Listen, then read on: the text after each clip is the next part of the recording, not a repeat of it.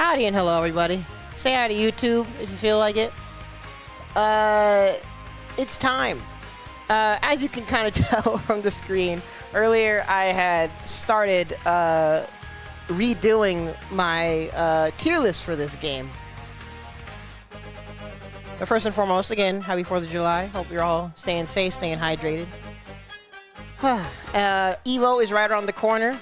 And lately, leading up to EVO, I have been doing a lot of nerdy analysis, thinking a lot about the state of the game, the characters, and their viability. And so I figured I would still attempt a tier list. Like Scrub Cybot has mentioned before, you can debate that the current state of the game and the current community may not fully be qualified to make an informed tier list. There's still plenty of misconceptions about a surprising amount of characters. There's still some characters that are, for lack of better words, not being played correctly. But I think we all know enough to make like a decent judgment. Decent, educated estimation and theorizing of the overall viability of the characters, at least with the approach that I am taking. And, like I've said before, even if we're wrong, that's the point of this, is discussion. I want to talk, I want to chat. And this also applies to everyone that's coming into the game or coming back to the game. Even if you're relatively new, say what you've been thinking. And we can talk about it. We can inform people, whether you're right or wrong. Just want to have a discussion. So I will do my best to summarize the tier structure again. For those of you not familiar with Lord Knight, he's done, I think, a few videos where he talks about a different tier structure of not just using arbitrary letters, but having descriptors. And it's something that I've personally latched onto because I'm a big fan of that. I would like to be able to make a tier list that not only is like a decently reliable snapshot of the current state of the game, but I want it to be informative enough to where, at a glance, service level, you can get a good idea of basically how hard you're going to work with your character. As you can see from the objective, the overall goal is to make a tier list that reflects overall average of a character's viability, which at the end of the day, that's what viability comes down to for a character, is how hard are you working with them, and do you need to pick another character? It's pretty much how you could sum up viability. So the tiers we'll be working with, you can associate the letters to them. You can debate whether or not different letters represent them, but these word descriptors are the main things to focus on. The top tiers are the obvious clear-cut about everyone else. They're privileged in some way, to the point where they don't really have any real weaknesses or disadvantages that they can't just like play around with their own exceeding strengths. So it makes their matchup spread, for the most part, positive. Yeah, which I'm sure you can all figure who the top tiers are in this game, but we'll be talking about it. The A tiers, that's the strong tier. These are the characters that have a very clear, potent strength. When you pick them up, they very blatantly establish a problem that you can't ignore. Or they're just well-rounded enough to the point where, again, they don't really have much weakness. So yeah, in strong, these are the characters that aren't quite top tier, but they're still good enough to where they're immediately a problem and their weaknesses are negligible. Or they might have like one or two very specific quirky matchups. But for the most part, their matchup spread is fine. You really shouldn't need a counter pick if you're playing a strong character. The next tier is the takes extra effort. It'll be just called extra effort on the tier list. You can call it the B tier. These are the characters that either they're really basic, and so they don't really have anything like blatantly strong about them, or they're characters that have considerable strengths but also considerable weaknesses that makes their game plan not as easy to force upon people. So the simplest way to sum up the takes effort tier is they require finesse. There's a certain point where you're going to actually have to be outplaying people and be forced into strategizing with that character. So the matchup spreads for the takes extra effort characters, that can kind of be all over the place. And you may or may not have a counter pick for ease or convenience. The needs backup tier, as the name implies, this is where you get into the territory where you can debate you're very likely, if not guaranteed, to need a counter pick or just a straight up multi-main. These are the characters where, again, they may have some kind of strengths, but they have weaknesses to the point where their game plan can either be pretty volatile, or they have matchups that basically invalidate them like as characters. So again, competitively, you probably need a counter pick, or at least your effort is probably better off spent having a counter pick, or even just straight up multi-maining. There's also the topic of power creep. Uh-oh.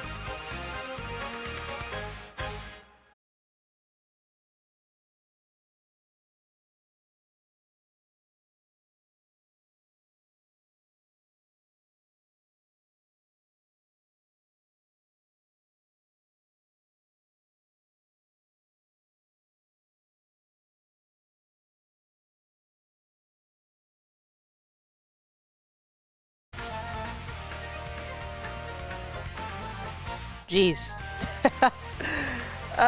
Everything is going wrong today.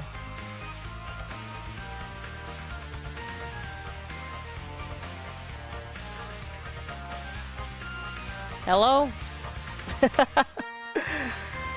I might just have to put all this into videos together, maybe. I don't know. Wait, where'd it go? There it is. Okay. Is everyone back? OBS crashed. Hopefully the video doesn't separate.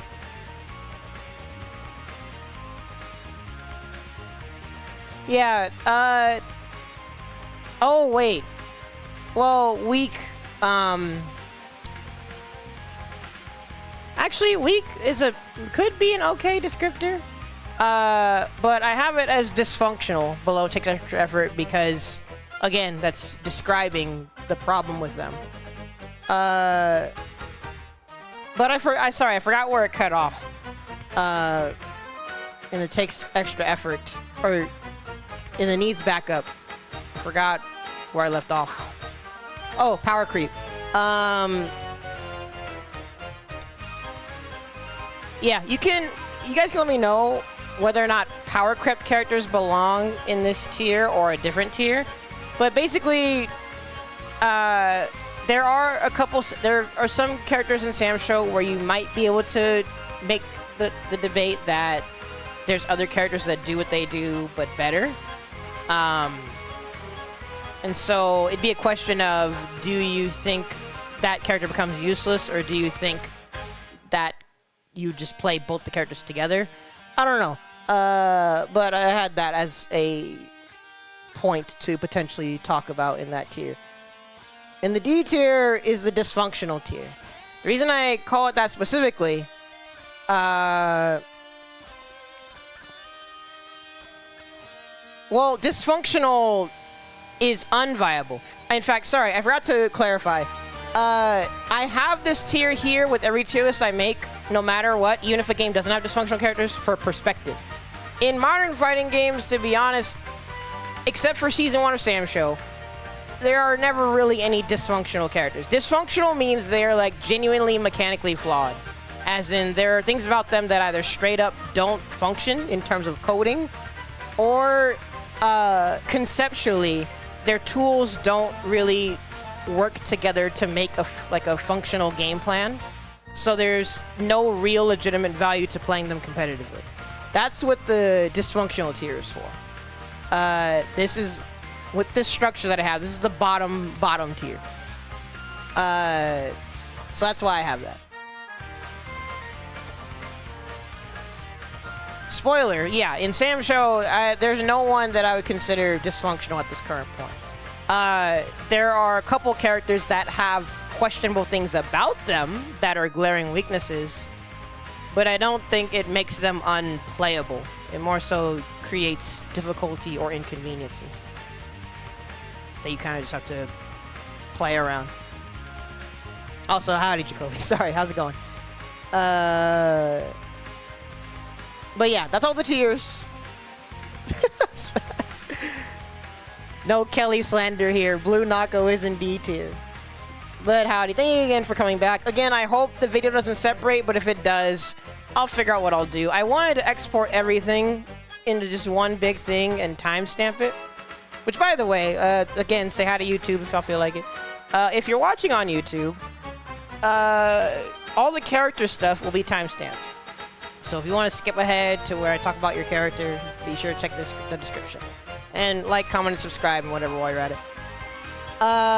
And as you can see, I have my other nerdy notes here for breaking down further the criteria that I have for the characters. But I can talk about this stuff more loosely and more freeform as we go. But if you want to know the 3 main points, it's the toolkit. What do the characters have? What are they working with? And how privileged is their toolkit? The matchup spread, which is basically comes down to what are the kinds of things that beat that character, and what does that do to their matchup spread? How many characters in the game kind of like give them trouble? And then when you apply those things, it's after that where you can start talking about the complexity and the difficulty of a character.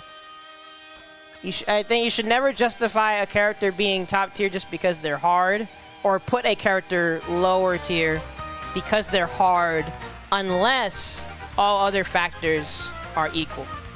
Like if you have 2 really good characters and one is like way harder than the other, then yeah, it makes sense to put the easier character higher. It's like, why are you gonna play the harder character? But I have that here as a point for what you consider after everything has been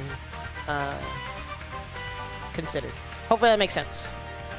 But yeah, that's the nerdy breakdown of the tier structure. Hopefully that was decently concise compared to last time. But yeah, again, the goal here, as you can see, in fact, I forgot if I mentioned, I have this question mark here because I don't know if the needs backup tier is a C tier. I don't know. You can let me know. These are just the letters that are like easy to associate with these tiers. But alrighty, I will try and do my best to summarize the talking points from earlier. Real quick, by the way, we gotta address something. When I left, I started talking about Darli. So I brought up Darli here, but before we... Well, no, yeah, this is what I want to address first, sorry. I'm gonna start with Basara, like I did earlier, but real quick, if you've been looking at the wiki, there's some information that needs to be updated. Like we said earlier, you can take most of the wiki info at face value. And I've been slowly going through and proofreading a bunch of things. There's a lot of stuff that I'm testing, double checking frame data and stuff. I'll get through the whole cast eventually. But the Mizumi says that this hammer is a mid. That is a lie. This hammer is a freaking overhead. So I don't know why the Mizumi says this is a mid. In case people didn't know, I will go through and correct that when I get the chance. So Darli has 2 overheads. Please remember that. Well, aside from Universal Red, of course. Dang, Darli's good. But anywho, actually, hold up. Okay. Let me know if the volume is, fine. Game might be a bit loud. Wait, check what? Also, I forgot, I gotta put on our thinking music. Shouts to the Nikkei players. Whoa, whoa, whoa, whoa, whoa! There we go.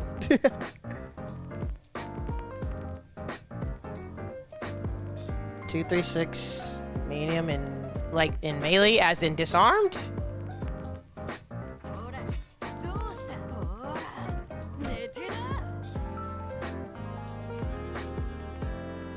In 3rd or 2nd hit. Wait, what? Oh, the surf. Okay. Yeah, well, if you're close, you can be crossed up with this. So, if King Art or anyone, like, is trying to meet you with this, you need to dodge. Because trying to block this perfectly is, not easy. Yeah, but that very much crosses up when they're close. So be careful. Glad you pointed that out. But, so, first, Basara. Again, I want to try and be as concise as I can be. To sum up everything that we touched on earlier. But Basara, or Basura, as the community has called him, he is not as bad as some people think. Some of the top players, Scrub and Ghost, they have pointed out some of his weaknesses. Some of his stuff is really minus, very committal.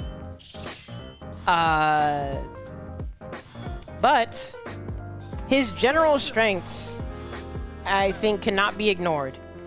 He has pretty good quick pokes, surprisingly good anti-airs and air-to-airs. And his pokes in general are good when used at the right ranges. No one, or not no one, there aren't that many characters that can punish this. Even though there's no recoil, it's like minus 12 or 13. Not everyone in the game is punishing this. So, proper spacing with him,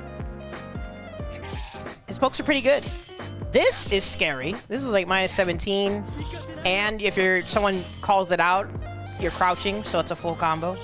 This you should really mainly been using if people are walking back, or you want to like catch an approach maybe. Yeah. And I called it out before. The thing with Basara is a lot of people they wanna do some funny stuff. In this match on 5C. All Basara players want one thing, and it's disgusting. I know you want to hit this 5C, but there is more to the character than that. Archetype-wise, I consider him and Amakusa hybrid characters. They're zoner, rushdown characters. At full screen, 3/4 screen-ish, they have the means for decent space control. You should be trying to control space, get people hesitant about how they approach. And then once people are hesitant, you start doing your trickery. Basara has a good amount of things to add, like a considerable mental stack. Yes, there are visual tells for the clones. Gosh, it's so hard to, there we go. I'm on pad, by the way, just to make recording and stuff easier.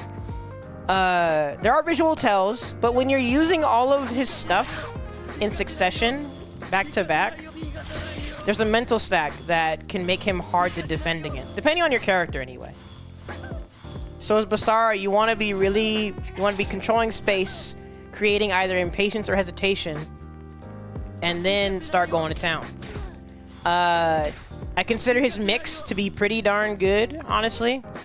A cross up that's always plus. Multiple overheads, an overhead that you can cancel into a command grab for some reason. Yeah, he has a 6-6D that knocks down, in fact. Actually, I think he was 3D too. And again, he's a character where you want to be making sure you space things really well. And use your best judgment. You don't always need to go for the super risky things.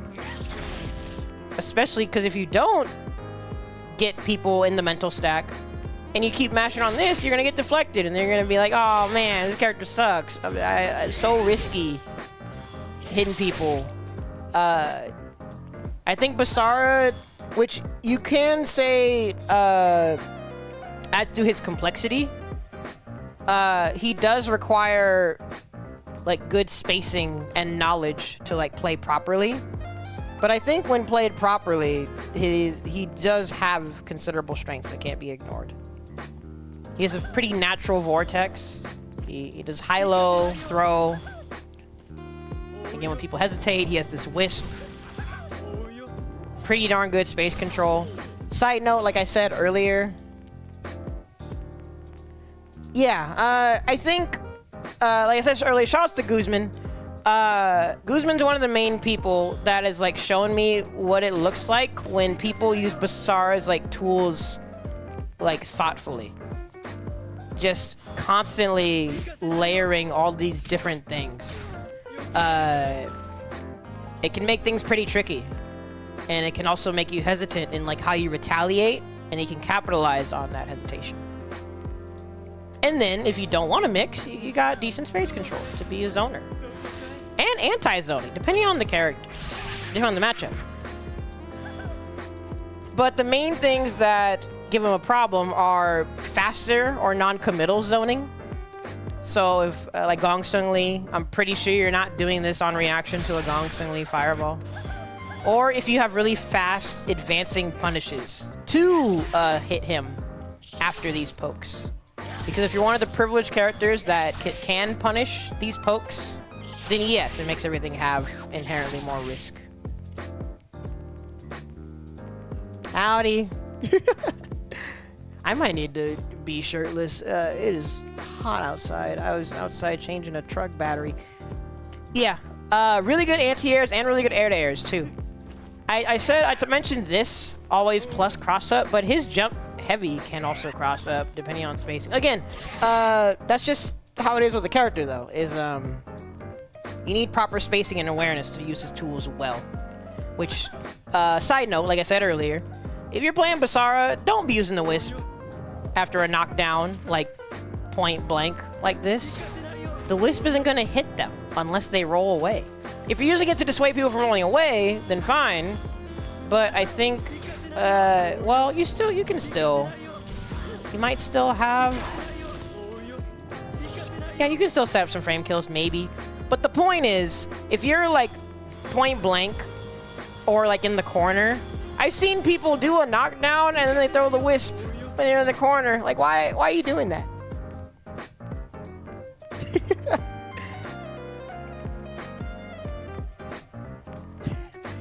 Well, if I had a choice, I would have made a battery tier list, but no, we, to summarize, the truck wouldn't start. I had to go and get a very expensive battery. My EVO funds are destroyed, but I'll have to figure that out later. But yeah, it is very hot outside. Oh, yes. Yeah. How many characters in the game have a reversal weapon flip? There aren't that many. There are characters that have fast weapon flips, but his is actually invincible. Yes, it's slow, but it can be pretty darn good at... Oh, snap, thank you. Only him? Well, Darli's has armor. Nakos and Earthquakes are just fast. They're not invul. Hibiki's is just fast. Yeah, I guess him and Darli are the only ones that have reversal weapon flips. Yeah, she does really, really bad in the sun. So we went to the mall for a while, waited for a tow, and then I spent a couple hours going to Walmart, getting a super expensive battery, getting the terminals off, It was a whole thing. Yeah, so yeah, you're right. There are really no other characters with reversal weapon flips. So yeah, hopefully people, sorry, I mean, I don't know if this counts as excessive yapping, but hopefully we summarize everything we touched on earlier. He's a character with very clear weaknesses, but he has strengths that can't be ignored. So the reason I put him in this tier is because I think he's going to be the bottom of B tier, extra effort tier. Spoiler warning, by the way, half the cast is going into this tier. Just letting y'all know right now. And I think Basara is like the gatekeeper. I think he's like towards the bottom of it. The only reasoning that I was going to have him here is for whether or not you consider him power crept by Amakusa, which I'm going to leave that up to you guys to convince me on. Because Scrub slightly disagreed, but I do think that Amakusa and Basara have similar game plans and similar archetype. They just have differences in like things that they get to do and excel at. Basara is more on the trickery and has a bit more to work with mix. Amakusa is more of a traditional zoning alongside his mix.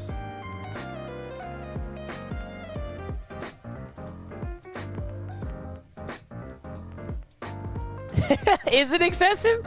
I mean, if you don't consider it yapping, then I appreciate it. But you guys can always let me know, too, if I'm talking too much. Oh, they're playing right now? Hope they are having fun. But yeah, for now, I'm gonna put him there. Charlotte, we summed her up earlier because she's very easy to sum up. She is one of the most basic characters in the game. Not necessarily a bad thing, but it's just kind of how it is. She is, I consider her a mid-range zoner. The character pretty much is pokes, just pokes, with a bit of Hadouken Shoryuken in there every now and then.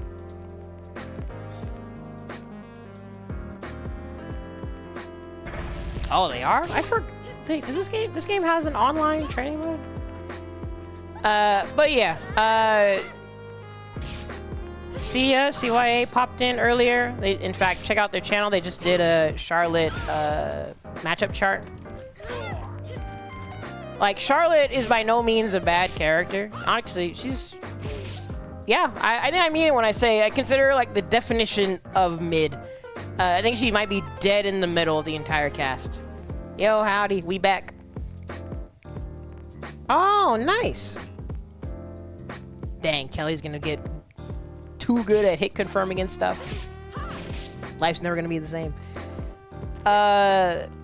But yeah, because think about what Charlotte has. Fireball. Mid-screen to three-quarter screen pokes. And actually pretty reliable anti-airs. So you really can just play her like a zoner with a bit of Hadouken Shoryuken. And the main... I mean, you can consider it a downside. I don't know if it's really a downside. But the main quote-unquote issue with her is that she's really basic. Aside from a few other little things, like she has an advancing low crush. I mean, pretty good for approaching and advancing past, like, people mashing lows. Or make people hesitate about how they retaliate against her. She has one of the faster jumps. So she has some pretty good jump cross-up shenanigans. But that's where the tomfoolery ends. She doesn't do anything else. Yeah, that's... so, in case it wasn't obvious, that's why she's considered basic. One of the only other privileged things she has is a cancelable low. That's good. If you have a cancelable low in this game, it can help with your hit confirms and your pressure. Yeah, this is meant for, well, this and also the 660D. Actually, no, hers still knocks down. I forgot. Sliding knockdown, that's good. 3D down forward kick is meant to be spaced. You might be able to make it plus. I gotta check the frame data. This one is mainly for a good side swap. If you know someone's running at you or you get a close medium, it could be a good side swap. Ooh, if you time that right, that could be a dirty cross-up. Yeah, her jump is one of the faster ones, but the main reason I don't consider it like much privilege is because this segues nicely into her matchup spread. The main issues she has are against characters that either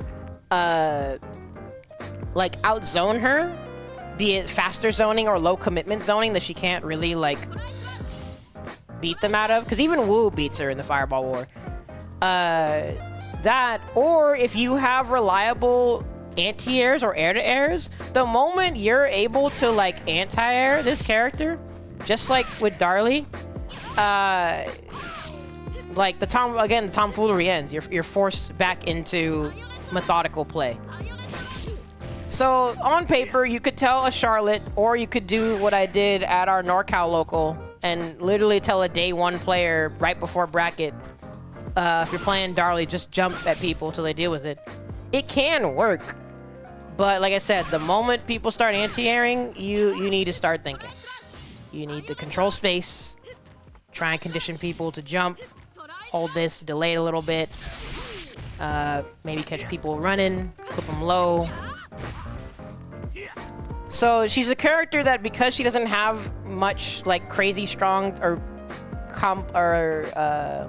complicated things to deal with, she definitely requires finesse.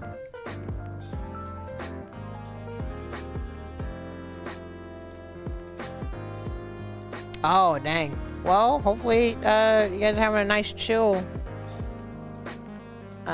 Well, having fun in it being a chill 4th of July, hopefully. But yeah, that is pretty considerate of you guys. But yeah, I think there's no debate that Charlotte doesn't belong in this tier, and I really think she might be in the dead middle of the entire cast. And Darli, that was who I left off with before I had to go earlier. She has some of those similar points of Charlotte, actually. Darli is definitely a rushdown character, though. I didn't mean to pick two Darlies, my bad. It's supposed to be Darli and Earthquake. She has more mix to work with, and hits like a freaking truck. So Darli's goal, like I've told people at locals, is just to hit you. So that fast jump and her damage benefits her even more, because I think she can get a little bit more mileage out of the just jump and see if people deal with it.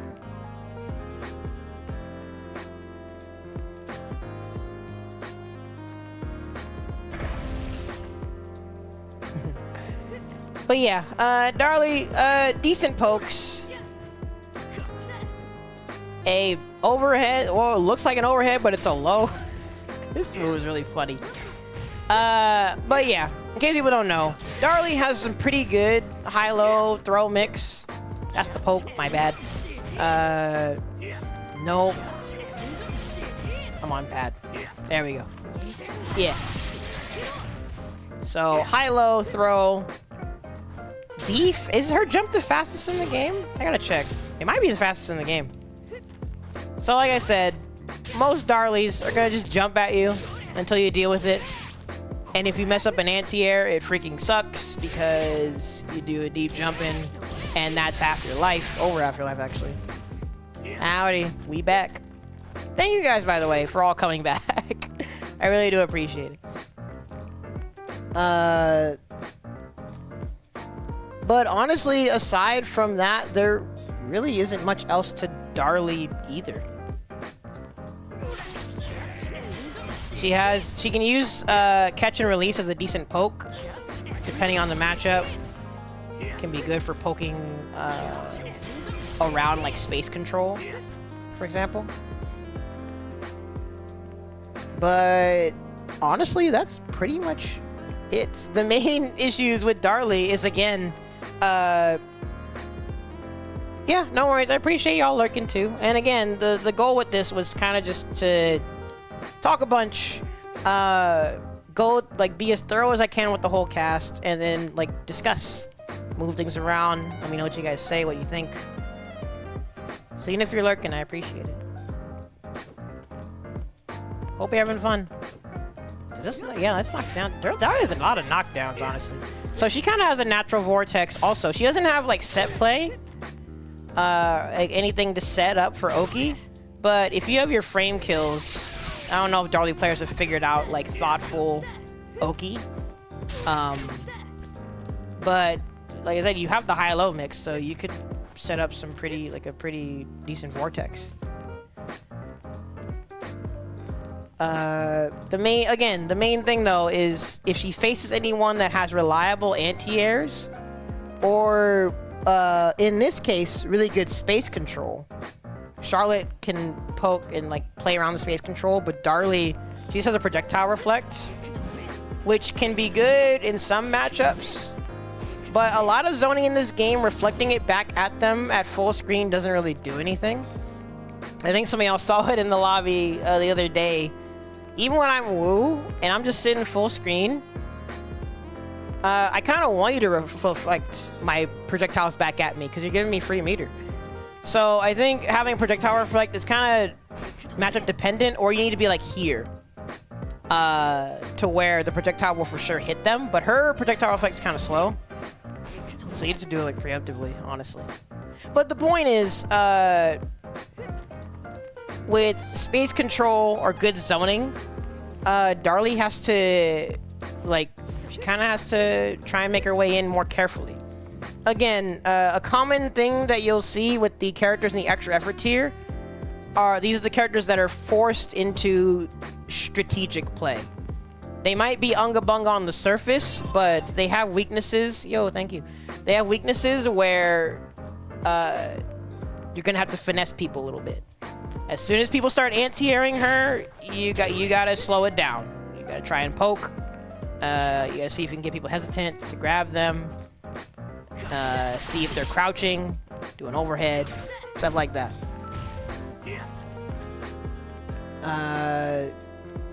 Yeah. Aside from that, though, she is one of the most straightforward characters, honestly. So, pretty good. Just not, like, super crazy. Earthquake.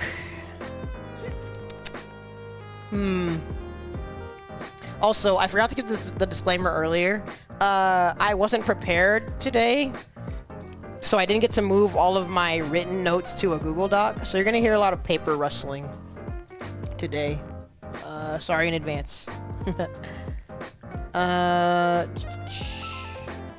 But yeah, Earthquake. Earthquake is one of the most, like, subverting expectations characters I've ever come across in a fighting game. Bottom now? No, hold on there, buddy. So the thing about Earthquake... Wait, oh, it's silent crouch. The thing about Earthquake, it is a big body brawler. That's what you'd assume from his appearance, right? New Kendrick video. What happened? Howdy, man. But no, this man is a zoner. Mid-range zoner at that. He just has some options for up-close stuff. But a lot of what he's doing is hit and run with his really good pokes. And honestly, even his fire breath can be good at mid-range because it deletes projectiles, and it's honestly pretty hard to punish because of the pushback. Did not like Let me finish this tier list first. Hope you're doing alright, dude. Real quick though, why do you guys consider Earthquake C tier? Are there matchups where you feel like he has problems? Or do you feel like the character himself isn't that strong?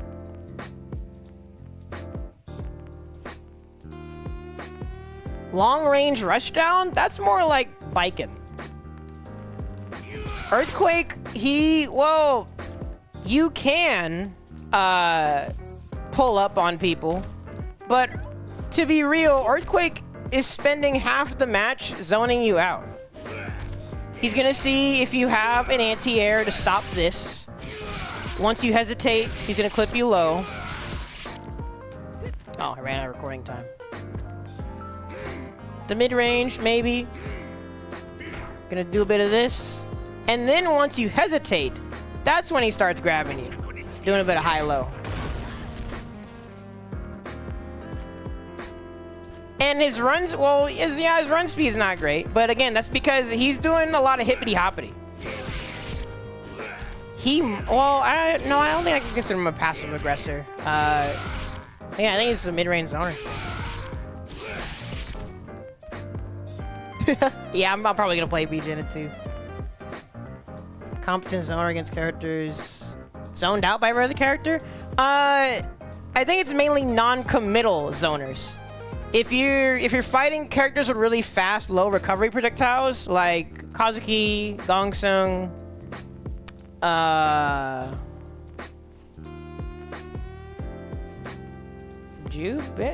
maybe Jubei recovers fast enough. If you're trying to like, so say for example, if you're trying to like teleport on reaction, if you're trying to teleport punish fireballs and they're like low recovery, then yeah, you're probably gonna get smoked. But again, his main thing is jumping at you. He definitely has the jumps to be jumping over fireballs. That's for sure.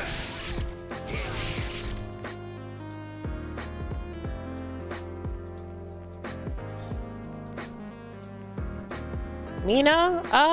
Yeah, well, Mina also has really good really fast zoning too. You just have to have a good execution. Actually, when Mina docks her arrow and Earthquake teleports on reaction, will the up arrow hit him? Or no? Or can she put the arrow away fast enough to block this?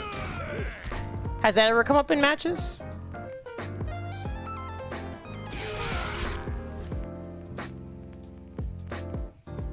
His disjointed dead zone is horrible? Which disjoint? Or which dead zone? Because, I mean, he has pokes. He covers, like, he has something to cover in all the important ranges. He has this also, which is safe on block. Like that?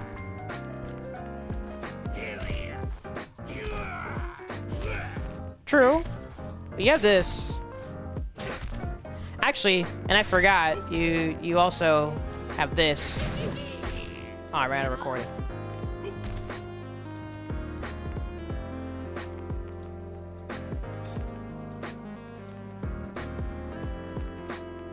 You can hit him, but it's a tight timing. So it sounds... I don't know if that sounds practical then. I'd have to see some matches, or I might have to just try it out myself.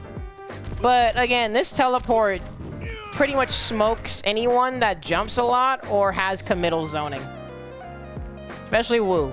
This is Wu's second worst matchup in the game.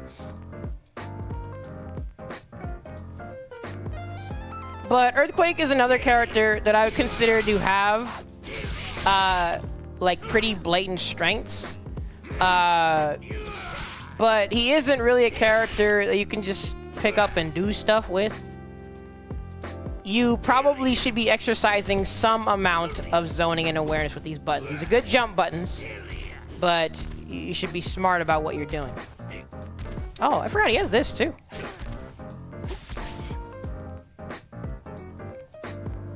And his damage is honestly alright too. Mina EQ is a 7-3 matchup. I'm curious about that.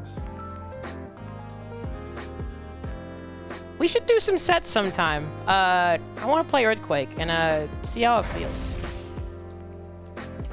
But me personally, I would put Earthquake in the lower end of takes extra effort tier. Is he? I think he's higher than Basara. Probably.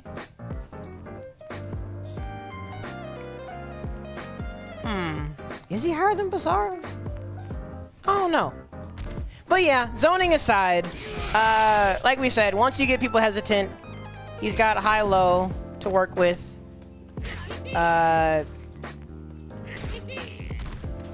Throw. Yeah. Damage isn't all that high unless you're in rage, but it's something. Like, he does have the means to box. So maybe we could consider him a hybrid character. I don't know.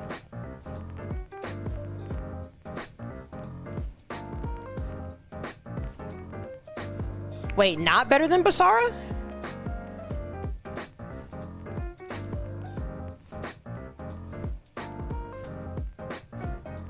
Because I think Basara definitely is more of a volatile character. You can play Earthquake pretty lame, honestly. Basara's mix is definitely scarier. Well, again, this is why I consider Basara a hybrid between Rushdown and Zoning. I don't know if Earthquake's mix is potent enough for me to consider him a hybrid character. I really think he's more of a Zoner than a Rushdown. I feel like Earthquake really only rushes down once you get people scared and unsure how to deal with this. Oh, sure, you can do some of this too. Wait, no. Whoop. I wonder if you can do it with the kick, too. Nope. Oh, that's actually really active. Holy frick. Yeah, you gotta do that really early to fake that out. So you got some empty jump shenanigans. That's funny. That undermine their bad points? I don't know if they undermine their bad points. I think it just kind of comes with the territory. And again, from what I've seen with characters, I think there is some optimal play to be explored. I think part of why Basara has such a negative stigma is because, for lack of a better word, not a lot of people play him right. Earthquake, there have been some good players. Cotier, pretty good. Master Belmont's been on the grind for a long time. I haven't played him in quite a while. I do see he always posts matches, though. But, yeah, I think, honestly, they'll probably end up being the lower end. We'll have to see if anyone convinces me to put him higher. We can debate ordering between them afterwards, but let's just get the characters on the board for now. How about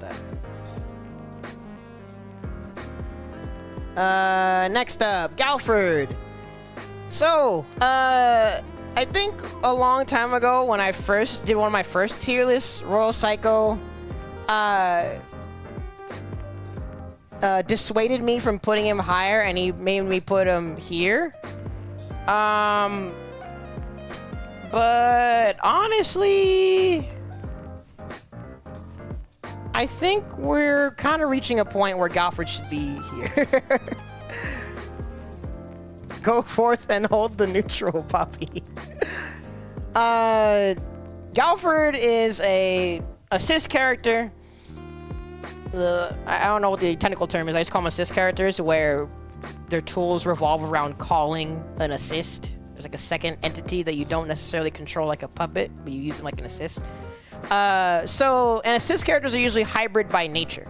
Galford is one of the characters in the game that kind of gets the luxury of doing hybrid stuff. He can rush you down. He can play pretty darn lame. He's a puppy cat. Nice. I think I've always considered Galford to be pretty flexible, honestly. I think the main reason he was considered a bit lower in the past is because he's a fairly complex character. But I think he does present a problem from jump. When you have this noble puppy to call on command, you effectively have on-demand plus frames. Unless people hit Poppy every time, which you actually can't hit Poppy every time. But yeah. Yo, howdy.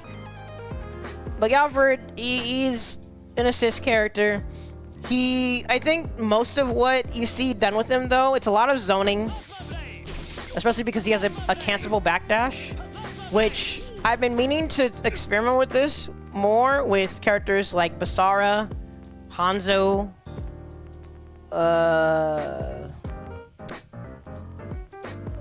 Kyoshiro. Characters that can cancel their backdash. I wonder if that basically effectively gives you a frame 1 low crush with a special move. Yeah. Actually, that was one of my first introductions to Galford was SamSho 6. And then my friend showed me, you can pick the dog by itself. And it was like, wait, what? Yeah. Pretty wild.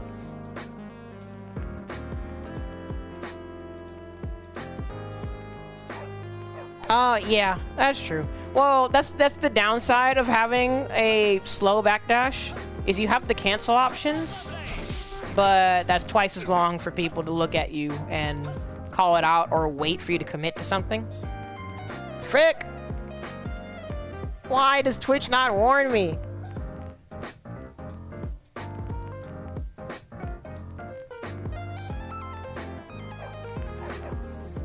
My bad, y'all. Let me know if any of you can still hear me. But I'll try and not, like, skip ahead too much. Dude, Twitch? Oh, you're subbed. Anyone that's subbed, you're probably not seeing the ads. But yeah, Galford, he does a lot of zoning. Oh my god, how do you... There we go. Wait, what? Did I summon the ads? Wait, so can you guys hear me while the ads are playing? If you have the ads, I'm sorry. Hang in there. It's only 2 minutes. They're delayed to play hourly, but it has to lay on 3 minutes worth of ads all at once. I try to delay them as long as I can for y'all.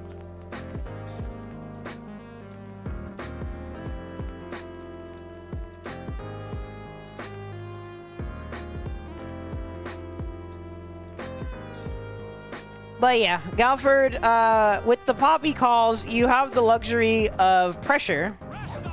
Oh, forgot about Rush Dog. Let me turn off Rage. You have the luxury of pressure and zoning. And part of why this is a pretty good toolkit, because when you start mixing this stuff in, you can go for his high-low. You do a bunch of zoning. You make people hesitant, or if they're going to chill and just build meter from your zoning, that's when you go in. Here's command grab, by the way. Who's the better of the two, Galford or Hanzo? Oh, sorry, real quick, side note. He's another character with cancelable lows. You're gonna be hearing me mention cancelable lows a lot because cancelable lows can help with pressure and hit confirms. Or like additional things to get a combo from.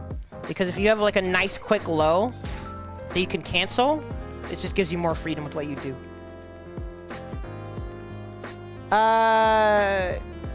Galford or Hanzo? I think Galford is a bit stronger.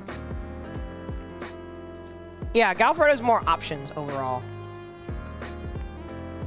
But yeah, that's the main, hopefully that sums up the character in a nutshell. Is being an assist character, you give yourself the luxury of both zoning and also mix. It aids your mix. Aside from that though, okay, ads are done, yay. Hopefully everyone's still here. But yeah, I think I would say Galford is better between Galford and Hanzo, because Galford is a bit more flexible. Hanzo is an archetype that a handful of other characters hit that I will talk more about in a second, or I might talk about it next. Yeah, I might skip Gendro real quick and talk about, because I want to talk about all of the passive aggressors, like as I like to call them. I want to talk about them all at once. Welcome back. Yeah, I consider Galford pretty strong. When you have assists in a game like this, and you have like your pressure tools and mix that you can like enforce better, because there's these poppy calls for people to worry about every 5 seconds or so. It's pretty darn good. Really good weapon flip also for anti-zoning or whiff punishing. This thing is massive. Actually, wait, can he? Wait, hold up. I just realized something. He can cancel his backdash. If he can do a frame 1 low crush into weapon flip, that's kind of insane, actually. I can't believe I didn't realize that till now. In fact, sorry, for those who don't know, backdashes in this game, either they put you airborne and or they give you lower body invincibility. And that's how you can avoid lows and throws with backdashes. But I've been meaning to double check the frame data and test to see if the characters like him and Hanzo and Basara, if when they backdash, do they still have that same lower body invul or not? Because if you have the same lower body invul and you can cancel that backdash with whatever, that's a pretty darn good low crush to have. Even though he already has a good low crush.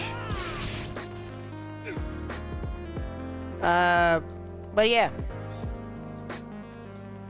Aside from that, I think the main things that he loses to are either characters that have a strong mid-range, like characters that have really good pokes and anti-airs, or if there are characters that just straight up out-zone him with non-committal zoning. Because if you're zoning faster than him, then he really can't do poppy stuff, and he kind of has to try and pull up. He's forced to just try and pull up on you and commit. Either slowly inch their way in or commit to an explosive approach option. The reason I emphasize anti-air is because Galford, well, I mean, his jumps are okay. His anti-airs are kind of meh. This you have to do preemptively. But he's always one of the only characters in the game with an air throw. So that's supposed to be your actual go-to anti-air, is air throwing with him.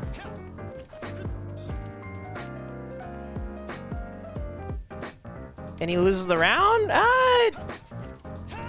He's not auto, like was mentioned earlier, Basara kind of has more of a tough time when people burst than most people. Well, I think Basara actually, if you have good enough spacing, you can attempt some trickery without getting auto E-send. But yeah, Basara can't push medium buttons because they're easier to punish with E-send.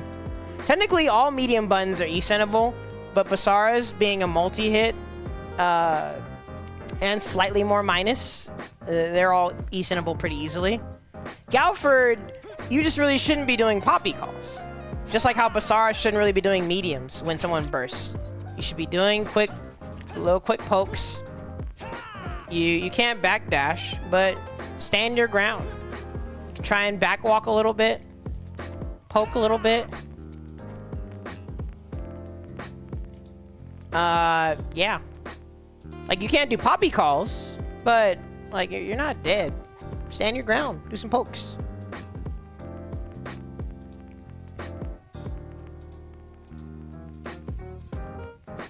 Nako struggle against Galford? Wait, Nako struggle against Galford? Did I mix those words around? Jeez. As Nako, you struggle against Galford. Yeah, with Nako, I think you mainly need to be focusing on hitting Poppy. Well, everyone should be hitting Poppy whenever you get the chance, but Nako at least have really quick, non-committal buttons to poke with. And then you gotta try and bully Galford before Galford bullies you. In fact, that's kind of fighting him in a nutshell, really. If you're not dealing with Poppy or out-zoning him, then you need to be trying to bully him. He doesn't have a reversal. So keep that in mind. Butter knife challenges. Hey, Nako has the mobility. It's okay. You can get that butter knife closer. So yeah, I would put Galford in strong, personally. I think being an assist character and having high-low throw mix out the gate automatically makes you like a pretty noticeable threat from jump. He does take some knowledge to like master and like proper positioning to make sure you're doing stuff well. Excuse me, like at a higher level. But his stuff is good. He might be on the lower end of strong, but I consider him strong. Before we go to before we go to Genjiro, I want to get back, since you guys mentioned Hanzo, we're going to kind of skip ahead. I know I was keeping up the order with all these characters, but I kind of want to skip ahead and talk about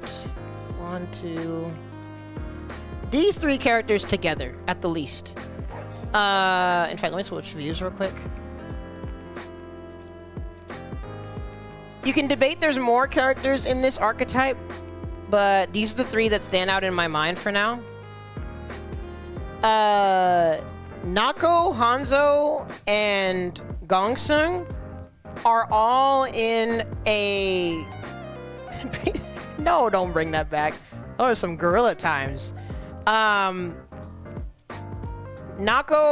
Gongsung, and Hanzo are in an archetype I like to call passive aggressors. These are the characters where they use a combination of mobility and zoning to just be really pesky. They hippity hop around, do a lot of like stray hits, not really doing a bunch of damage. They're kind of just whittling away at you until they force you to chase them down. But then, surprise, they wanted you to chase them down the whole time because they're actually really good at boxing up close. So I don't quite consider them hybrids between Rushdown and Zoner. I consider them passive aggressors because at the end of the day, they do want to be up close and box, but they use their pesky nature to create impatience and kind of force the boxing to come to them on their terms. That's why I call them passive aggressors, because they're still aggressors, but they're not really trying to pull up on you unless you're scared. And they benefit greatly from you getting impatient and overcommitting, and then they like start to run their stuff on you. Hopefully that makes sense. That's a term I'm going to start using more often, is passive aggressors. I think these 3 characters all kind of fit that archetype. Hanzo, he's a ninja character, but he's not really like Galford or Earthquake. What Hanzo does, he uses his mobility and trickery with a little bit of space control to create hesitation. He's doing all these teleports, he's putting out the slinky, and making you try to figure out how you're going to like deal with it. And then in that hesitation, he runs up and 6-6-sees you, or he runs up and grabs you. And then you're in the semi-blender. Hopefully that makes sense. In fact, let me go ahead and pull them up in training mode real quick. We'll do Hanzo and Nako. Think about it. Because aside from that, Hanzo doesn't really have any combos. He doesn't really have any hit confirms. He's doing a lot of stray hits over and over throughout the match. Until Rage happens. Then Hanzo becomes a clown character. For lack of better words. Thank you. I'm glad that made sense. It was something that weighed on my mind for a little while, because they're not quite hybrids. They really do like want to be up close, but they kind of beat around the bush with it. Gongsung, I think, is in that category because she's extremely good at hit and run. Gongsung spends half the match just zoning you and hitting you, like poking you. Throwing the leaves, doing a little poke every now and then. Teleport, run away, rinse and repeat. And then while you're sitting there thinking, what the frick am I supposed to do? Gongsung runs up and does 6-6-C overhead, just like Hanzo, actually.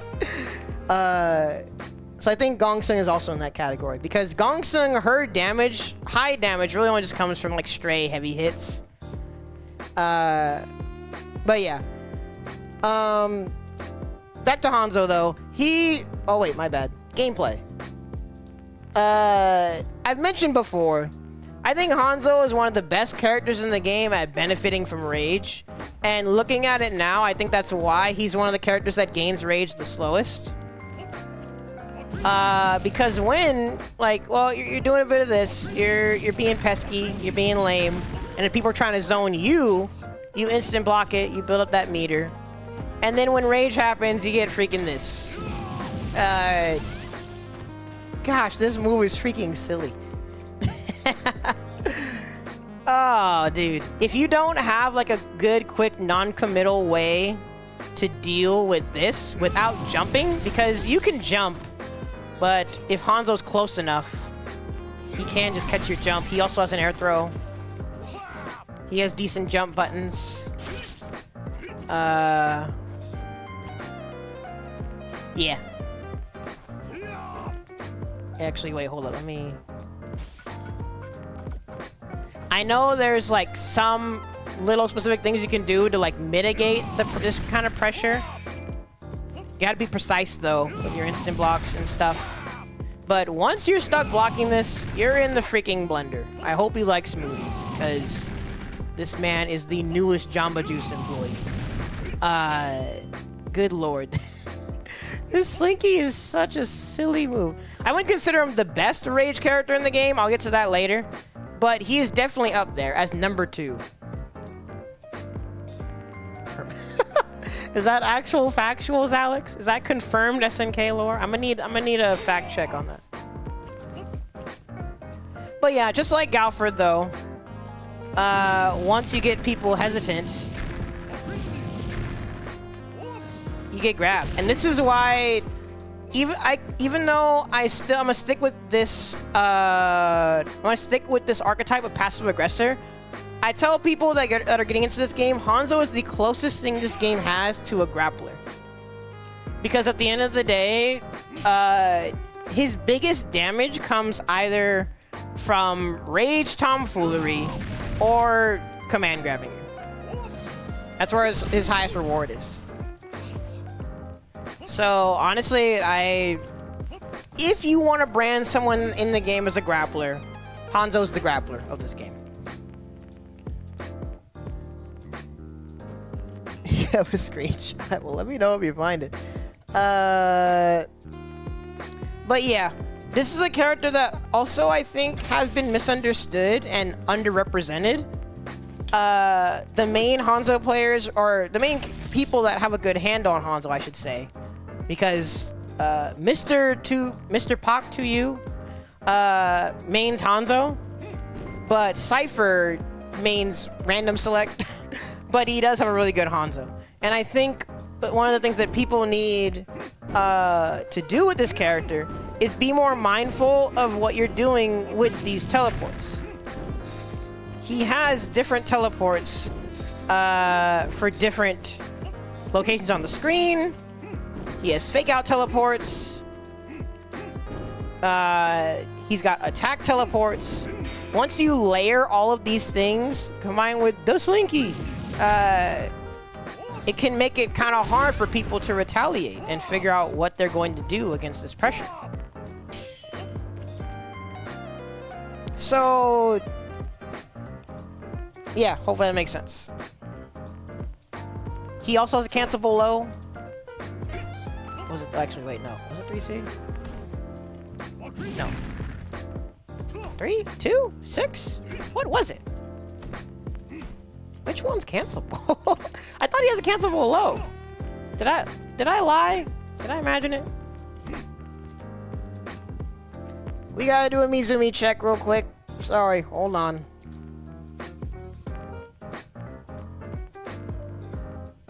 I don't want to misspread information on the internet. But anywho, while I look this up, the main things that Hanzo loses to are, you'll see it as a reoccurring thing, fast non-committal zoning. Because if people have a means to very quickly get rid of the Slinky and like force him to like slowly inch their way forward, it can make it pretty hard for Hanzo to like get momentum going.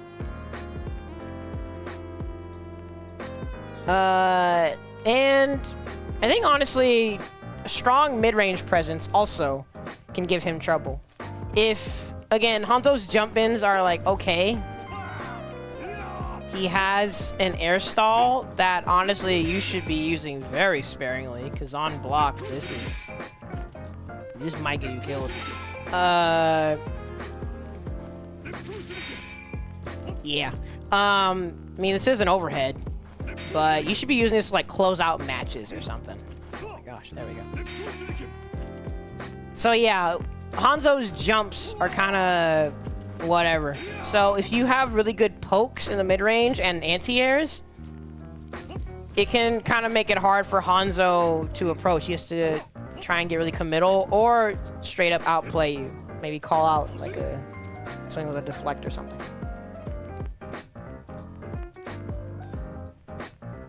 I'm gonna bring up the Mizumi real quick, because I'm gonna double check. I thought he had a cancelable low.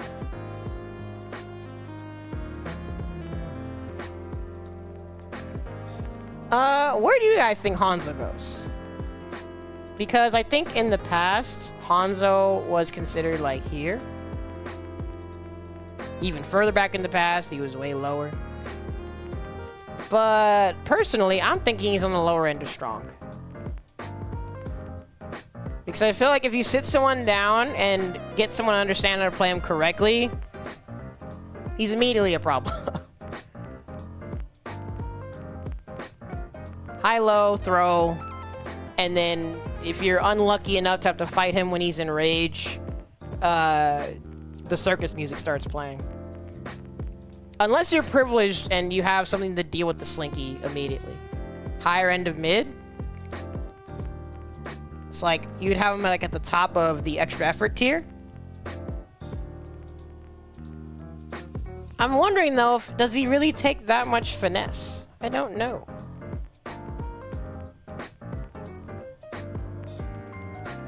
Well, actually, that's kind of the thing though. He takes finesse until he's in rage. So maybe the top of extra effort might be more fitting? I don't know. Oh, I lied. He does not have a cancelable low. Silly me. My bad. Sorry for lying, y'all. Hanzo does not have a cancelable low. His anti-air is a cancelable low. Wow, that can whiff on shorter characters. That's funny.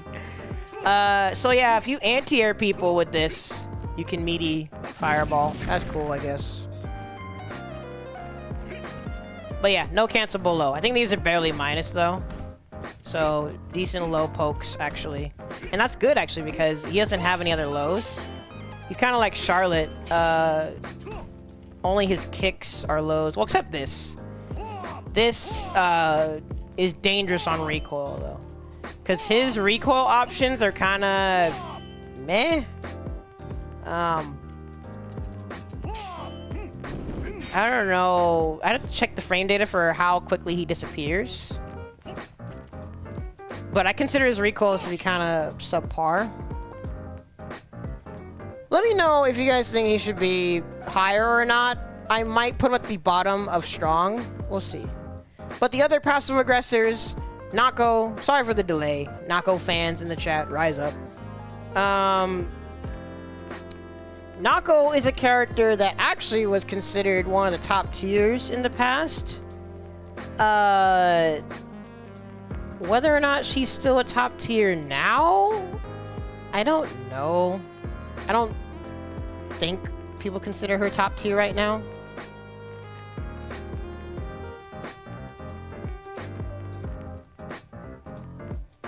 Reflects? Actually, I don't think you can reflect Slinky anymore.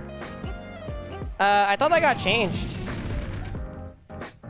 We're gonna need to test that. How do I do this?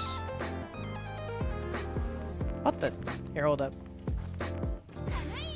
Okay, let's try it. Oh, sick! So she still can. I think some characters can't. Lucky, lucky. Frick. Wait, is it just Rage 1? Hold up. I'm gonna try and time this. Nope, you cannot reflect that. Holy frick.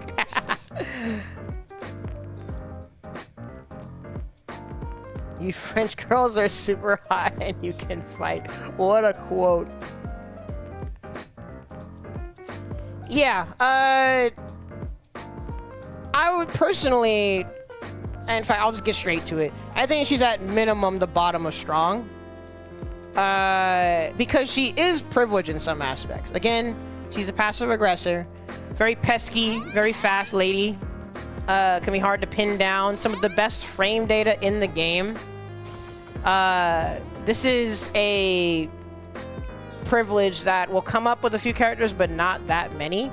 She is very fast pokes that she can also combo, which means you have access to fast punishes.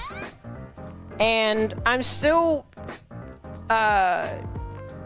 contemplating over the practicality of it, of how well people will be able to consistently punish things in this game. But I still hold some value in that when you have a fast advancing punish that you can get a conversion off of, I think that's a big deal that we should talk about more.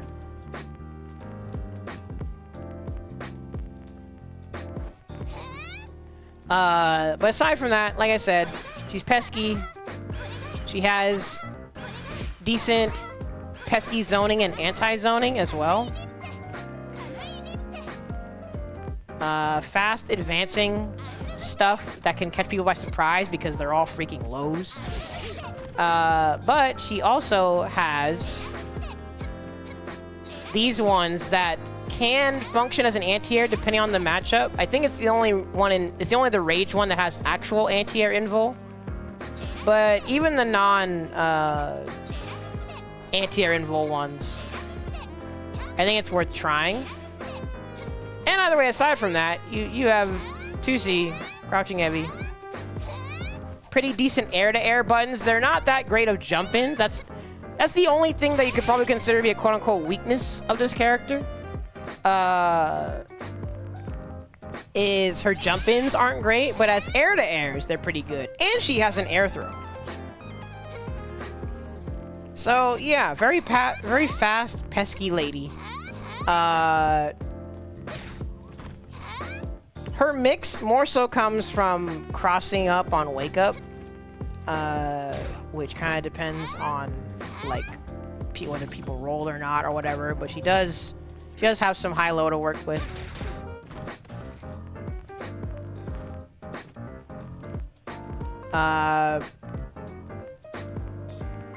That's mostly it. Bird Cling in itself is a whole privilege, though. It makes her one of the hardest characters in the game to E-send, and it can make retaliating against her difficult when it comes to, like, recoil situations. Again, like, her whole toolkit revolves around being, like, really pesky, right? Hit and run. And when you do get the knockdown, you do have some funny dash-up, cross-up stuff you can do.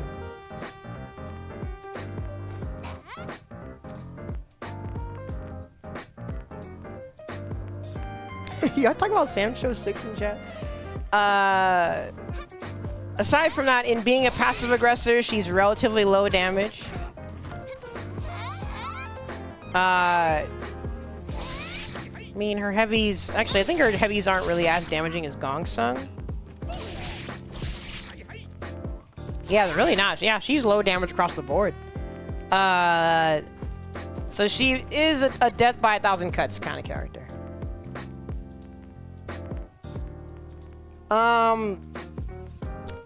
When it comes to her matchup spread, honestly, you got Nako fans in the chat, you can let me know if you think there's something you struggle with, or let me rephrase that. If you think there's something the character struggles with, you can let me know. But personally, I think Nako doesn't really have any real disadvantage state. If you're fighting people that outspace you, like can outpoke you, back up. You got a bird. Again, remember, I consider her a passive aggressor. You have the means to get people to come to you. If you're trying to like fight in the mid range, and you're having trouble getting past the pokes, just back up. Or whiff punish. This will come up with Shiki, but you're a fast lady. If people are sitting here at mid screen like whiffing, you should be running up and grabbing them. Or do this. What frick? I'm on pad, I'm sorry. You can whiff punish with this stuff.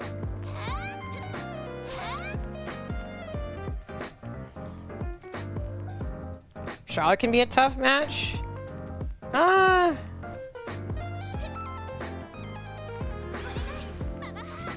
Well, I mean, both of their zoning is pretty slow. When Charlotte commits to the bayonet lunges or her pokes, you can try jumping. And then from there, you might have to do some layers, because if the Charlotte's ready to anti-air, then you should stop jumping. You should focus on grounded movement. If Charlotte's doing a really good job of poking, you should try and back up, maybe get her to whiff. I can see, I mean, would there be a slight disadvantage there against Charlotte? I don't know. I'd have to try it out a bit more deeply. But personally, again, I think Nako has the means to navigate most situations. I think the only thing, well, I guess you could also consider this a weakness, is her low damage can make comebacks really hard. There you go. If you want two weaknesses for Nako, actually, what did I even say the first one was? Low damage, subpar jump-ins. Those are the two closest things to weaknesses that I could say. If she's fighting someone with good anti-airs, then yeah, you really shouldn't be trying to jump at people. But your ground speed is good. You at least have something to do for zoning and anti-zoning. Make sure your reverse DPs are on point, by the way.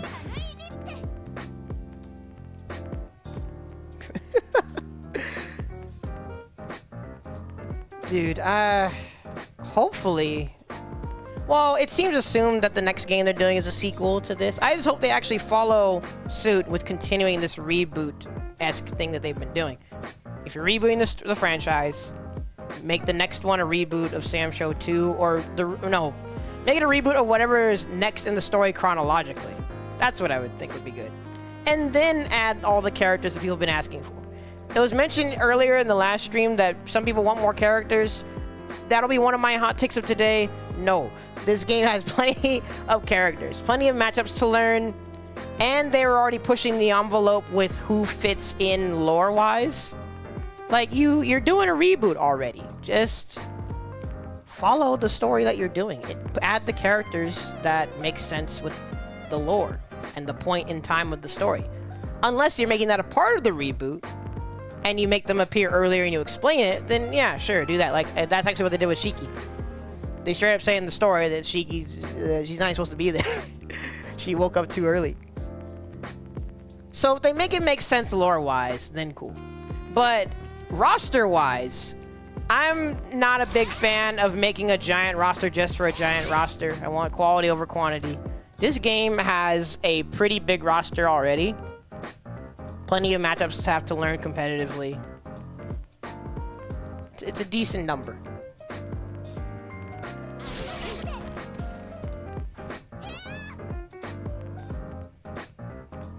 Got cut because he wasn't serious enough? Wait, what?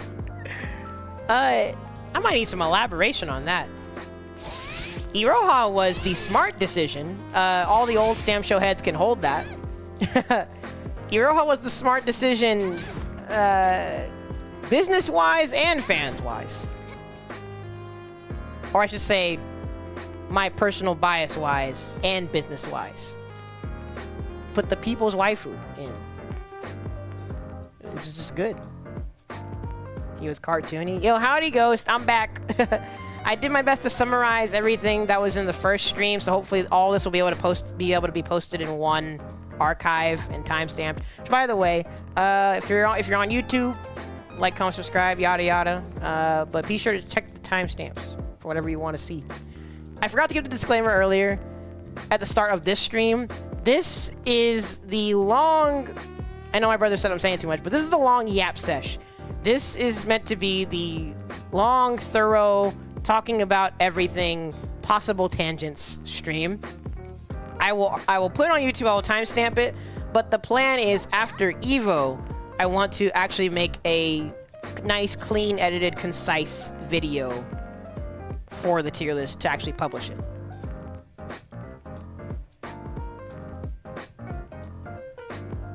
The epitome of a silly character? Iroha's, lore-wise, one of the most wholesome characters in the franchise.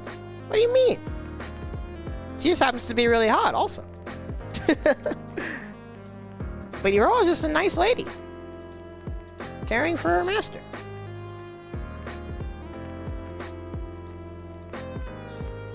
And based off of whatever that Japanese folktale is. Actually, there's a handful of characters in this game that are either based off of Japanese folklore or real people. Pretty interesting.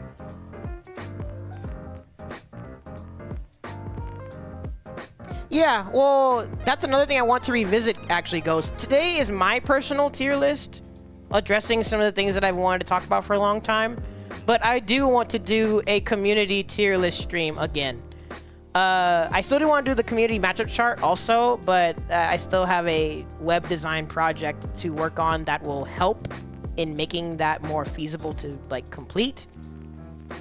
But yeah, step one, I want us to do a community tier list again. And hopefully I can sell you guys on having these nice tier descriptors instead of just leaving letters and calling it a day.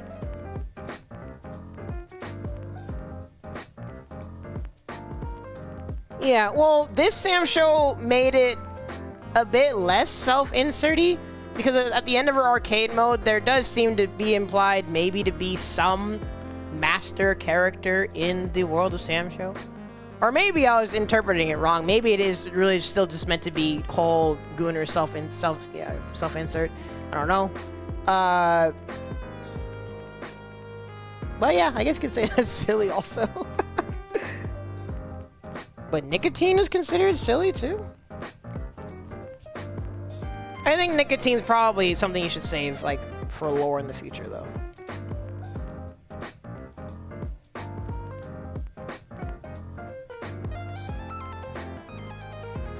But yeah, Ghost, hopefully we can organize it again in the future. If y'all are down, I'm down. My availability is much less than it used to be. But hopefully we can figure it out. Sorry, hopefully it wasn't too distracting.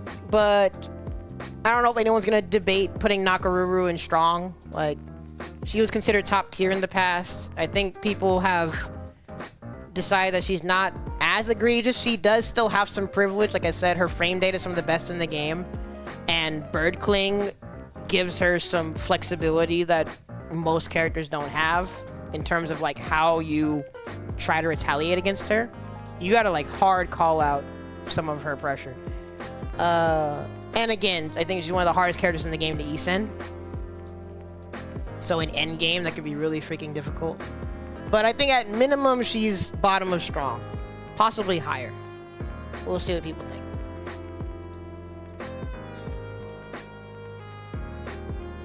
So it's not a hot take, cool. Gong Sung also is a character that for sure should be at minimum strong. Probably bordering. I don't know. She's also privileged in her own right. I don't know if she's top tier though. Gong Sung is wild though. And there's a handful of characters in this game that had a funny twist of irony that once they got a small slap on the wrist nerf, or they got, like, small buffs, there are some characters in this game that you just stopped seeing entirely for some reason. Like, for some reason, no one's playing Gong Sung, even though she is really freaking good. Yo, howdy, Cham. We back. I'll put Gendro. But like I said, with Nako and Hanzo, passive aggressor, Gongsung is doing a lot of pesky hit and run. Some of the best zoning in the game. She has some of the best zoning in the game, but she, because of her lack of damage and because of the natural anti-zoning in this game, she doesn't actually spend the whole match zoning you. She spends the whole match, like, bothering you. Again, it's a lot of pesky hit and run. A lot of stray hits. Wait, hold up. You set the umbrella, and if you're going up to box, you do a bunch of little stray hits with surprisingly really freaking good pokes. I don't understand how she can have such good buttons even when disarmed, but it does make sense because this is a character that's designed to be disarmed half the time. Scrub. Oh, wait, Instinct has been playing Gongsung too? Would you consider Gongsung Scrub's best character besides Baiken? It has been a while since Scrub has played Mina, huh?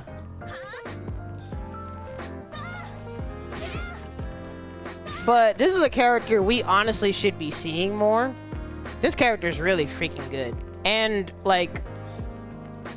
Dude, look at that walk. Hold up. Dang. Look at her. Sorry. But yeah, really good buttons, even when disarmed. Some of the best zoning in the game. Very fast, very non-committal. This is a character that really forces you to inch your way forward, rather than like being willy-nilly with your jumps or just dashing. You need to inch your way forward, little by little, and try and pin her down. Or you, when she does decide to commit, you do a really good call out and kind of turn the tides on her.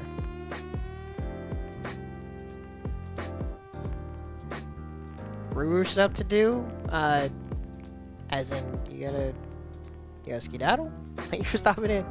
Or would Iroha be placed? I could do her next if you want. In fact, let me sum up Gongsung real quick, and we'll do Iroha, and then I'll do Genjiro. Any Genjiro fans in chat? I'm sorry, he's getting neglected a bit more.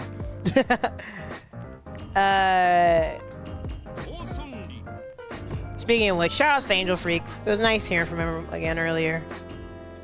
Guy's been doing all right. Iroha, really strong zoner. I'll be getting to Iroha in a second. The Iroha might be my third hot take of today. Actually, wait, how many hot takes have I had today? Basara. I don't know if Earthquake was considered a hot... Well, Earthquake seemed to be considered a hot take for some of you. Let's say Iroha will be my second hot take of the day. I got some stuff to say about Iroha. But real quick first, with Gongsung, like I said, really fast, but really good buttons, I should say. Some are fast, some are just really good freaking range. And yeah, honestly, that's really what she's doing most of the time. It's a bunch of pesky hit and run. And it's really only when people are scared and unsure what to do that you start mixing people. Not bad.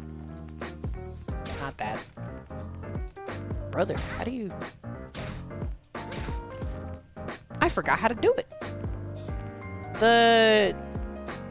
The low that looks like an... No, the overhead that looks like a low?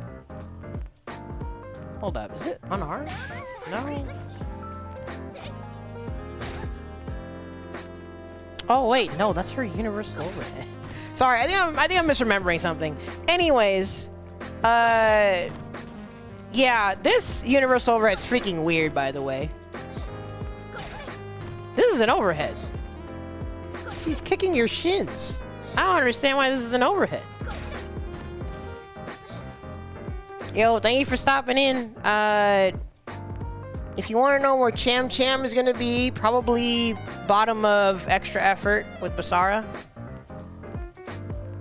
That's my thought. But yeah, you can poke in later if you want. Let me know your thoughts.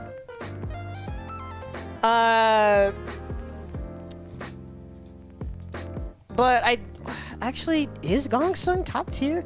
Sorry, I'm kind of changing my mind a little bit because Gong Sung technically is actually privileged in some aspect. Because again, not only is she relatively non-committal, really pesky, but the fact that she spends half of the match disarmed also leaves a constant threat of getting your weapon caught. That's scary, to be honest. Having to constantly be careful of what you poke with, all because she can catch your weapon. I think that's a considerable privilege in itself as well. Huh. Hang on, real quick. What do y'all think, by the way? Is Gong Sung top tier? Is she a sleeper top tier that we've been neglecting?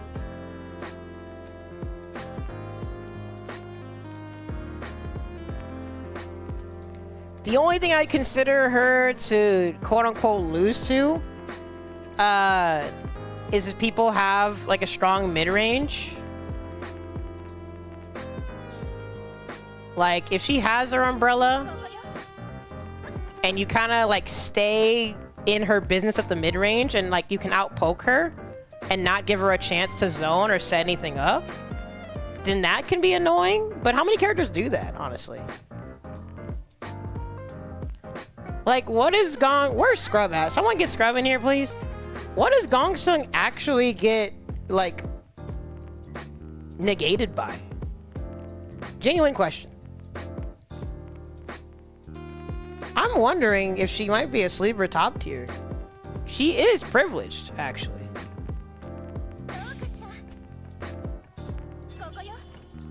Her weapon flip is a really good anti-tier weapon flip.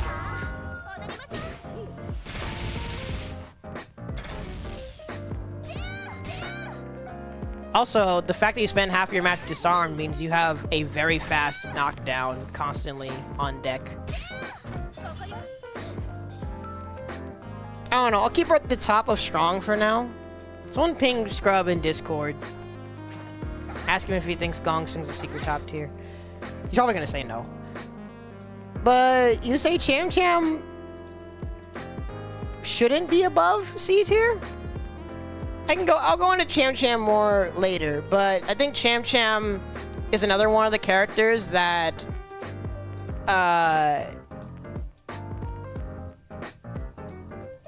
yeah, I don't know how else to phrase it. I think Cham Cham's another one of the characters that people haven't fully been playing correctly.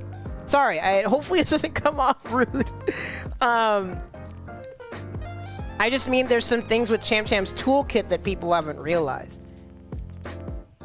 And Cham Cham, her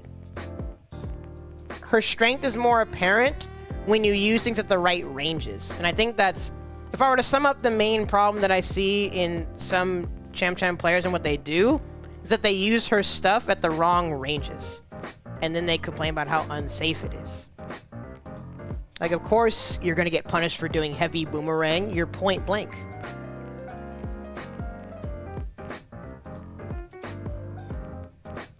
Yeah, well, let me clarify though. The S tiers in this game aren't broken. No one in this game is like actually problematic and ban-worthy. I mean, we might reach a point where Baiken might be ban-worthy. We'll have to see. But again, the top tiers of this game are just the established upper echelon that are privileged characters with undeniable dominance. So not necessarily that they're broken and that they're unstoppable, it's that they're just really freaking good. Baiken is actually problematic. Is Baiken problematic? Maybe.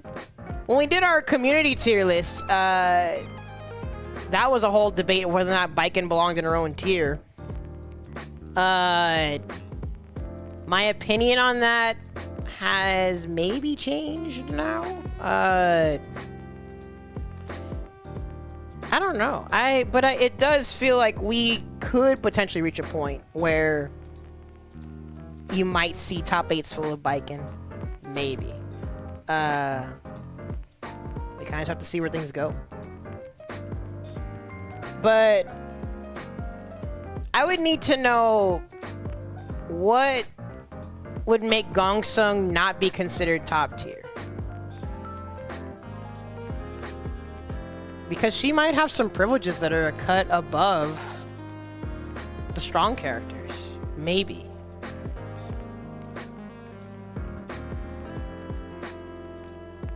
I know I said the passive aggressors usually do pesky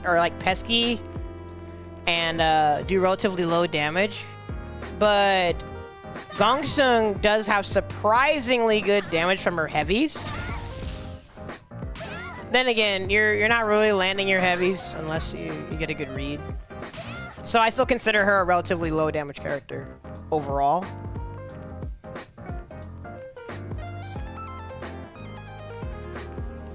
Yeah, like, again, like, I'm thinking more and more things that I wasn't thinking about before that, like, I might put her at the bottom of top tier. But for now, I'm going to have her at the tippy top of strong. We'll do that. But sorry, Iverson, hopefully you're still here. Sorry, you guys got me thinking about Gong Sung. Talking about stuff I didn't realize. Let's talk about Iroha now, though.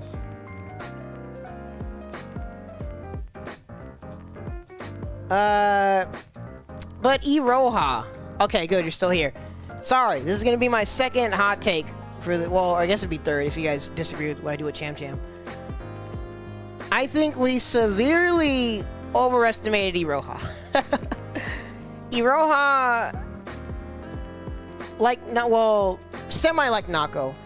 Iroha was considered like a sleeper top tier, like in the past. So much potential. This character is wild. Nah.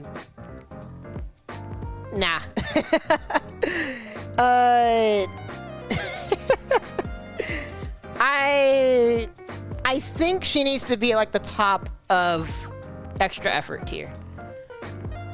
And I'll do my best to summarize why, if I can find my notes. Sorry, give me a second. There it is. She's top? Nah. Oh boy. So, I love Iroha. People's waifu. But also, the moment she came out, I immediately realized with her toolkit that she checked more boxes than Shiki for me. Because the thing about Iroha, in case people don't know, she is honestly more of a Shoto. She's got Hadouken Shoryuken going on. She's a reversal, decently reliable anti-air, really fast anti-air DP actually. Her zoning is slow but low commitment. There's low recovery because there's long startup.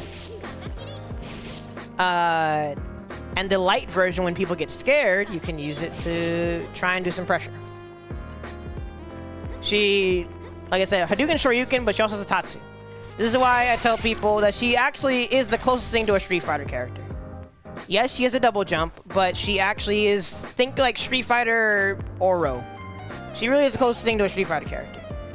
Because one, she has a Shoto toolkit, but two, she can't run. And this little hippity hop here is one of the main culprits of her biggest strength and biggest weakness at the same time.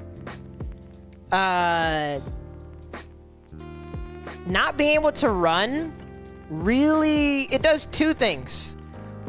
One, it makes, actually three things. One, it makes approaching really awkward, depending on matchups. Two, it makes punishing really awkward, depending on matchups. And three, it makes her one of the hardest characters in the game to make a comeback with. Because like I was saying earlier, how Nako has low damage, so it can kind of make making a comeback hard. Iroha has low damage, and she can't really pull up on you. She has a double jump, but the problem with her is that having a double jump, actually, there's a lot of things about her that are kind of matchup dependent. When you have a double jump like this, but you don't really have any heavy punishing things to or heavy things to do to punish when people commit to something, it makes baiting the jump negligible. Like, for example, if she's fighting someone where in order to double jump bait, she has to jump back. Like if you have something that's really vertical and a bit of horizontal movement, if you double jump back like this, what are you gonna do to punish? You baited it, but so what? Now you're back here again. So it really depends on the matchup, like whether or not double jump baits actually work out well. And some characters are really darn good at anti-airing here. So if you combine all those things, some characters having pretty reliable anti-airs, strong mid-range like pokes, or they also have better zoning. Iroha, I genuinely mean it. If you are able to make a comeback with Iroha, like if someone's playing Iroha and they make a comeback on you, you straight up got outplayed. I don't know any nice way to put it. There's very little robbery that this character can do, because it's when you don't have a run, it's really hard to just pull up on people. But yeah, rambling aside, like I said, she does have a Shoto S toolkit, and she does have something to be pretty pesky with in terms of pressure. She has a barely minus light Tatsu. Can actually be even on block if you space it perfectly. So remember, if Irohas are doing this, you need to grab punish them. And if they're outside of range of grab, then you need to call out whatever they're going to do. Usually Irohas will backdash or jump so they don't get thrown. But then you can play the layers around that or whatever. But she does have at least something to make it hard to retaliate. So decent pressure, quick kick. It's hard for me to do my OS on pad. I'm sorry. Frick. There we go. I'll make a video about that OS eventually. I think it can really help with people's crouching kick pressure. But yeah, quick kick poke, barely minus Tatsu, and a plus fireball. These are the things that she has to at least attempt mix. Yo, howdy, dude. I'm glad you're here. Now you can get a look at the state of the game and hear ramblings about like different characters and things. So with Iroha, shoutouts to Gian and Iverson. Yeah, it's lore accurate. I love this walk. Actually, hold up. I love this walk. But the hippity hop is very problematic for a game like this. So when it comes to playing Iroha, you have to really be precise and like kind of be a bit pesky. You can play passive aggressor-ish. Well, actually, no, it's really more like a Shoto, honestly. Doing a lot of zoning. And then when people are hesitant or they're like chilling and they're like building meter, you do light fireball and pull up and try and go for mix. She's got pretty decent high-low. I'm still working on figuring out a reliable frame kill system for getting meaty high-low pressure.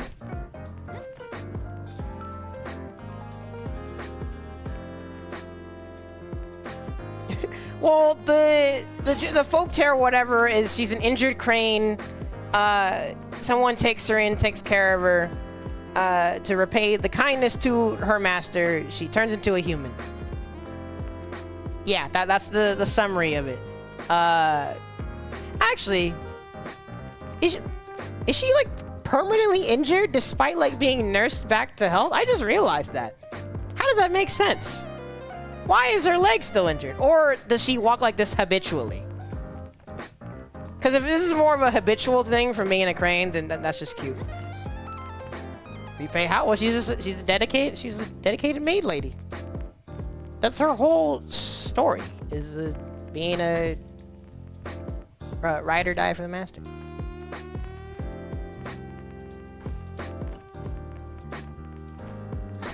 Literally one of the most wholesome characters in this franchise. Why she look like that? Don't bring Sorrow back in here with the look at how they're dressed. They're clearly for the streets. Look, we'll get to it later, but Wu is royalty, okay? That's why she's blinged out. She's not for the streets. Yes, like, it's in the story. Name a character that is more nice and devoted than Iroha besides Kuroko, that little ref back there. He's actually canonically the most wholesome dude in the whole franchise.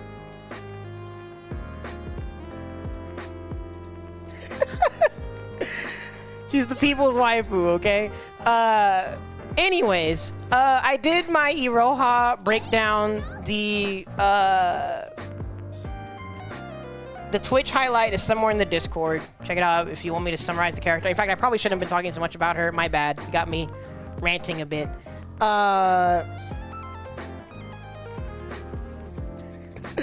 But yeah, I think personally, I would put Iroha at towards the top of, the top of extra effort. Because she's very unique, but it makes playing her awkward. Being in a game where everyone else can dash, there's strengths that come with it, but there's awkwardness that comes with it too. You'll feel it when you play her. Again, I consider her one of the most hardest characters in the game to make a comeback with. Because when you're trying to do this, wait, hold up, like well moving. When there's like 10 seconds left and you're trying to pull up on someone with this, that ain't gonna fly unless someone's like ultra scared of you. Ow, frick!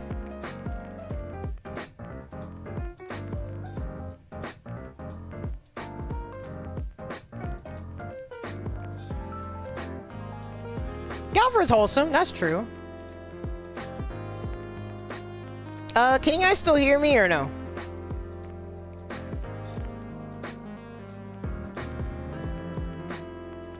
Also, now that another ad break is here, we're gonna switch up the song. I don't know if you guys are tired of this already, but this is one of my favorite songs in DK. We're gonna go with the next version.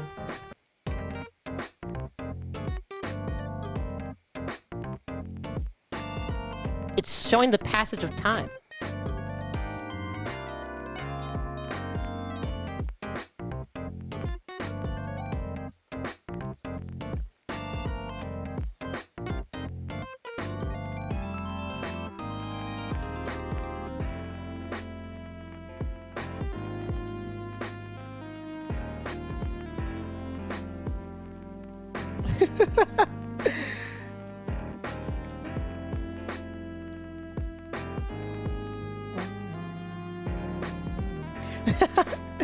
Oh yeah, I should pull that up when I talk about Cham Cham. Or actually, I don't know if you guys have seen that.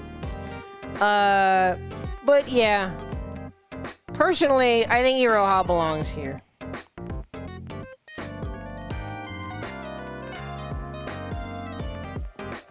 Her mix is surprisingly some of the more committal mix in the game.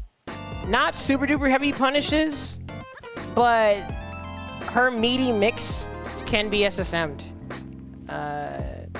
Pretty intense. Now we can talk about Genjiro, if I can find the notes. There it is, there we go.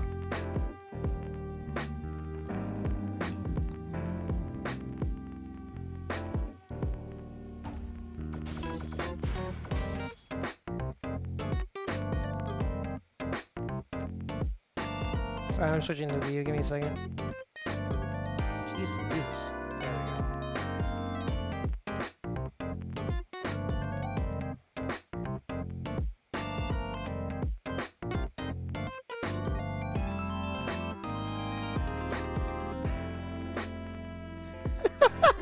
Flame what? Yeah, for those who don't know, Iroha's SSM is a command grab, but it is not frame 1. She does not have the Zangief privilege, or frame 0, I should say. It is not that. Iroha's command grab is a 30-frame command grab with only 10 frames of invul. You are not landing that command grab unless someone does something ultra committal and you have a super hard read. My loyal fans. Can someone contact Iroha's voice actress to say that, my loyal fans? But yeah, speaking of SSM, like I said, Iroha's mix, like her Oki, can actually be SSM'd. So like if you don't feel like trying to do a dodge, you actually can just SSM through it. It's pretty risky for Iroha to do mix sometimes. But yeah, I'm leaving her there. I consider her a pretty awkward character to play. She absolutely requires finesse. And if you want more details on Iroha, check out the Iroha overview that I did. I forgot if I put it on YouTube or not, because I wanted to make a more concise video eventually. But it's in my Twitch highlights. A big, long video summarizing Iroha.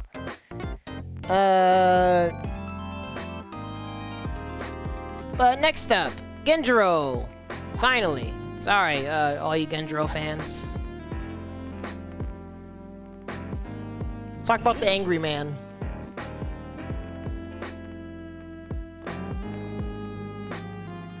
Okay, I will try and keep an eye on the time. Maybe Twitch will stop being dumb and let me know when the ads are coming. I'm sorry, I'm not doing it on purpose. Twitch is just really bad at warning me when ads are coming. There's an option you select that says give a notice when ads are coming up in like 5 minutes or whatever. And it just never does it. Gotta watch the time myself. Jeez. Anyways, Genjiro. Technically a hybrid character. I think it's what's called the aggressive Shoto. That is a term, right? Aggressive Shoto, like Ken, Akumer.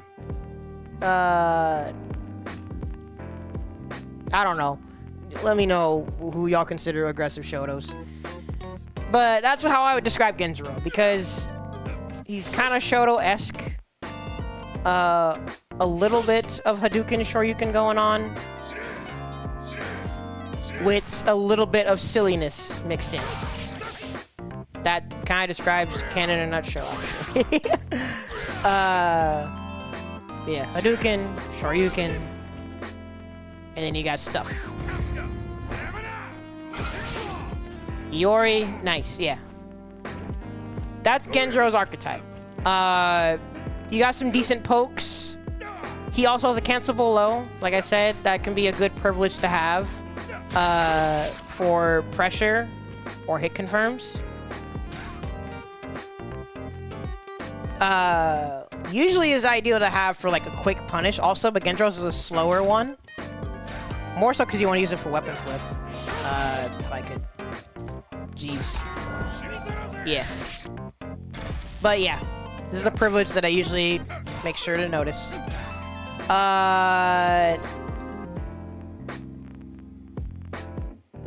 Aside from that, since he is that aggressive Shoto, he also has a reversal.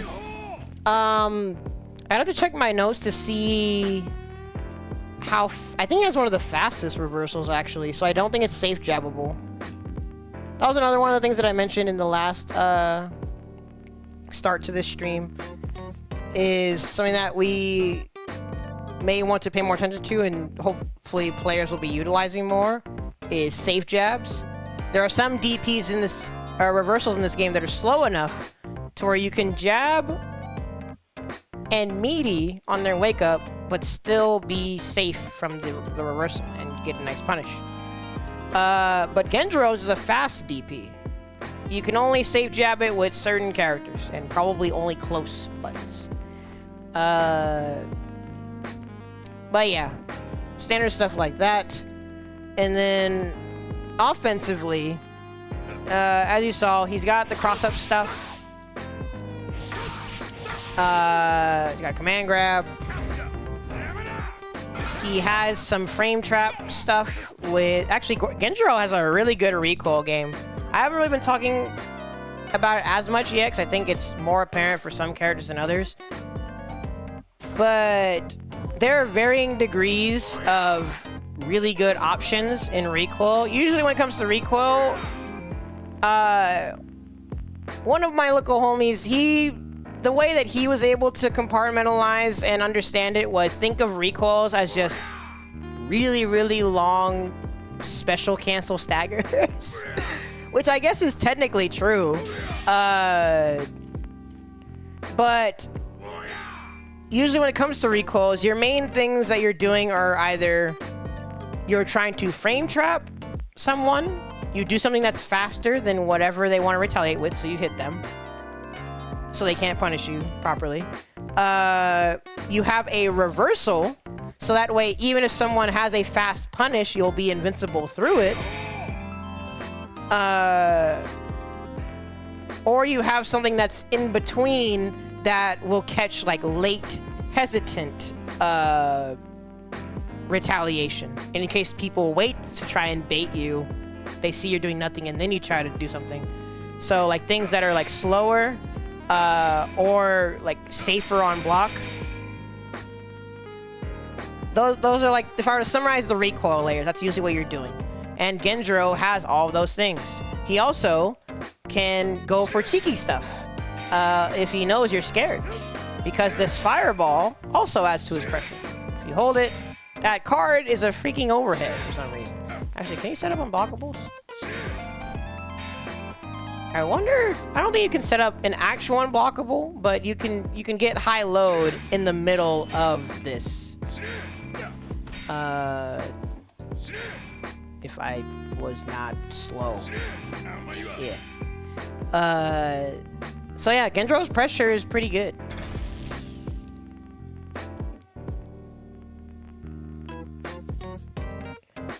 There is an OS that I noted against his Rekka. But in general, the stuff he does has, like, risk, of course. If you do all these, this is SSM punishable, actually. So don't just do this willy-nilly. Like we said earlier about Basara, recognize when you have tools that you need to be layering and cycling through to build an adequate mental stat. You want to be cycling through these different things to get people scared. Do I gotta watch my toes? Do I gotta look out for overheads? Do I need to not freaking get command grabbed? Am I in danger time? I need to make sure I don't get guard crushed. Stuff like that. I think he has a good toolkit to layer different things. So hopefully people are more mindful of that.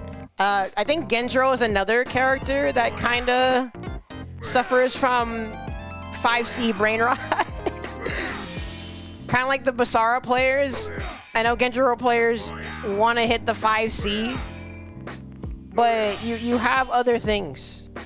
Throw some cards. Do some Rekkas. Space them well. See if people try to retaliate. Do some lows. Grab people. You got other options.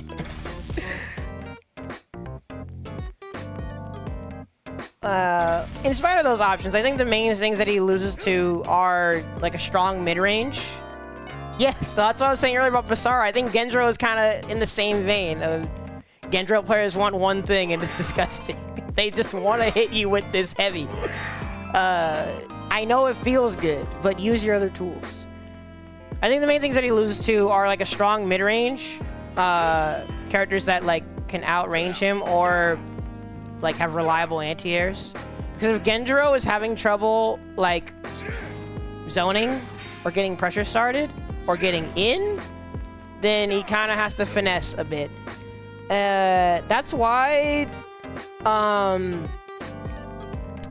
I think honestly I'll probably consider Genjiro also in this tier of extra effort. He has decent mix, and he can have high reward from stray hits or reads because his damage is actually pretty good. But just like a handful of these characters in this tier, he can be forced into methodical play, like pretty convincingly.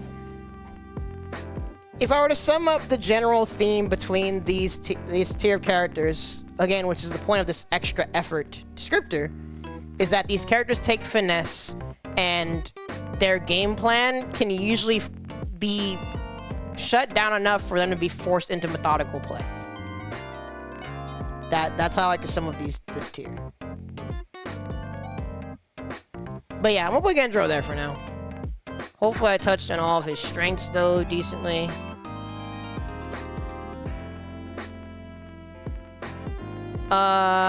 Next up, Haomaru. I think in the past, I don't feel like double checking, but I think Haomaru is considered like somewhere in the strong tier. I'll try and find my notes just a second.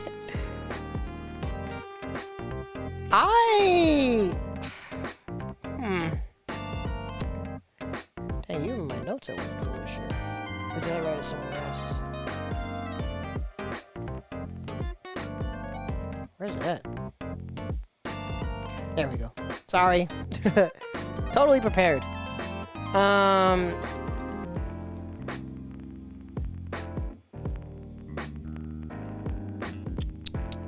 No, I lied. This is the wrong one. Wait, H.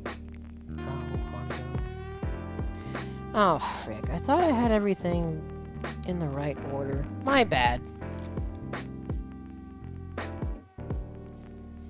Holy frick. Yeah, alright, thanks for chilling. I will be live for at least a couple more hours getting through this. I want to get through all this. And then y'all can discuss from there. But, my bad. I have lost my Haomaru page. This is embarrassing.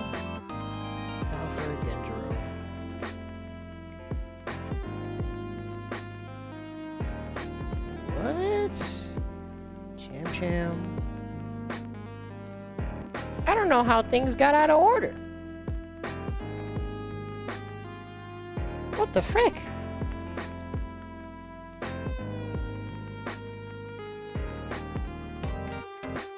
This is embarrassing. I'm gonna have to go off the dome with Haomaru, I guess.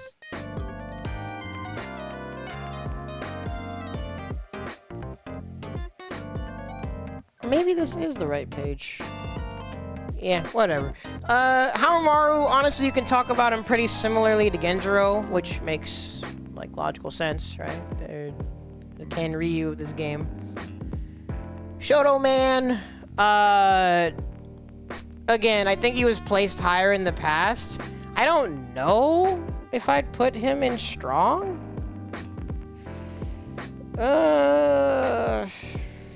I don't know, because the thing about Haomaru,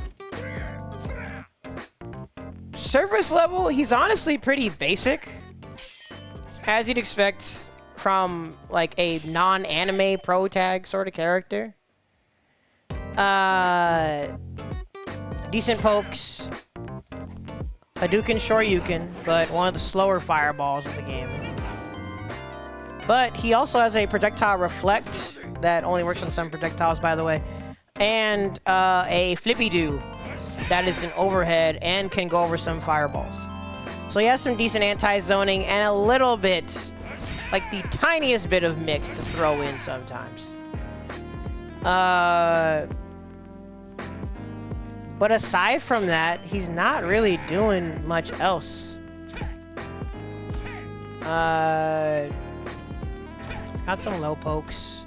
Yeah, like his pokes in general are okay. This sliding low is extremely unsafe and not as active as it looks. So approaching with this, you need to be very freaking precise. Actually, I think even spaced like as best as possible, it might still be stupidly minus.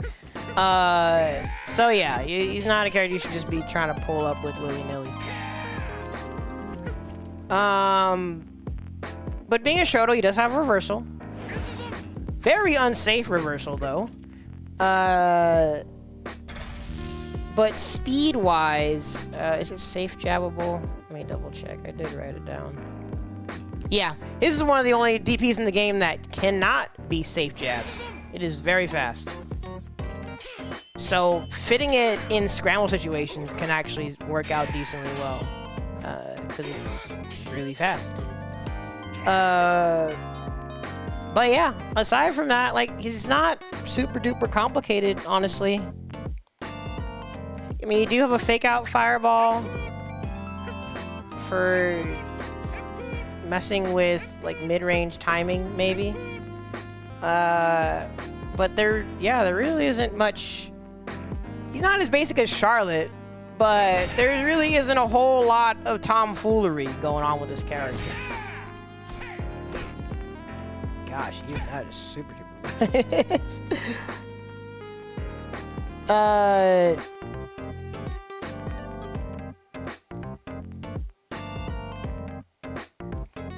Yeah, the more I think about it, is he strong? Like, he does get some really good damage from stray hits. Pretty damaging. Hold up. Where's it at? Pretty damaging, especially in rage, too. Super duper good weapon flip. Yeah, I've mostly been going in order of what's here. Oh wow. Yeah, the top tiers are kind of scattered all over the place. I hope you're sticking around for a while. I will try to not make this way too long, but we do have a ways to go. Honestly, I kind of want to leave Haomaru at the top of extra effort, because he's not really doing anything crazy. He's relatively basic. This isn't like a brain dead approach anymore. I mean, he's got some low pokes, but he mainly gets damage from like stray hits, which mainly comes from just like getting a good read on the opponent or being in rage.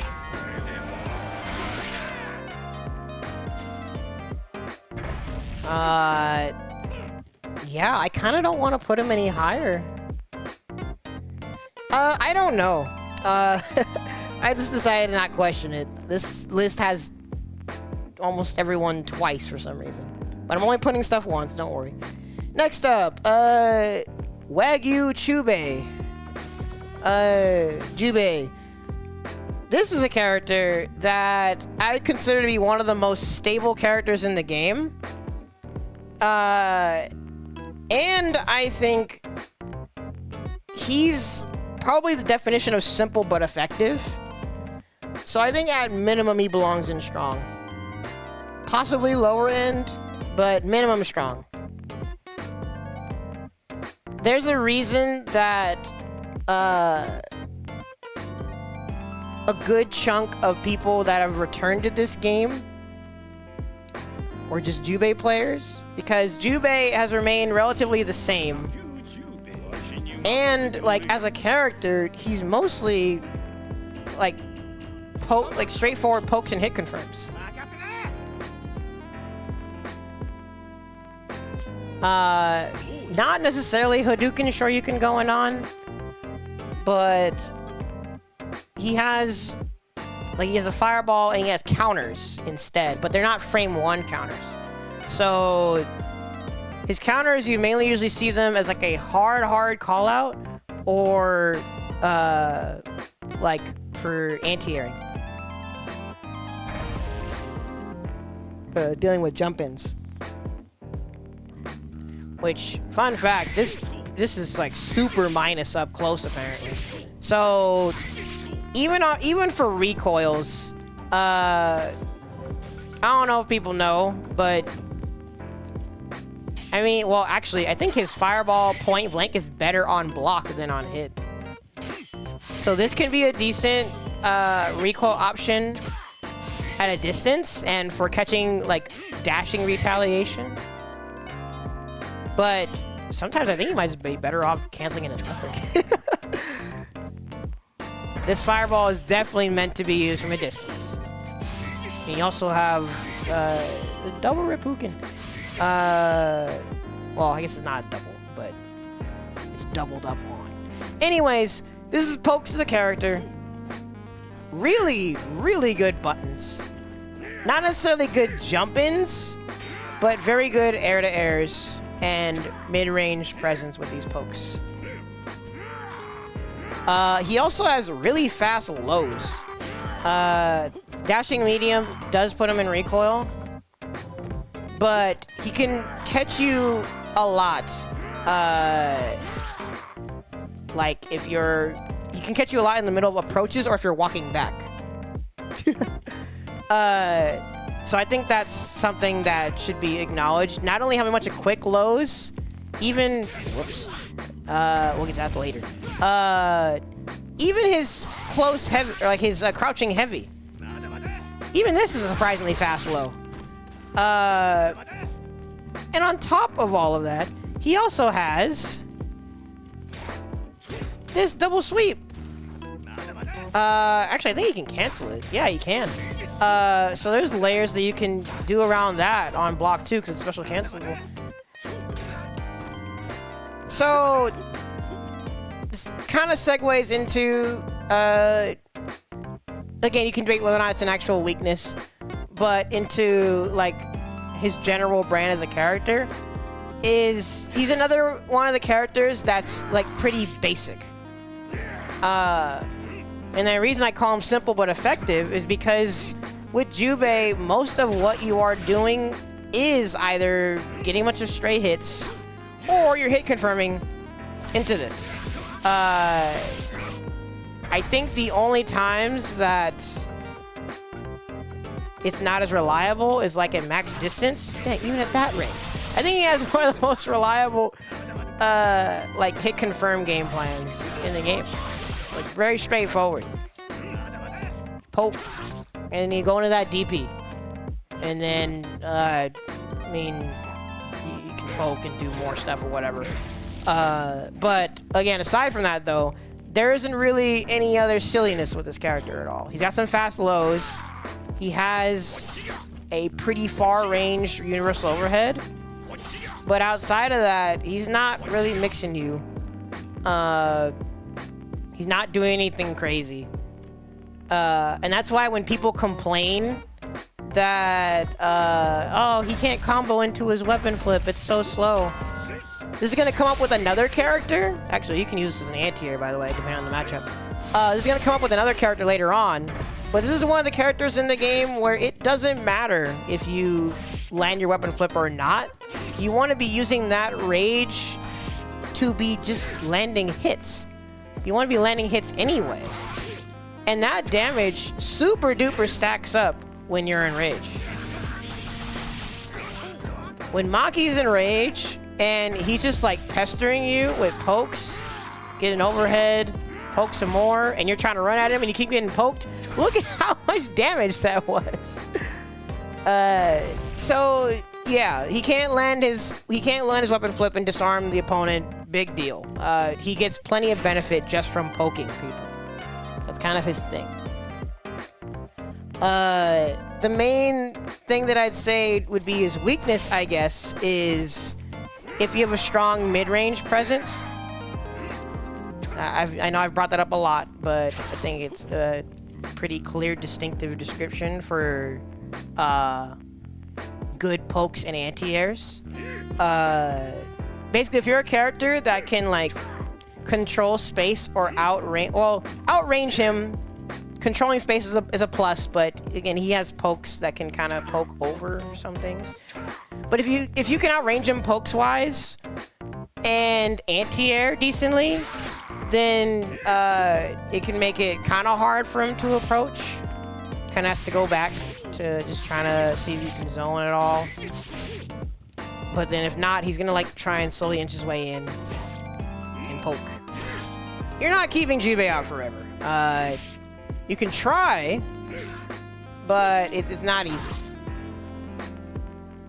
He has a decent jump speed. It's not fast, but not slow either. So I definitely consider him a strong character. And I think he's like one of the best characters to pick up in this game. Like if you're learning the game, because you have a very straightforward hit confirm. So your medium buttons into the DP. Short and sweet. And aside from that, just poke. That's where your reward comes from, is just poking. But next up, oh wait, Coco Twinkie, I was wrong. Now we have a top tier here. Yeah, Kazuki. Absolutely top tier. This character got overbuffed for some reason. Yeah, he's a cool, hot-headed character. But he is the character that I tell people to pick up if you want more quote-unquote combos. Oh, you like Basara's aesthetic, so I misread that. Basara, again, I don't think he's as bad as people said, but he definitely can border on the needs backup tier, because he does take precision. He has really strong mix, but in order to use his mix and his zoning effectively, you need to be really precise, or else he'll be punished really hard. But Kazuki, on the other hand, he is the opposite of that. This man is very privileged. The reason I say he's one of the characters that I tell you to pick up if you want combos is because he's a resource management character. He's got the meatball, as people call it. It's got 3 levels. So he has 3 different fireballs, or 3 different versions of his specials. Fireball and his hit grab. So, base toolkit-wise, I told people, because of his buffs, you can honestly play Kazuki like a Shoto. You can do Hadouken Shoryuken with him now, because he has some of the best zoning, very good fireball, and this has anti-air invul now. He already had a really good anti-air with his crouching heavy, 2C, but now this has anti-air invul. So he has really reliable anti-airs, really good fireball, really good jump ins too, or good air buttons in general, because he's got ranged ones. This goes lower than it looks, but he also has this now. This used to be a neutral jump only button, but now he can use it jumping forward. And having, well, it's not as accurate as it looks, I guess, but you can do it if there's a slight delay. His buttons are good. Pokes are good. Kaz is mid. Get out of here, Dustin. Howdy.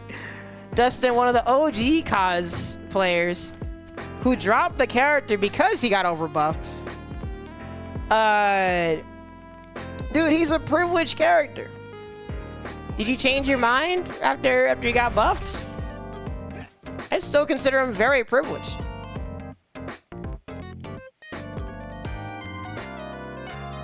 No one's beat me with him, except Cypher. Well, yeah, I think Cypher's the only one that ever beats me with Kazuki. Well, actually, no, I lied. Olipop did beat me in tournament a while back. He's all right.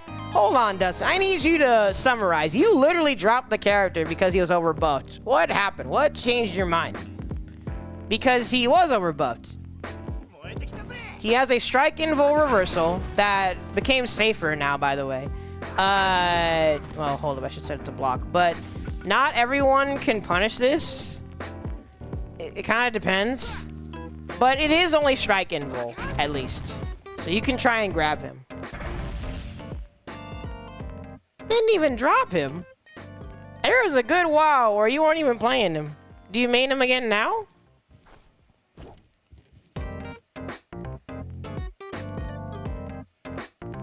Punish it with what?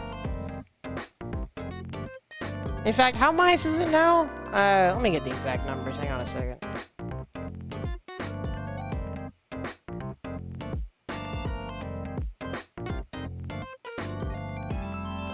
Well, I'm pulling that up, but the point that I was getting to is he's also a resource management character. So on top of already having good zoning, good reliable anti-airs, he can take his zoning a step up by using the levels. Level 1 and level 2 fireball become multi-hit fireballs that actually get better frame data and give him more confirms on hits.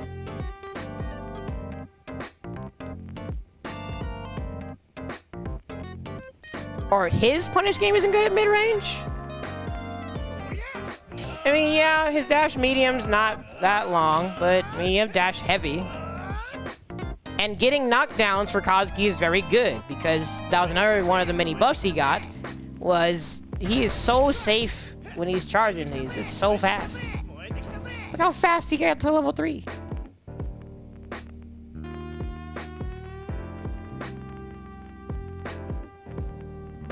Sorry, where is it at?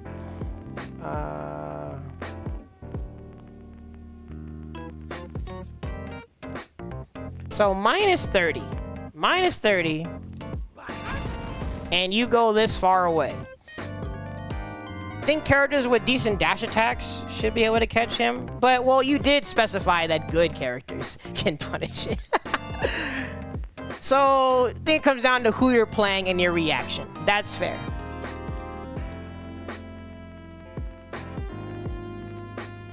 Even most bad ones, there are definitely some characters that aren't reaching him and punishing minus 30 at this distance.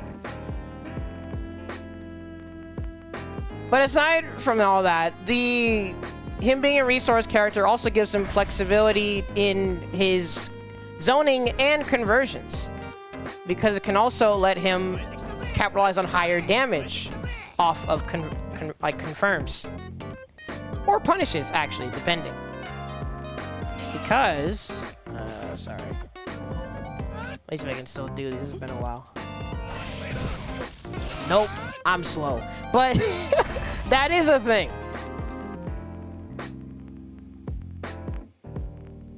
Yeah, in any other game, if you're minus 30, you're getting deleted probably. Up close in this game, minus 30, some characters are deleting you with SSM. But again, it depends. Like he said, good characters at the very least. Maybe some bad ones.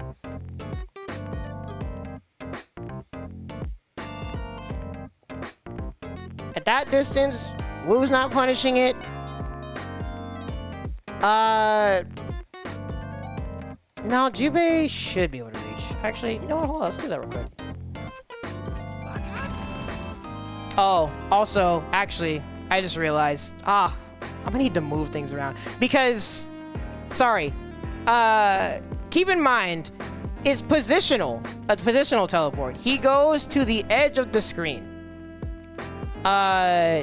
So your positioning can also affect, whether or not you can punish it.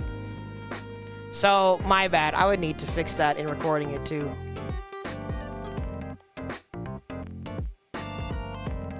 It's extreme or whatever. I mean, it's still a reversal. And it being only strike invul, your main objective will be, well, unless you're gonna just try and punish it every time, your main objective will be to throw it. But you gotta make sure you're close enough to throw it, depending on what he's canceling into. Because usually, could be canceling into this or this. Different options. Different things you have to be aware of. Terrible reversal? I mean, there are definitely worse reversals. In fact, that was the other thing that I brought up, that I want to see if we start seeing people utilizing safe jabs more on some of the slower reversals. Universal overhead? Yeah, I mean, it's kind of whatever.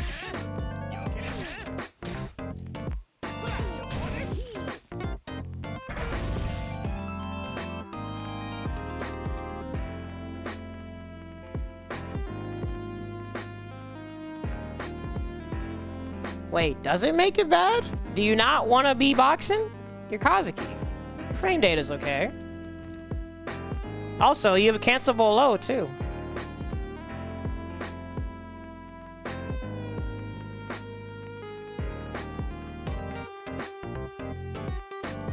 +1 on hit, -12. Yeah, so on block, that's pretty bad. Because being -12 point blank is a much easier punish than being way over here. So yeah, that's a good point.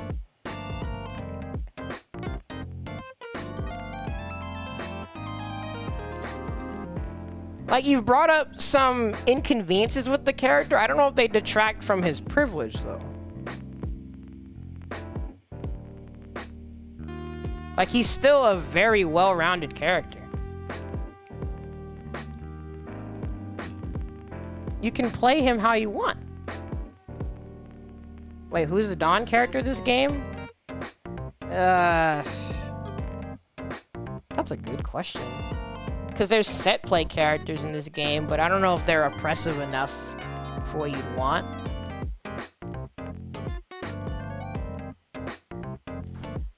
But yeah, he's a pretty flexible character that also gets conversions and damage that most characters don't get too.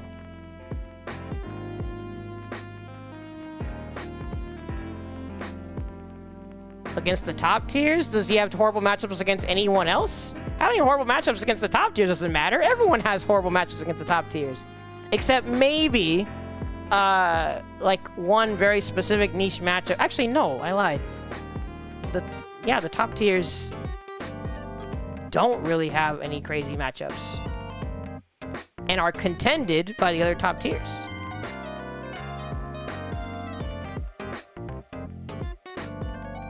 So, if his only bad matchups are the top tiers, I don't know if that's a good case.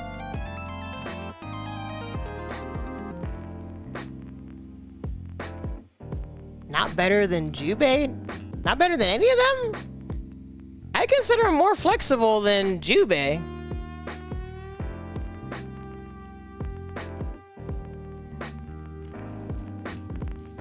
Being able to zone an anti-air really well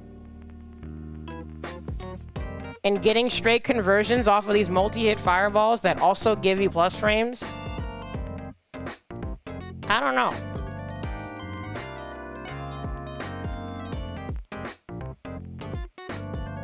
Tell you what though, for now, while I mull over it, I'll put him behind Jubei. No, you're getting me curious here.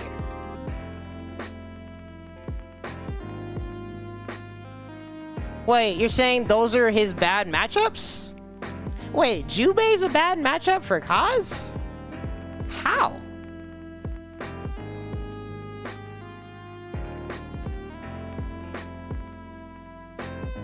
Okay, hold on, what?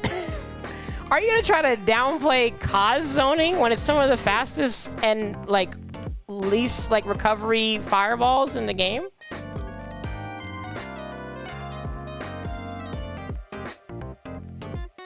And you have these multi-hit fireballs that negate other zoning, like, on a whim? I'm confused.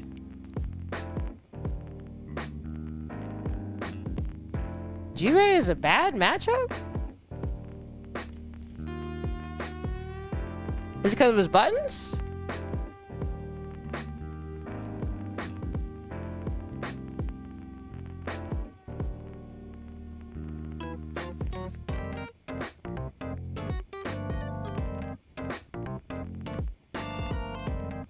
Well, yeah, like I said, or actually, we pointed this out earlier. This is something that's come up with various characters and their tools. You need to be mindful of what you're using at what ranges. When you have other options, like why are you using the bad option at a bad range? Like why are you using level 0 point blank?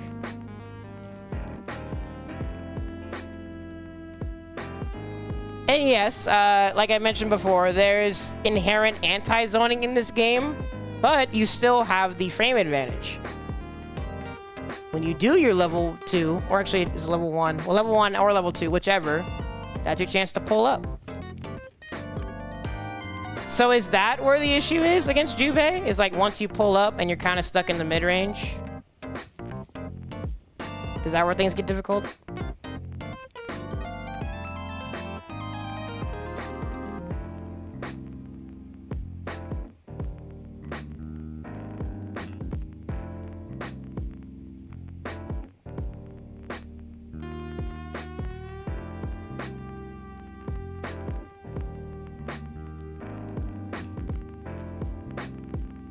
Mid-range is the entire game.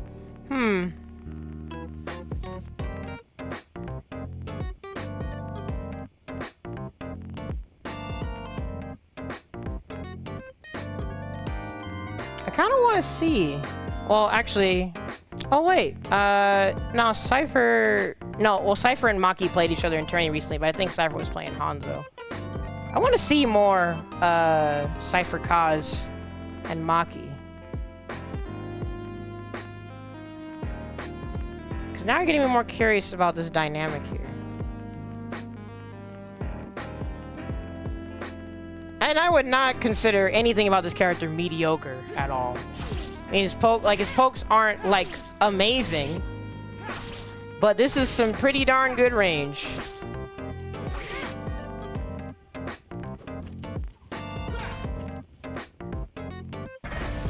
I am...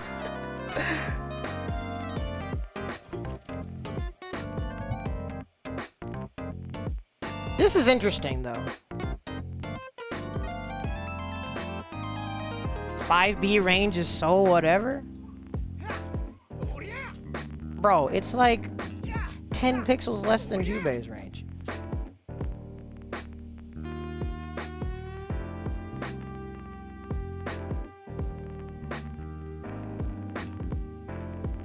Also, I just read, we've been talking about Kazuki a long time. But tell you what, you're making me curious. So I'm gonna keep him here for now. I still think you might be downplaying his flexibility a little bit.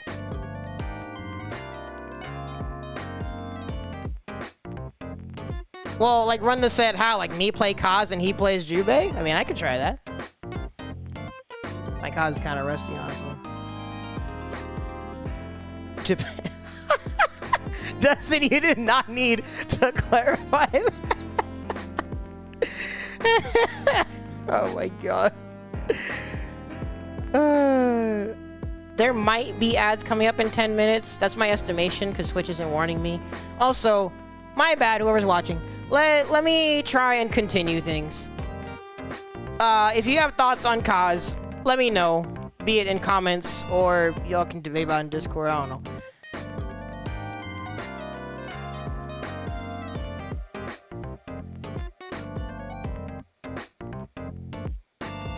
You put Genjiro in bottom 5? That's crazy.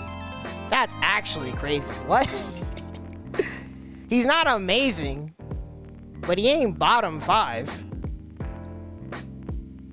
This isn't ordered yet, by the way. I will attempt some ordering, but it ain't ordered yet. He's not bad. He's a basic aggressive Shoto. Gets good damage off some stray hits, has a little bit of silliness to work with, conditioning to do, but ultimately you can be forced into methodical play.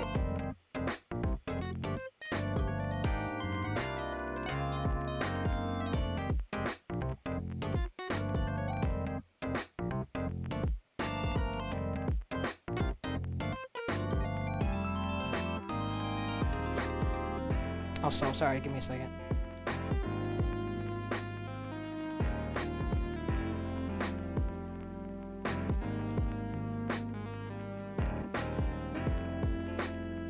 Also, my bad. You guys are going to hear a lot more paper rustling because I think I might be missing a couple pages. I should have put all this into a Google Doc ahead of time. My bad, y'all.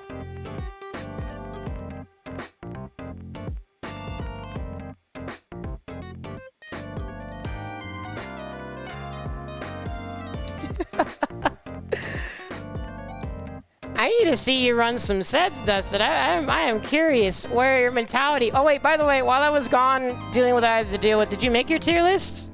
Can I see it? We should have banned Mike. That was brought up earlier. That was a discussion that, like, the whole thing with the community tier list was does Baiken belong in his own tier or her own tier or not? Personally, on paper, I think she probably should, but we're not at that point yet. Like, Baiken's not, like I was saying earlier, Baiken's not broken. She's just definitively top 1. I think we'll have a case for banning Baiken once we actually start seeing the top 8s full of Baiken.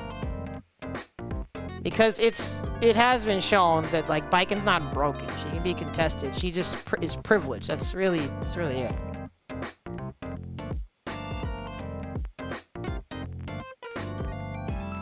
Is she broken? She's privileged, but she's not, like, game-breaking problematic. Howdy, Hello Plus. Viking is broken.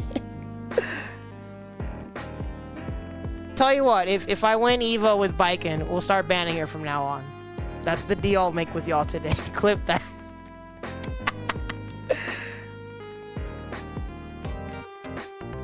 Not enough people play the game. Enough people play the game for us to see top 8 Vikings, like top 8's full of Vikings. There are definitely enough people. What? All of the top players right now have at least tried Viking. We could, in theory, we definitely should see top 8's full of Viking by now, if it should have been happening. Which, again, on paper, it technically should be happening. It just hasn't happened yet. Yeah, there hasn't been Leroy levels of top 8s yet.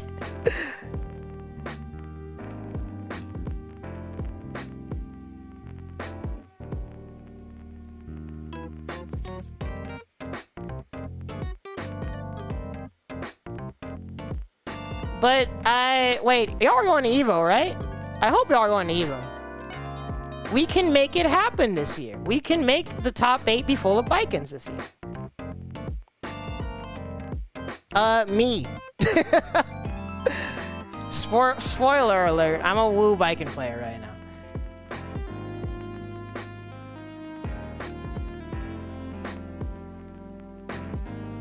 Anyways, see, y'all are getting me yapping. That is true though. Well, it's the Melty Blood current code thing of you have the debate come up of one, whether or not the characters are actually ban worthy, but two, the next step after that, do you just ban this group of characters just to make the game have a better life right now? Like that brief discussion that was had around the ban list for Melty Blood current code, that actually made me curious. Current code actually would be a cooler game with that ban list. What people should do. I mean, Scrub has told people to just play Viking. No one has ever actually fully done that yet. And you've seen other people and characters beat Viking.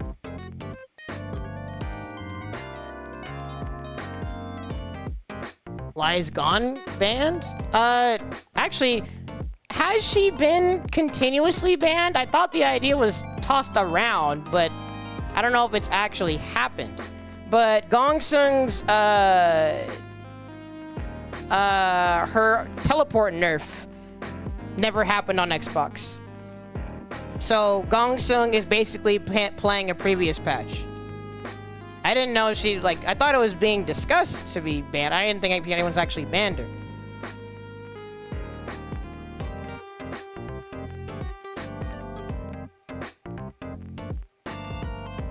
Previous patch Gong stronger than no, but honestly, even now I was debating putting Gong at the bottom of top tier because the more I think about it, Gong actually is kind of privileged. Is she a cut above the rest? I don't know. Is she a cut above these strong characters? Maybe, I don't know, but it's starting to feel that way when you consider her toolkit. Even with her nerf. The weapon kill stuff made her... That's actually broken. You guys are calling Viking broken? Gongsung previously, before the weapon pickup change, that was literally broken. That was actually GG, shake my hand, you have no say in this. That's a very different thing than Viking being a strong character. That was literal mechanical flaws. Of, hey, I can teleport and now you don't get to play the game. That was insane. I mean, I still think it's pretty goofy, being able to pick up your weapon off the screen and it magically appears in your hand, but for the health of the game, it was a better change.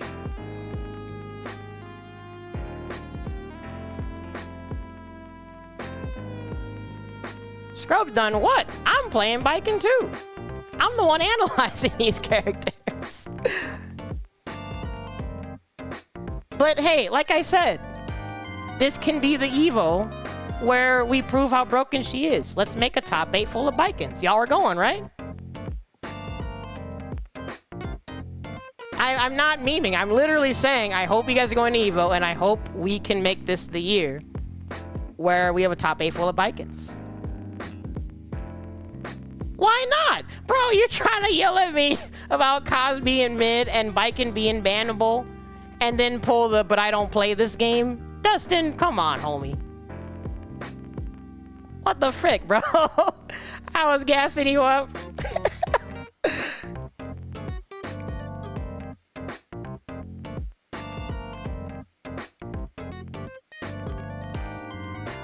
Yes, well, I mean, that is a valid point.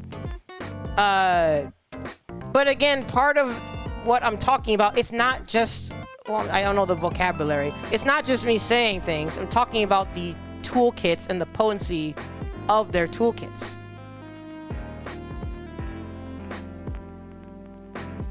Bikin has privilege. Is it bannable privilege? I don't know. My first instinct is no, because of what's been shown with other players and other characters. And when you consider what's been shown with other players and other characters, then what else do you have to go off? I don't know. But I can take your word for it.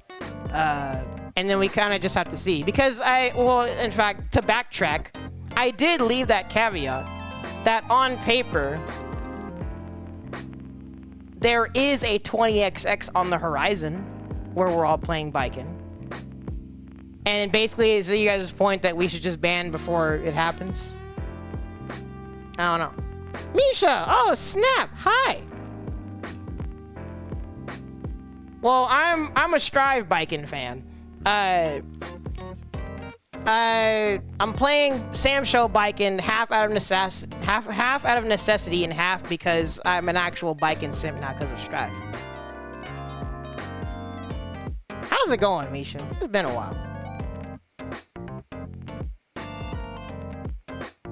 There are more, actually, sorry, now you guys getting me thinking about the point of like how it can harm the health of the game. Sorry, whoever's watching. Check the timestamps for the next characters, my bad. Now you're making me wonder about that point with the health of the game, because you still have people complaining more about bottom tier characters than Bikin. So then what do you make of that? Like, I don't... Who is this affecting? When you put it that way. I don't know.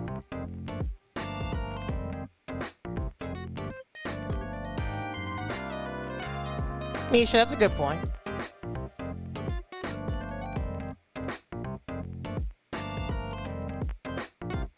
You cry for the... Yeah, Dustin, I feel like I'm missing something. Cause it feels like your opinion of this game went down as soon as Kazuki got buffed. I feel like it might be because we haven't had as much communication lately, but I feel like I might have missed a whole mini era with you guys. What happened? What happened in the streets?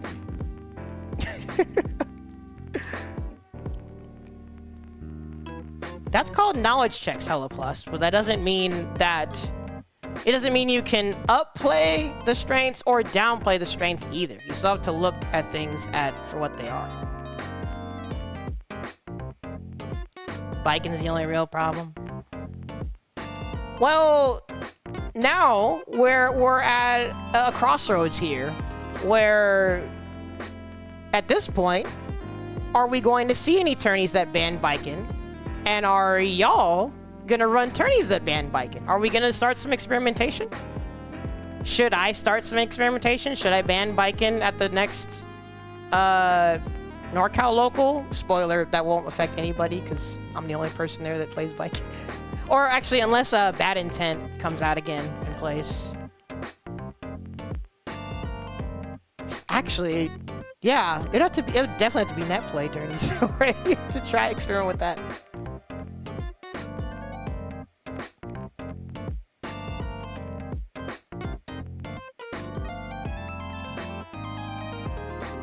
Yeah, you can't get away with week 1 Blanca nonsense, but you still can't deny that Blanca has really freaking strong stuff. Has had strong stuff since week 1, regardless of changes. So it's a bit of both. I need to see some experimentation then.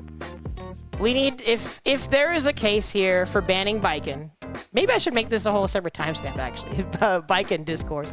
Actually, we've been talking about Baiken so much. What? I might as well just freaking put it. She's top 1. Like, there's no... there's no discussion to be had.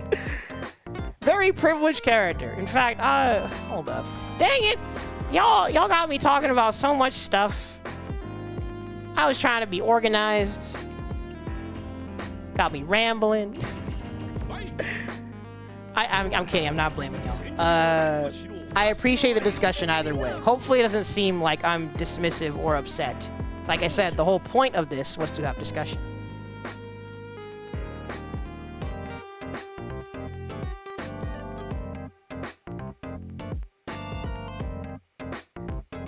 Put Sog in it. Abso-freaking-lutely. Soyetsu's really freaking strong. Well, I don't know about stronger than Gongsun, but really freaking strong. Well, I appreciate y'all sticking around either way. Dang it, the ads again! Are y'all subbed? Gosh, I even warned myself that it's coming in about 10 minutes, but then we were talking. Frick. My bad. Oh, well, cool. Hang on, I'll put something in chat.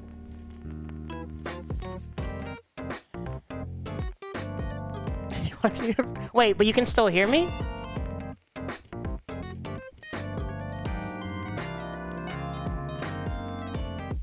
Does it? Well, right now my ad settings, because of some ads manager or whatever, it can delay them up to an hour, but it's 3 minutes of ads all in one go. So yeah, that's the best I can do, my bad.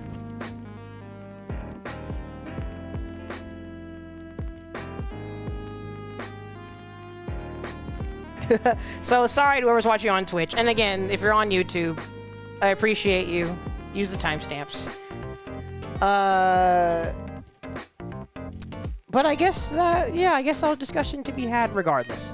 But anywho, in case there are people that don't know and have just been listening to like all of this blabber, Baiken is very privileged because she is low-key copy-pasted from Rev. She has her same Rev 2 moveset, but there are things about her that, how should I phrase this? Make her not follow the rules of the game as strictly.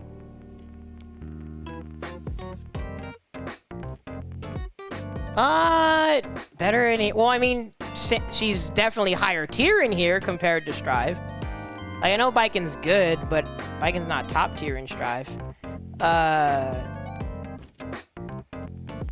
Earthquake can be, yeah, he takes extra effort.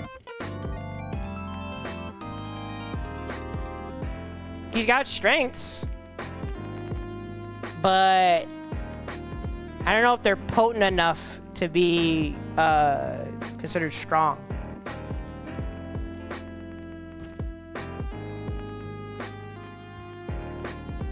The main thing with him is, do you have a reliable anti-air?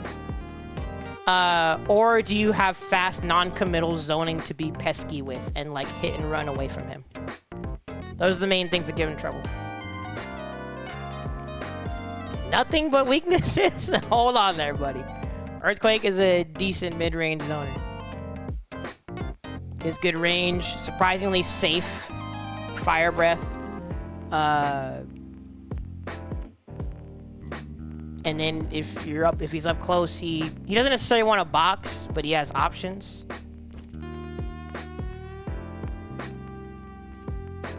Howdy. Yeah, sorry. Yeah, I have on the lower end. I can't think. Well, actually, is there a matchup where you would consider Earthquake for sure needs a counter pick? Besides, well, actually, even against the top tiers, is he really needing to counter pick that hard?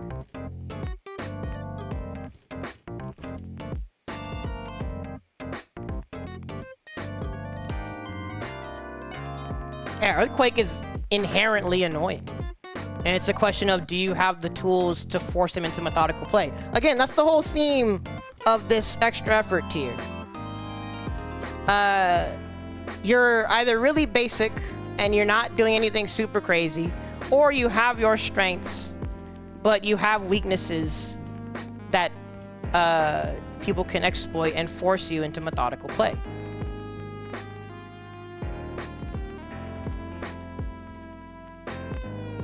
Yeah, I got what you mean. Or wait, or are you saying, wait, for Rimu, Earthquake is rough, as in the matchup is bad for Rimu, or the matchup is bad for Earthquake? Now you're hurting my brain. But anyways, I was trying to think of a way to sum it up. Baiken, she technically follows the rules of SamSho, but not entirely. Because the thing about Baiken is she ends up being surprisingly non-committal when things are spaced correctly. Not everyone can punish that reliably. Not everyone can punish that absolutely not reliably. And on top of that, she has a pretty strong mid-range. Really freaking good pokes. Fast advancing poke and confirm. Again, having a fast punish that you can convert off of is pretty good. Ukyo and C? Okay, yeah, you're crazy.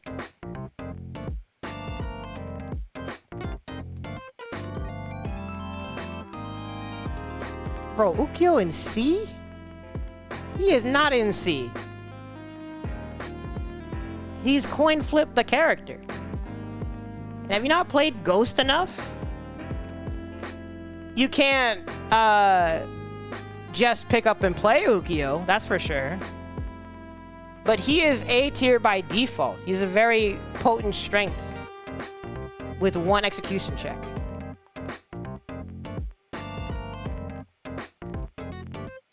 And I say coin flipping, but I'm half exaggerating because actually that's the baseline strength of Ukyo. He's the most straightforward mix in the game. But when you have a good player like Ghost, you put 50 layers on top of that with spacing and delays and XYZ stuff and pokes that make retaliating against Ukyo actually really difficult to the point where on defense, you're just dice rolling. Against Ukyo on defense, against a good Ukyo, I should say, it is a straight up dice roll. You are not going to reliably get out of his offense. Actual factuals.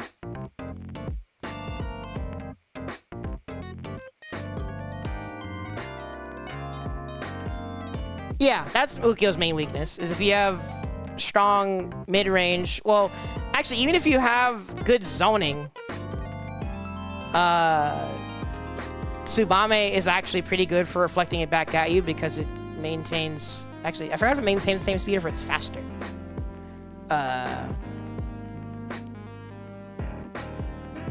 And again, like... At the end of the day, you're not, like, hard zoning in this game.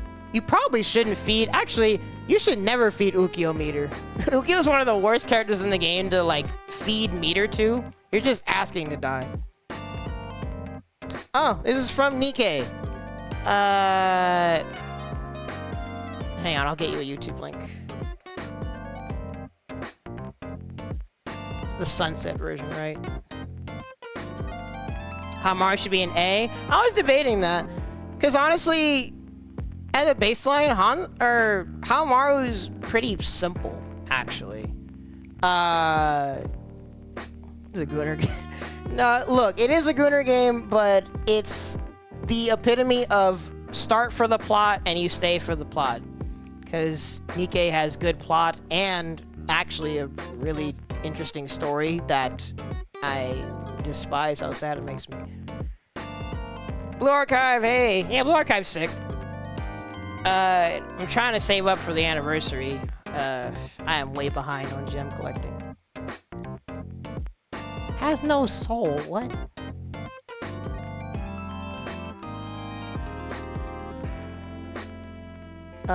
Sorry, let me backtrack. Hamaru should be in... I might put Hamaru bottom of A, but Hamaru really just wins off of,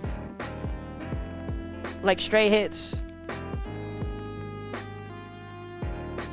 Like, he doesn't really do anything crazy. You do actually kind of have to finesse to play Hamaru. He doesn't present a very blatant problem when you play him. So, I don't know. That's why I put him in extra effort.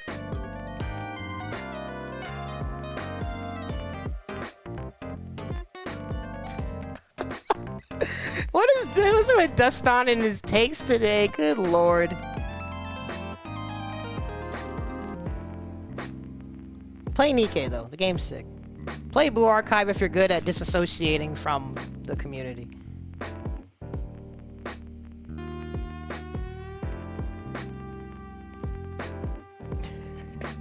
Dang, actually, is Dustin the community hater?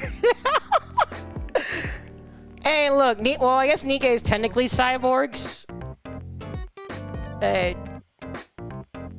Yeah, it's their brain, like it's human brains, but I think their bodies are like fully synthetic.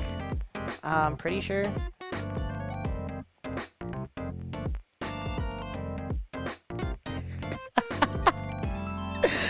This VOD is gonna be ruined.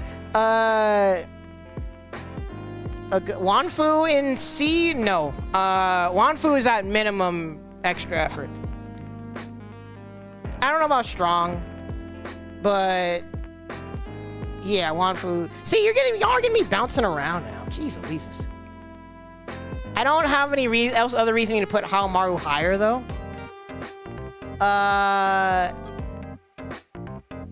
If you outrange Ukyo, it's annoying. But he's gonna get in eventually.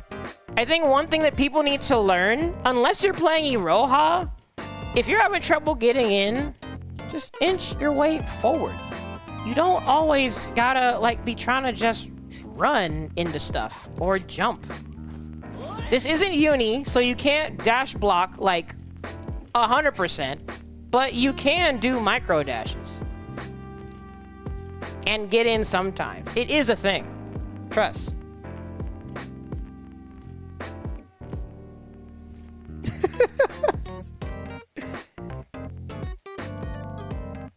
You know what? Well, actually, honestly, every game should have dash block. That'd be nice.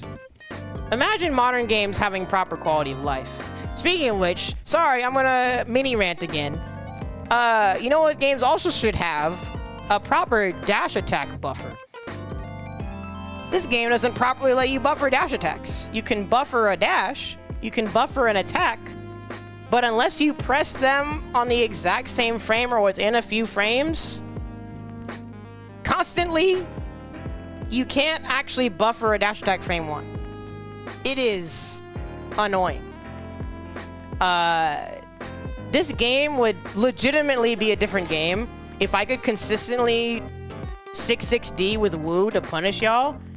She would possibly move up a tier. I'm not exaggerating. No, I'm half exaggerating. Sorry. What do you mean? Why would... Okay. Now we're talking quality life stuff. Anyways, point is, Baiken is very privileged. Can be safe on things to the point where it's a liability on you to even try to punish it. Literally happened to me at EVO.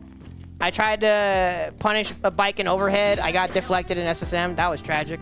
And again, it's her Rev toolkit. So she's incredibly well-rounded. Advancing pokes. Tatami, guys. Much more landing recovery, but who cares? This is a wall. Guard point. Frame 4 or frame 6, I forgot. But either way, also advancing guard point. That only loses to lows. Got combos that I can't do on pad because I haven't played on pad in so long. Baiken's really freaking good. She's just playing Rev without an air dash. That's that's a slight exaggeration, but toolkit-wise, it literally is just a rev toolkit.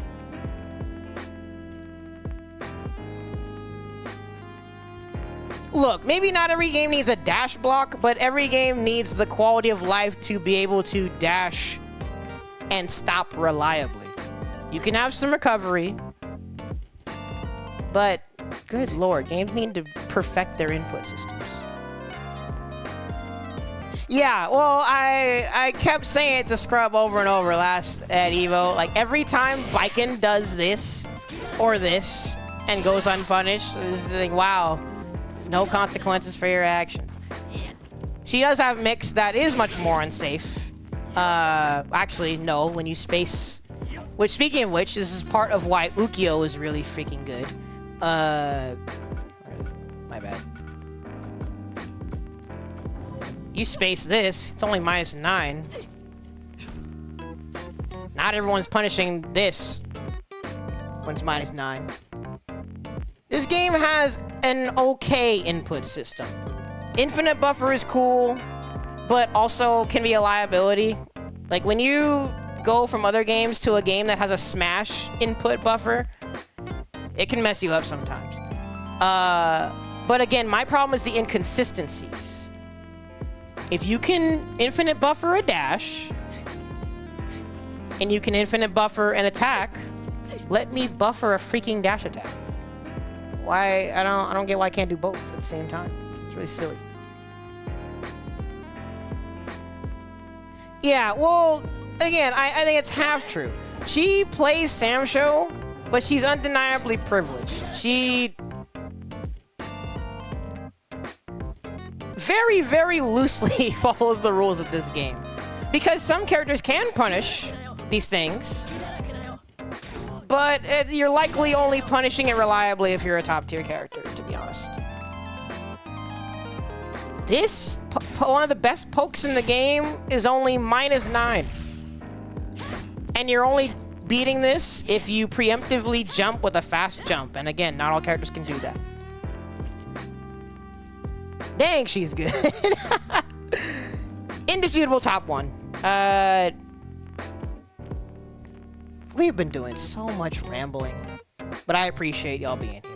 Kyoshiro, a character that people try to say is garbage, unplayable.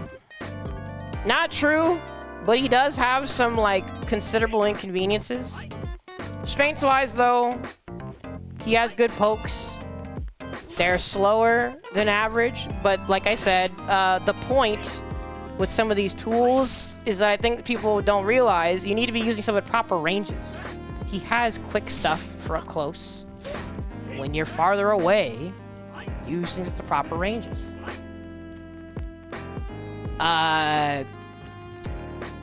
He's also one of the only characters in the game with meaty plus frames. That can be nifty. Force people to stance break.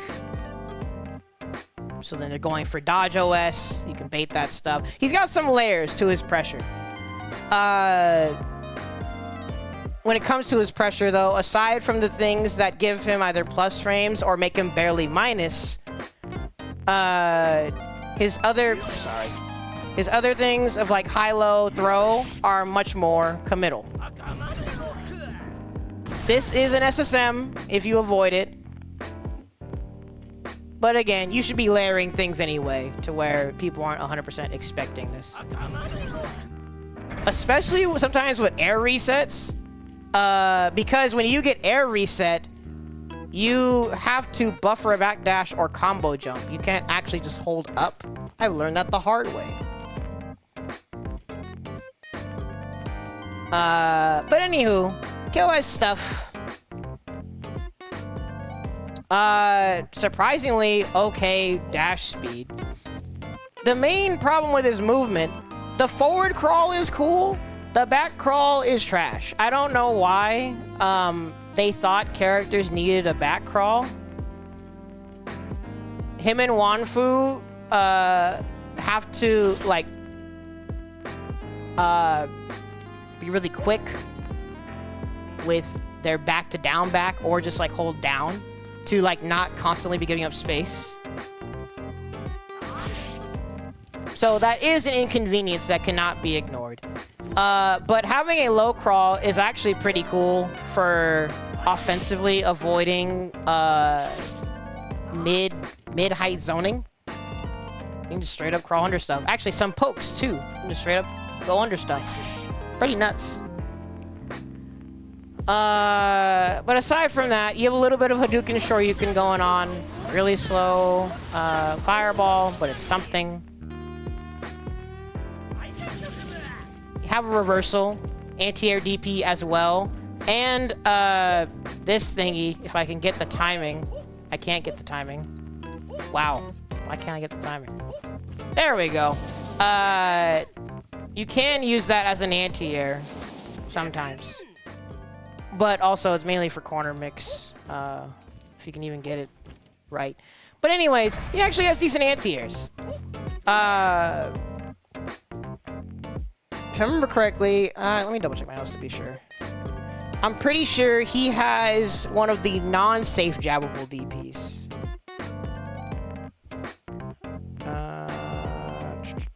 Sorry, give me a second. Dude, it's already 9 o'clock. Good grief. Semi-fast DP. So some characters can safe jab it, some can't. So something to keep in mind. You at least have a reversal. It is very unsafe though. It puts you full screen basically. But I think that's the main complaints you hear about Kyo. Is that he's slow. Some has some recovery. I mean, a crouching low poke in general, you're supposed to only be using to catch like, people walking or catch approaches. There's the inherent risk of people jumping at you. That's a given. Use your other pokes.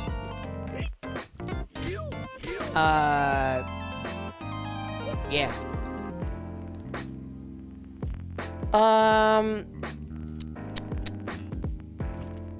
Matchup-wise, honestly, I've been kind of unsure. Because, like, he has his weaknesses, but what does he get shut down by? Characters-wise, like, archetype-wise. He has pokes, he has a reversal.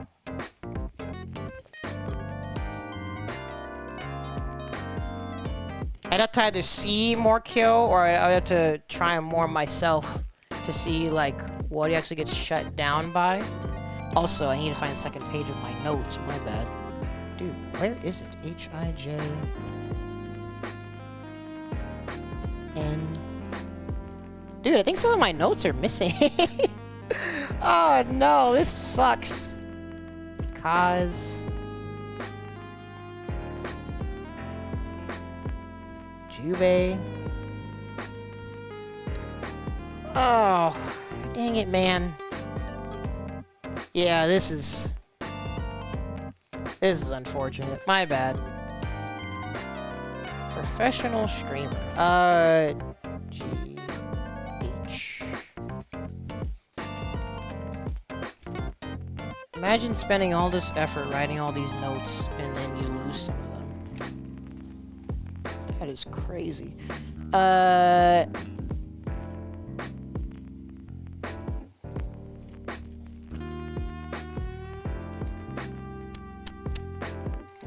Wow.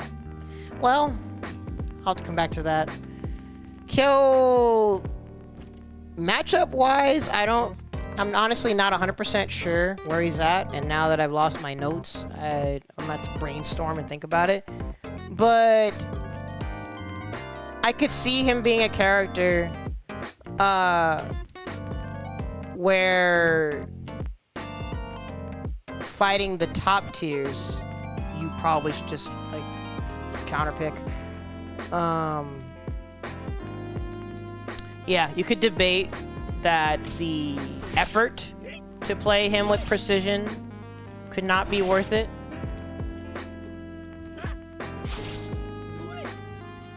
So for now, he was one of the only characters that I was considering putting in the needs backup tier.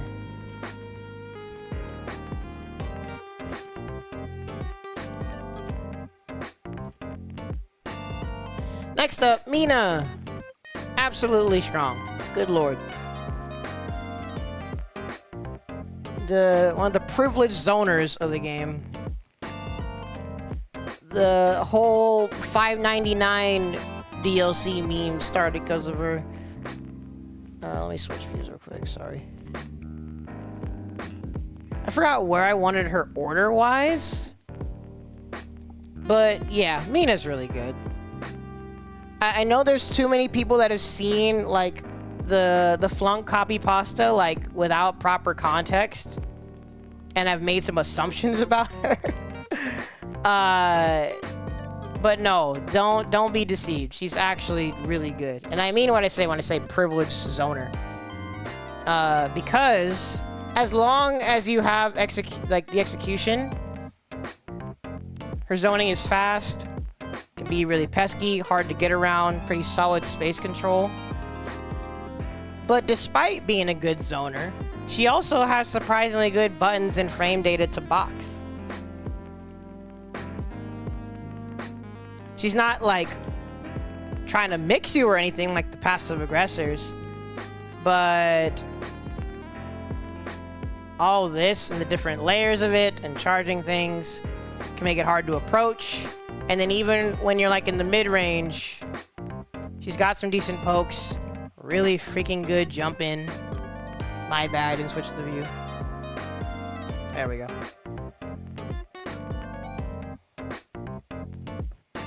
But yeah, really good pokes. Another character with a fast punish option. I consider that a privilege. Kyosho is tragic.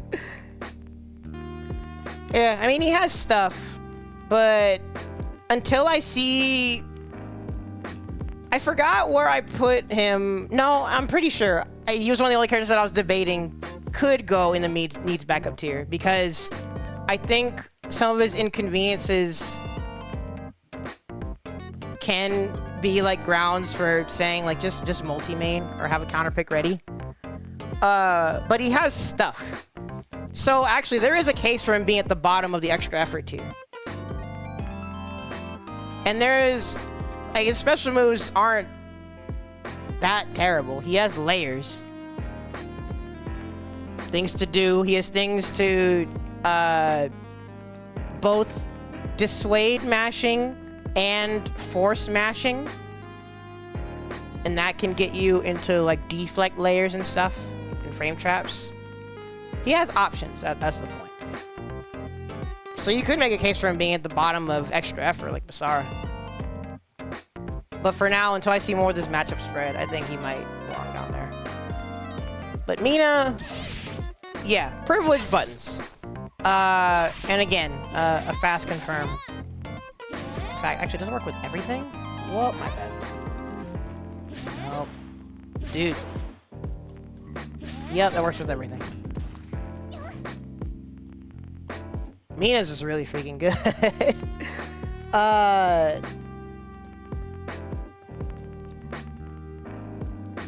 Honestly, when is she actually, like, at disadvantage?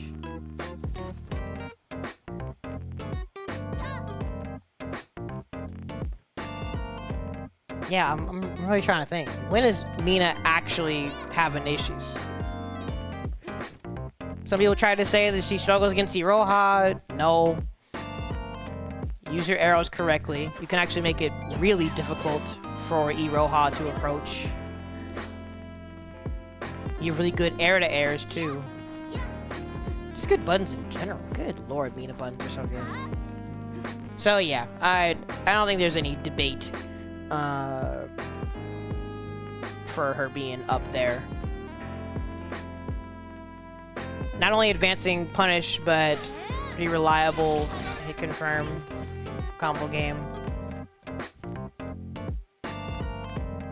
Yeah, Mina's just really good. I think the main thing that we need to see more of is people need to have their execution and decision-making on point with Mina. You have these different options. You have different levels. And when you're in rage, that level charge up is way faster. And so, even if you want to try and turtle and build meter, once he's in rage, You really shouldn't be trying to sit there and insta-block everything on reaction. That is a bad idea. So again, I can't really think of a time where Mina's like actually struggling.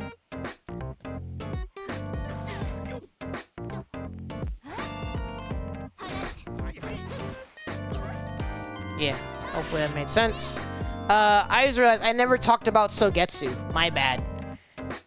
But before we do, let's talk about Rimu. Hello, Plus, you still here? I don't know, what hot takes may or may not be inbound. But I think Rimu is another character in the list of characters that, we may have had an incorrect perception of in the past.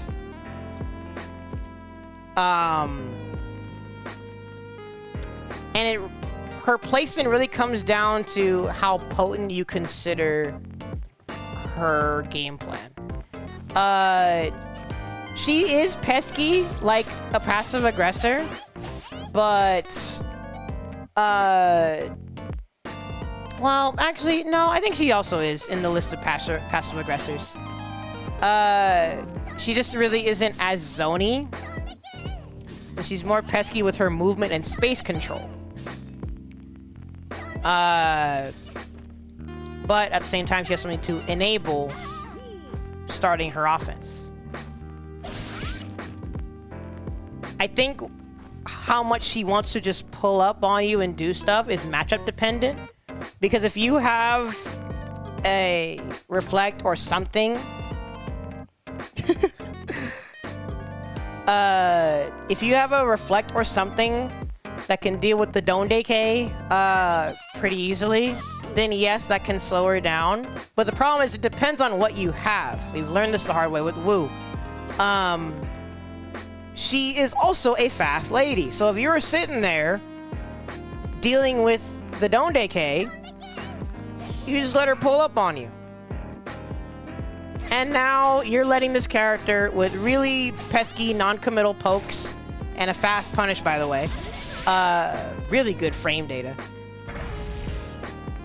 Then you kind of just set yourself up to deal with annoying stuff. In fact, I think that's why she can be considered in the passive aggressors category. It's not always the case that she's trying to pull up on you directly, but she has the means to be pesky and annoying to get you to try to chase her down, and then jokes on you, now she's in. And you're dealing with mix.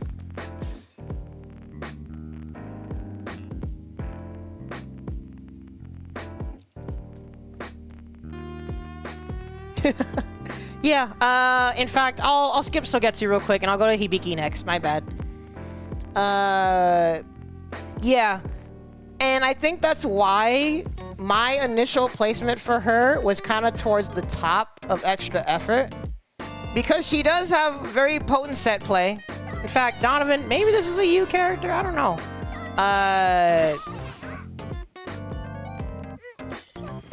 Very set play heavy. Has some decent space control. Has a projectile reflect.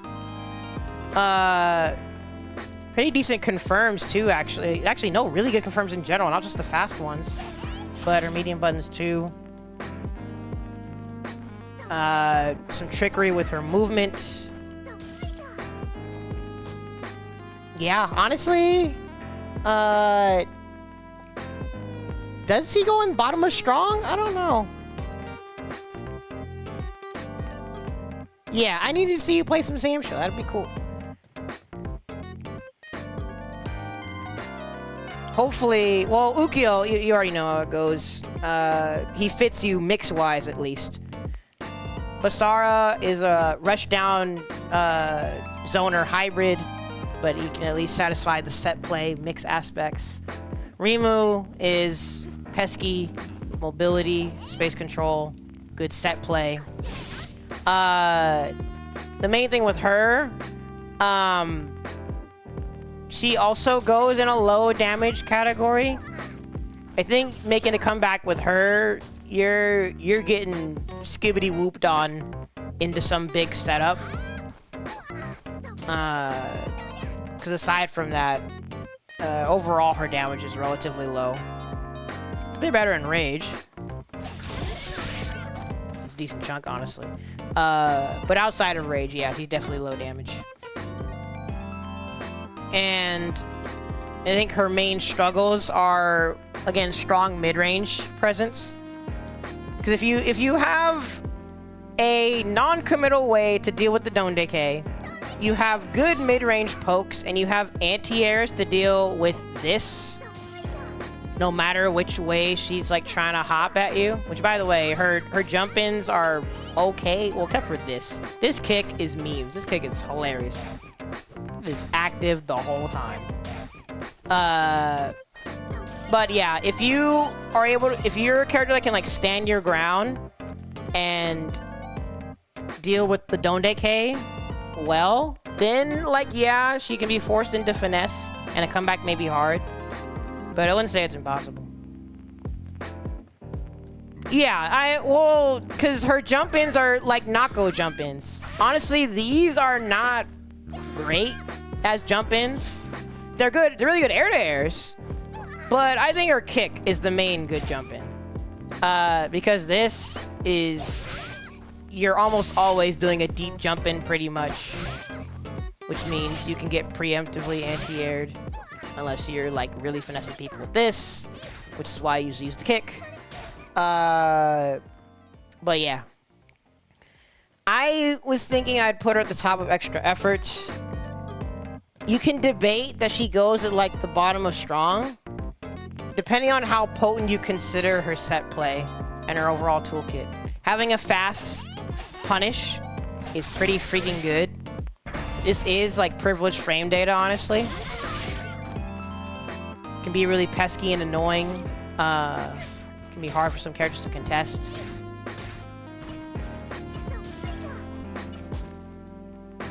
So if you consider that potent enough, they could put it in strong, but personally I think she requires at least a little bit of finesse.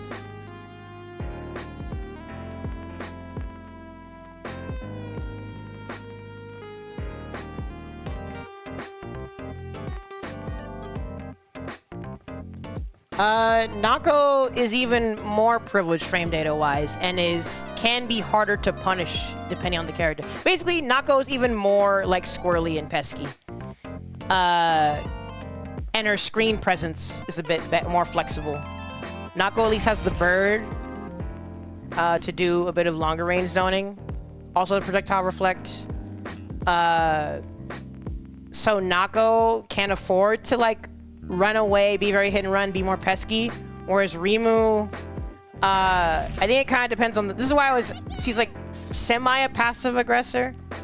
But I think ultimately a Rimu is going to need to get in eventually. So I think Nako's a little bit more flexible between the two sisters. Yeah, I need to redo my difficulty tier list. Flame MDQ did one some time ago. Check it out. I still need to finish watching it. But my difficulty tier list is pretty old. It's probably still really accurate. It still gets views for some reason. But I think I made it before Bike was even in the game. So I'm gonna revisit it at some point. But sorry, Coco Twinkie, let me do Hibiki before you gotta go. Hibiki, top tier, absolutely. Also, hopefully I touched all the important points of Rimu. Really good frame data, really pesky. But depending on matchup, you can be forced into finesse.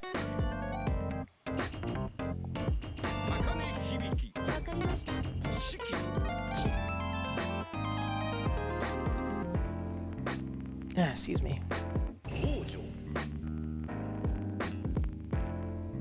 Yeah, I need to be more prepared. Well, actually, I didn't need to be more prepared. I said this is going to be like a really long freeform thing, and I want to make my actual edited, concise video after EVO. So the objective for today has been fulfilled. It's taking way longer than I expected, but it's been fulfilled. We've been discussing. Had some laughs, had some wild takes, but I appreciate y'all being here all the same. In fact, hold up. Since it's getting late, well, depending on your time zone, we gotta switch it up. It's nighttime.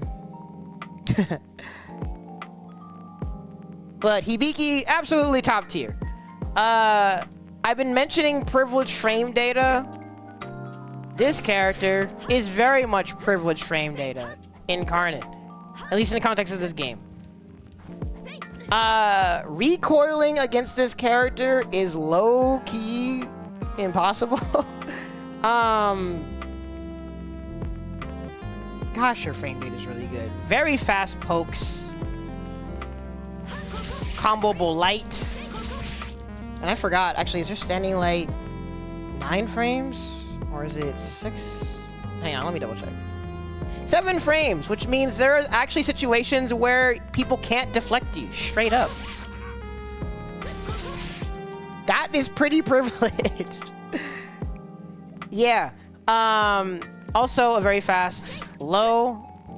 Wait, no, it is a low, right? Yeah. 6 frame low. Jeez Louises.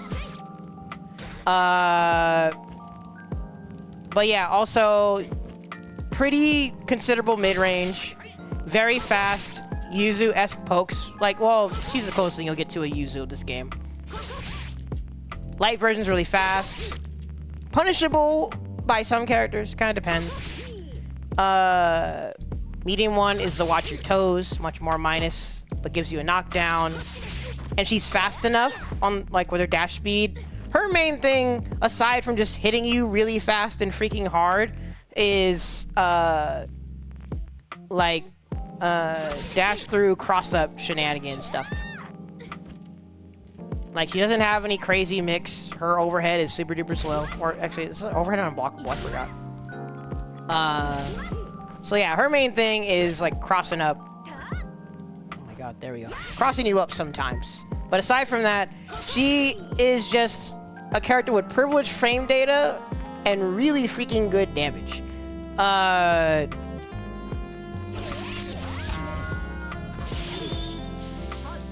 was SSM damage from a deep jump in. Jeez Louises. Which, by the way, this weapon flip is really fast. It's basically a discount Isen without the invincibility. But yeah, she's also another character that you can play if you want slightly extended combos. My bad. Maybe I should be doing all this on hitbox. Nope. But yeah, her DP is this run.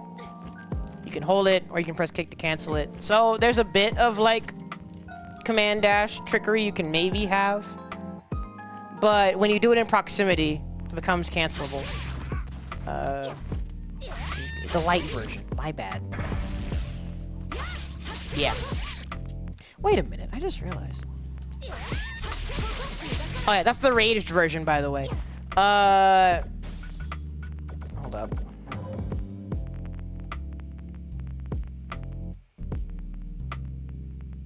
Yeah, well, I mean, honestly, even I think Hibiki damage might be a bit egregious for the kind of character she is. Someone with this privilege of frame data does not need to hit so hard. She honestly should be nerfed. But we kind of have to make the assumption that this game won't be getting any patches. Because to be real, it's very unlikely. This game needs an update, to be frank. I just don't know if we're gonna get it. Honestly, all the top tiers in this game should be nerfed. It'll happen. Okay. Get screenshot, clip this. Hella Plus said it. It better happen. And I better get some... Actually, I don't even care about woo buffs. I need quality of life. I need this game to be a good fighting game. I said it before. This game is amazing gameplay-wise, and it is a trash package. This game as a fighting game package is actually garbage. Sorry, Kelly. Please don't yell at me again. But we talked about it before. This game is so bare bones in terms of single player content and like quality of life stuff. It's low-key annoying.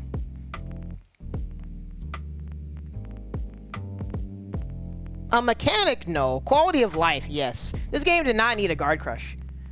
And honestly, I don't even think it needs anything else mechanically. It just needs to be fine-tuned with its current roster and balance. I know devs like to default to like adding something exciting and new and enabling. You hand people something pretty that lets them like do whatever they want, and people have fun usually that way. But SamSho doesn't need to be a crazy game. It doesn't need to be. It can be a fun game by being a methodical game. This is why even though some people think I'm memeing, SamSho is my honest game right now. This is my game where you have to deal with the least amount of tomfoolery, and I'm rewarded the most for outsmarting people. That's why it's my honest game. Street Fighter 6 is your honest game? Holy frick. I'm sorry, bro. I hope you're having fun over there. Street Fighter and Grand Blue, which by the way, people don't want to admit how similar those games are. Those games have some shenanigans. Good lord.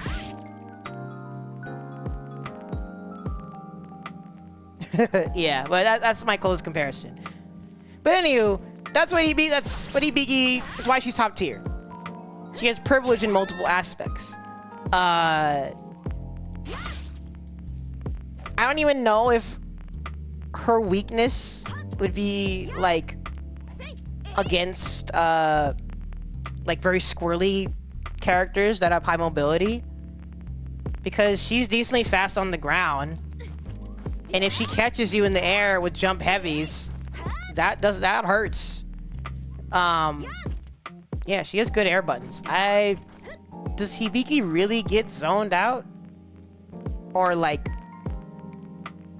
yeah, I don't think Hibiki actually has a weakness. Thank you, Donovan.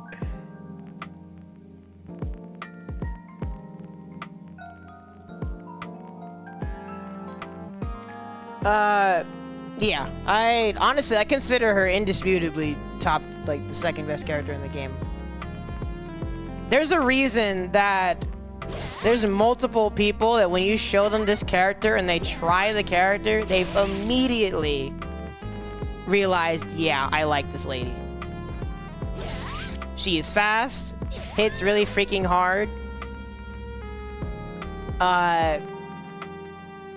And in a game like this, just like I said with Jubei and some other characters, even if you're not doing the complicated stuff, being rewarded just for hitting people, it can go a long way, depending on your character. So yeah, I probably didn't even talk that much about her. Shiki! Good lord.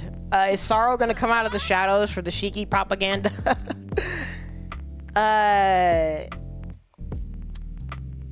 This is a character that's kind of been all over the place, tier-wise.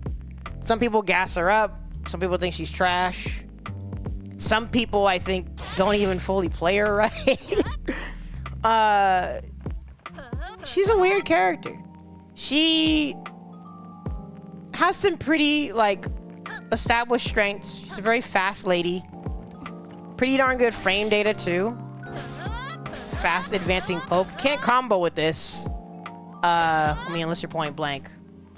But, well, I mean, I guess well, is there a situation where you'd want to punish with dash light instead? This is the bootleg version that you bought off of your cousin in middle school.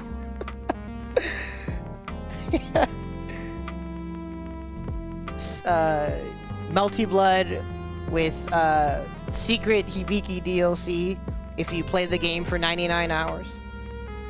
Molten Bleed. Hang on, I'm checking some frame data because Shiki has a 9 frame 5B. Very freaking good for medium poke, and it's her main B&B tool. Also enables her frame. Well, no, some of her specials enable her frame tracks, excuse me. But, let me see. 66A is 5 frames. So, I guess. Oh, wait. Actually, does that mean... I don't know. There might be some situations where you're like point blank and you need to punish. Bloody melt. This can be pretty good to have, actually. Again, depend on the consistency of dash punishes. But I think that's something to consider, actually. Aside from that, in neutral, though, you're mainly using this as a very quick poke / frame trap. Because it is minus, actually, on hit. And you gotta cancel into it to see what people do. Or cancel out of it to see what people do. But aside from that, she's one of the characters in the game with canned mix. Like Ukyo and others. Not as potent as Ukyo. But she has high-low cross-up that... it's not really practical to try to react to. You're probably gonna just want to preemptively mash against it. Because her high and her low are the same frame, pretty much. So you're not really fuzzy blocking this. You're not really trying to block low, react high. You can try, but she can also cross up. So yeah, it's canned mix that honestly I wouldn't consider easy to react to. And you're more so, I think you're more so forcing people to mash against you. And then that's when you can go into deflect layers and all, and frame traps and stuff. That's a hit grab, by the way. Decent side swap.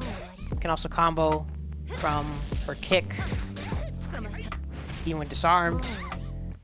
Which also, my bad. I forgot if there were characters that I should have brought that up with more, but there are characters that have varying degrees of privilege even without their weapon. Baiken is definitely one of the characters that does not care when she's disarmed. Shiki very much cares, but you at least still have your teleport and this thing. But yeah, canned mix. Very fast lady. Oh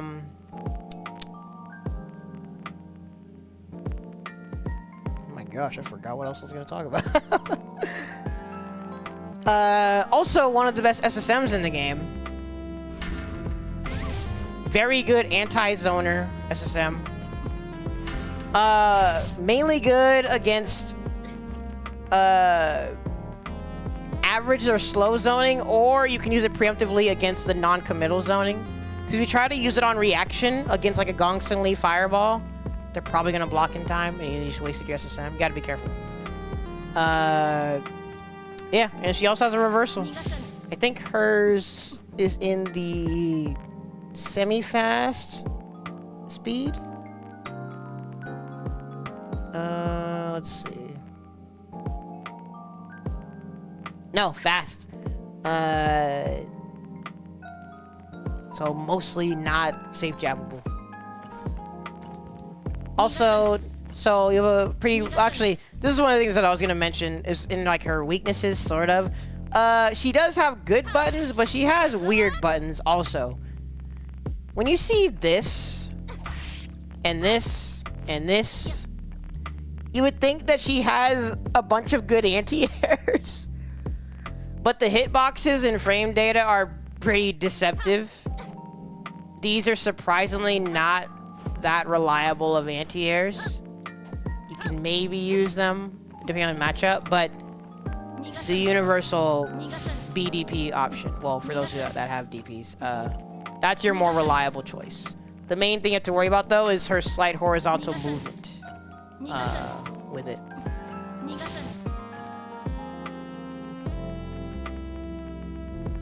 Yeah.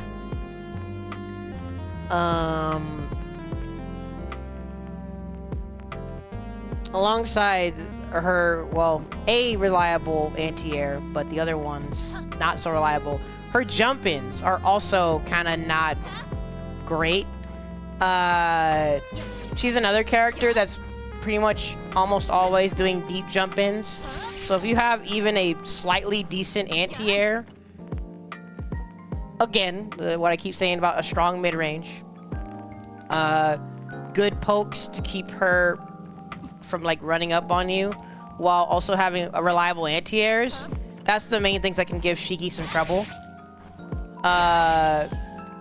Because this is not as good of a cross-up as it looks.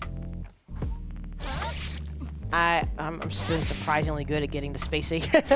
But, yeah, there you go. You gotta be careful with your spacing with this. So, it is a cross-up, it is a thing, but not the greatest thing. And aside from that, all of our other jump-ins are horizontal. So, people can do a decent anti-air or just air-to-air you, probably. A lot of what you're doing with Shiki, you want to be on the ground most of the time. Got some decent pokes. You have an overhead that can low crush. I know some people in Discord have asked questions about the Rekka. It is a Rekka. So you can use it in frame traps on recoil. But when it comes to like block pressure, recoil or Rekkas in this game don't really work the same way because they're like always considerably minus. So you can try to use it, see if people are ready to punish you, but I wouldn't consider it as like good of a part of her like mixed game plan compared to like Genjiro. Or whoever else has a record that I'm forgetting. But despite those weaknesses that I said, I think there's enough there for her to be considered strong. Being a fast lady and having canned mix like this does make you a problem out the gate.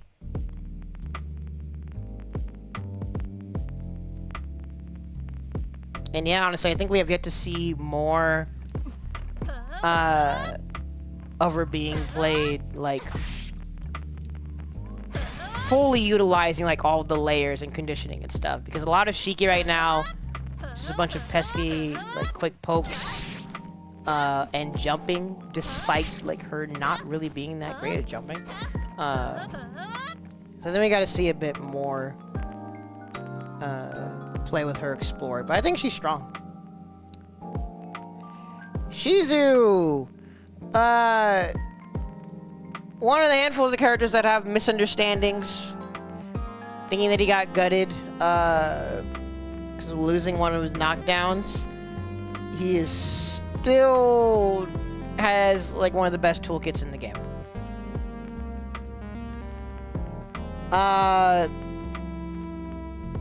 Again, like, I want to see more on a practical level and, like, observe Dastan's issues with Kazuki, because I still think he's pretty, like, well-rounded. And in a similar fashion, Shizu is also really well-rounded, but also has his own privilege. Where is he at? There he is. And who else? Damn.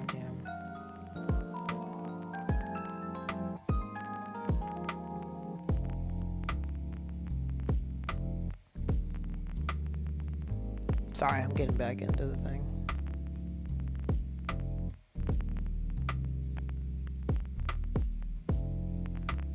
Might have to speed run some of this. It's already 9:30. Whoever's been watching this, I appreciate y'all. How long have I been live? 3 hours. Oh boy. But next up, now I'm wondering if I talked about some characters enough. Kind of feel bad. I don't know. I'll be revisiting things more thoroughly in a cleaner fashion at a later time. After EVO. Anywho, Shizu, pretty well-rounded character. Not like super good range-wise. His pokes are like okay. But more so, he at least has the means to do some basic Hadouken Shoryuken. Kinda like Haomaru. Got standardized DP to work with. Bro, I can't do the... There we go. He also has a projectile reflect, but he also has an anti-zoning SSM. Really freaking good. Also pretty good jump buttons. Yeah, this is a cross-up too. And he's got the brother. I can't remember. My bad. I can't remember how to do the float. What the frick? Oh my god. Wait, no. What?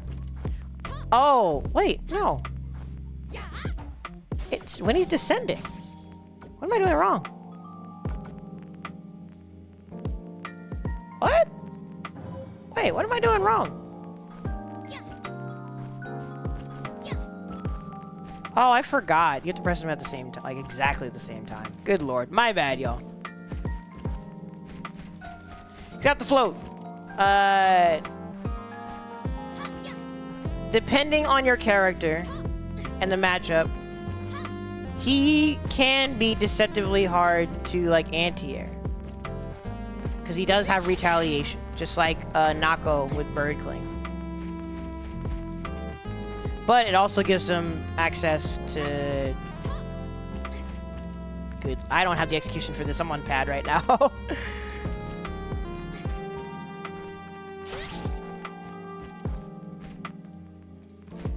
Yeah, my bad. This is really hard for me to do on pad.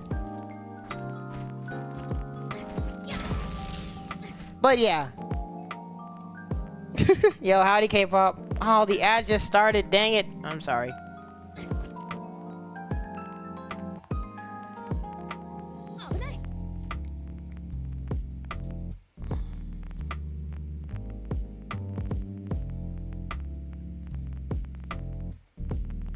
Yeah, I'm sorry. Let me know if anyone can still hear me.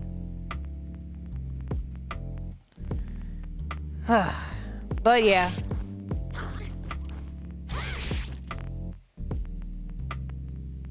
Shizu is a very privileged toolkit. Oh, his button's really good. Good general toolkit for neutral. See, I wish I could demonstrate it. I'm sorry, I can't. Well, I mean, I could switch to hitbox, I guess. Oh, wait, where is it? But the point is, out of his float, he gets, like, instant overhead stuff with it, if you're fast enough. So his high-low game becomes really good, because he also has this close heavy that he can combo off of. So, yeah, his high-low game is pretty darn good. But the main thing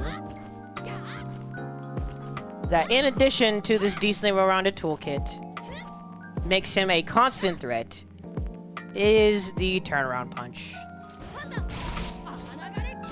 I didn't even charge it that long. But let me hold it for a while.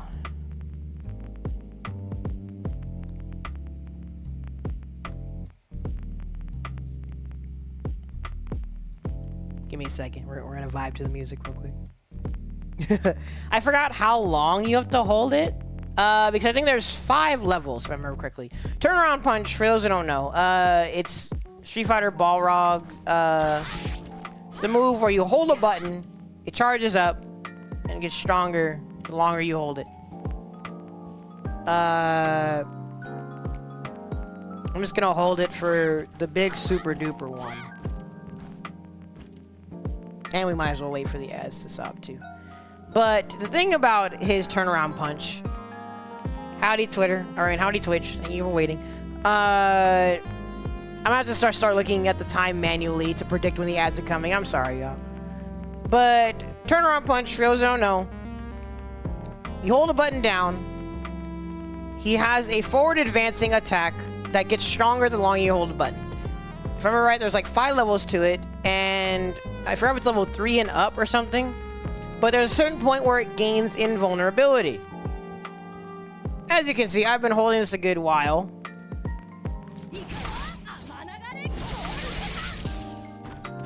That is over half your life. If a good Shizu is constantly holding the I forget which, well, actually, I thought there's like also button sliding things you can do to like switch the hold over and stuff.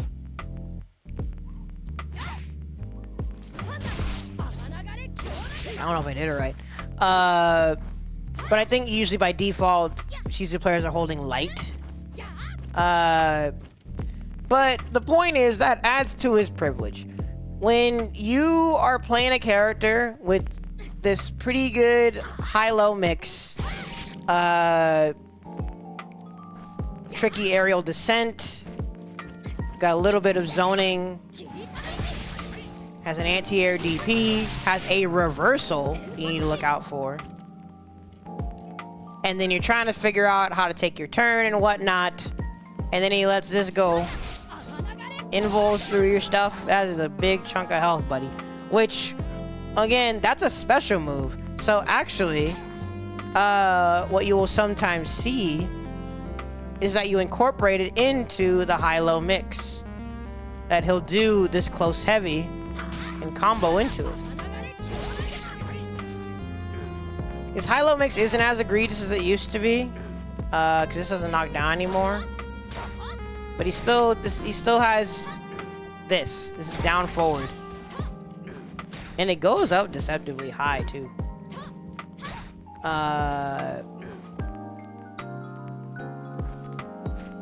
But yeah, sorry, I should have clarified. The high-low mix aspect is because you float. And you can, yeah, it's an instant overhead, basically. Yeah, so high-low. He's pretty darn good. Yeah, I can't think of why he wouldn't be considered top tier. I mean, yeah, his range isn't like amazing, but who cares? He can zone a little bit, and he can float. He can already like force you to approach him. You have to be careful how you approach, or he'll make his way over to you. There's various layers to what he does, so I can still consider him top tier. Tam Tam, I don't know, some people still have the season 1 impression of Tam Tam. He's not the same as he used to be, but he is a character that has flown under the radar now a little bit. Because I think there's some things that people don't realize about him. Definitely a zoner. Long range pokes. Watch your toes. Pretty decent fireball game, actually.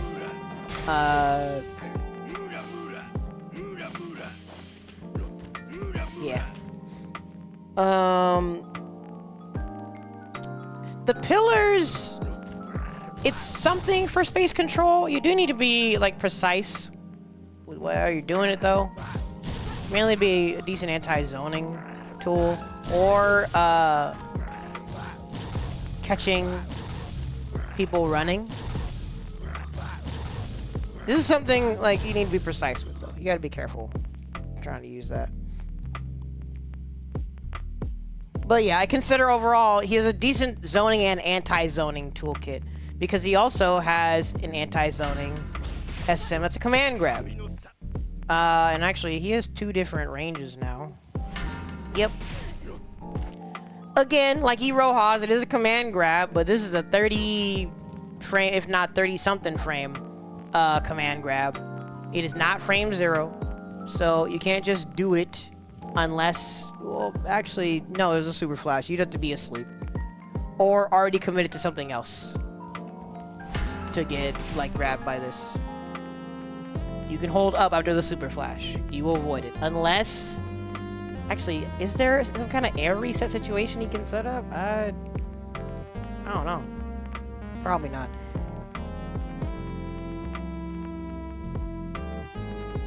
But yeah, pretty decent zoning. Good anti-zoning. He has some decent anti-airs too. I think you're more so trying to like move under things though, because if you try to air, he's really well. Actually, doing an up back air to air can be okay. It depends though. Which, yeah, side note, he's one of the characters with a really floaty jump. So he's another one of the characters that you should be being careful when and where you jump. Instant overhead, pretty cool.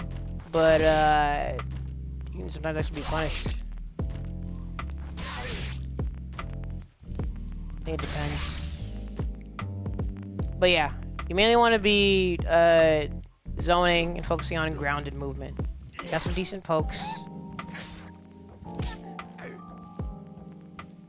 And he does have a command grab.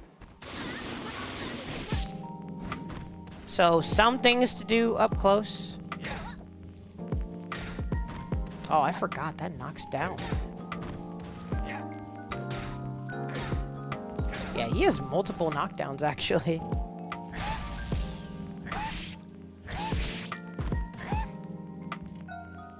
I forgot how to do it. Wait, I thought he had an overhead. Did I remember wrong? What? Hold on. Sorry, give me a second. I thought he had a standing overhead. This is how long it's been since I've, like, personally played Town.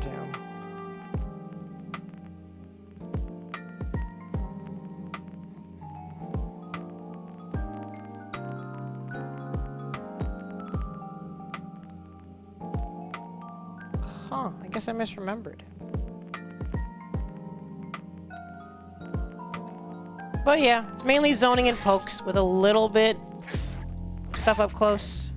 Overnice tick throw, set up things like that. Instant overhead. Mainly want to use this for like closing out games though. Just like Street Fighter actually.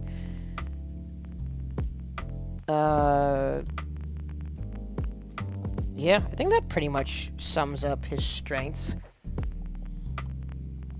I think he mainly has an issue against the faster, more non-committal zoning.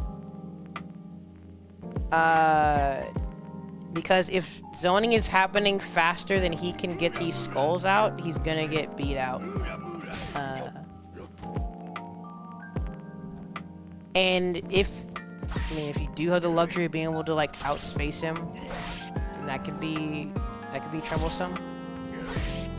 But aside from that, I mean, he has the means to play at his ideal ranges. He's fairly committal in what he does. He does have a reversal, actually. I don't know how many people know. Actually, I think it's the B and the C versions that have invul. It's a very slow reversal, so you can definitely safe jab it. But it can... Oh, wait, no, it's his universal overhead. Oh, my God. Silly me.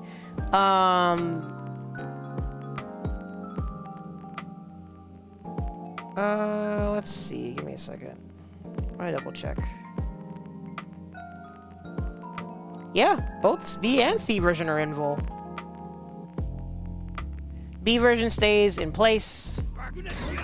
C version goes forward. So you can use them to call out more committal things.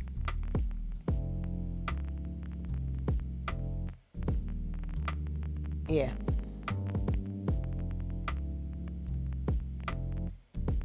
I'm trying to think if I'm forgetting anything else. No, that's pretty much his strengths. I mean, it's cool. Actually, it is pretty good that he has... no, sorry. It is pretty good that he has a comboable 5B. I forgot if it works for... It doesn't work for heavy DP, I don't think. No. Yeah, light DP. So, pretty reliable. Confirm. Into a super also, but the problem is... Hang on. Can I set this up? Let me see if this does it right. Oh, wait. He's on the CPU. Dang it. Oh. This is what I can do. Sorry. Give me a second. Let's set this up.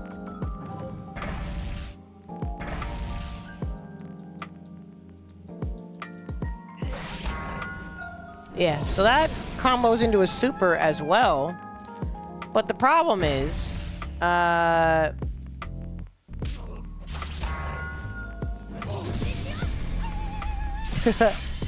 he's so far away that he's one of the only characters in the game that still can suffer from Season 1 burst, like, tomfoolery. So... Honestly, when you, like, convert into his super, probably want to do it point blank or from a throw. So keep that in mind. So I think he has stuff that's good, but it does require, like, considerable precision and strategy to use. So he's going in the extra effort tier to me. Where at in that tier?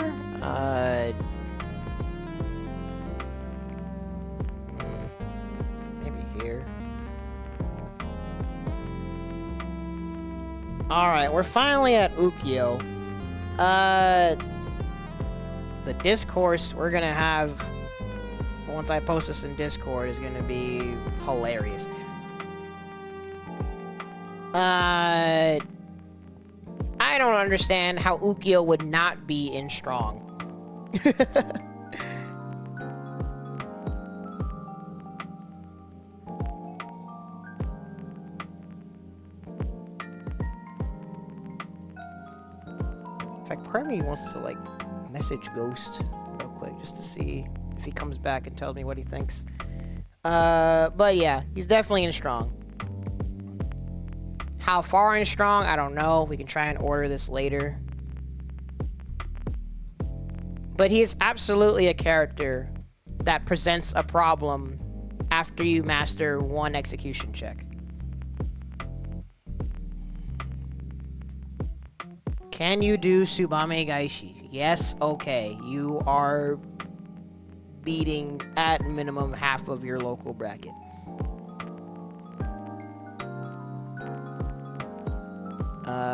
Oh wait, I didn't change the view. My bad. That's just how it is. Base level, it really is like the main coin flip mix of this game.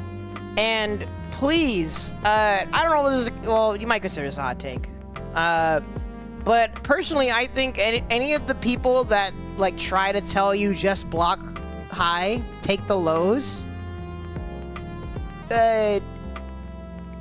Oh, yeah, no worries. I appreciate you. Personally, I think anyone that tells you block high, take the lows against Ukyo is preying on your downfall. Do not listen to those people.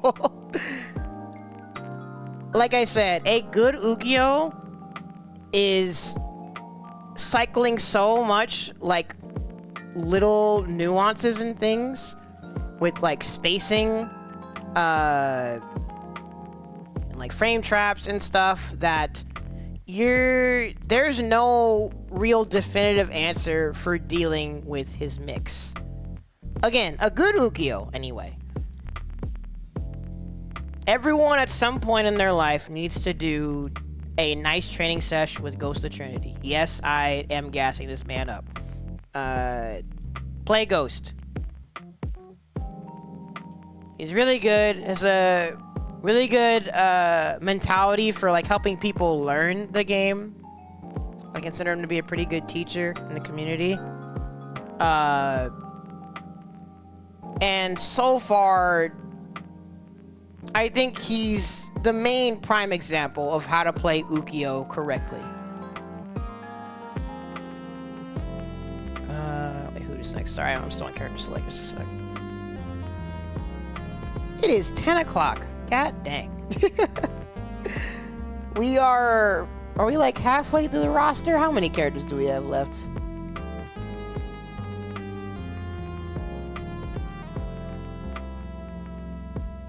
We have like 6 left, something like that.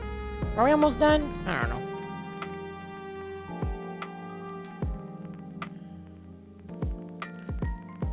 But basically, yes, the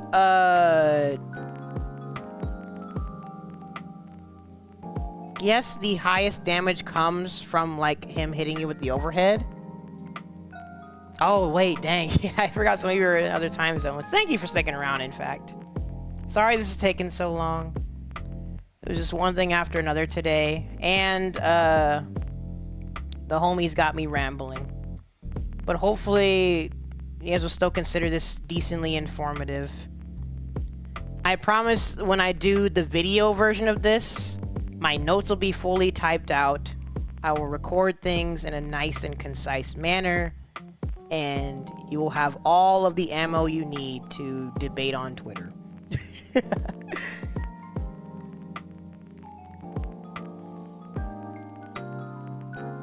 In fact, I might leave it on this nighttime version of the song for the rest of the stream. We are kind of winding down here. But yeah, Ukyo,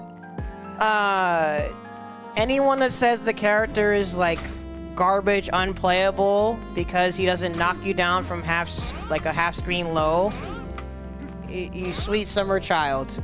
That is not the main thing you should be focusing on with this character. You can get in closer, I promise. I know you want to knock people down from here, but if you scoot a little bit closer, you have one of the best lows in the game. And I'm not exaggerating. I think people don't talk about this move enough. This is his 3D, his down forward kick. I don't think y'all understand how good this kick is. I'm gonna pull up the frame data to make sure I don't get anything wrong. This is a 6 frame low that is barely minus. Well, technically punishable, but difficult.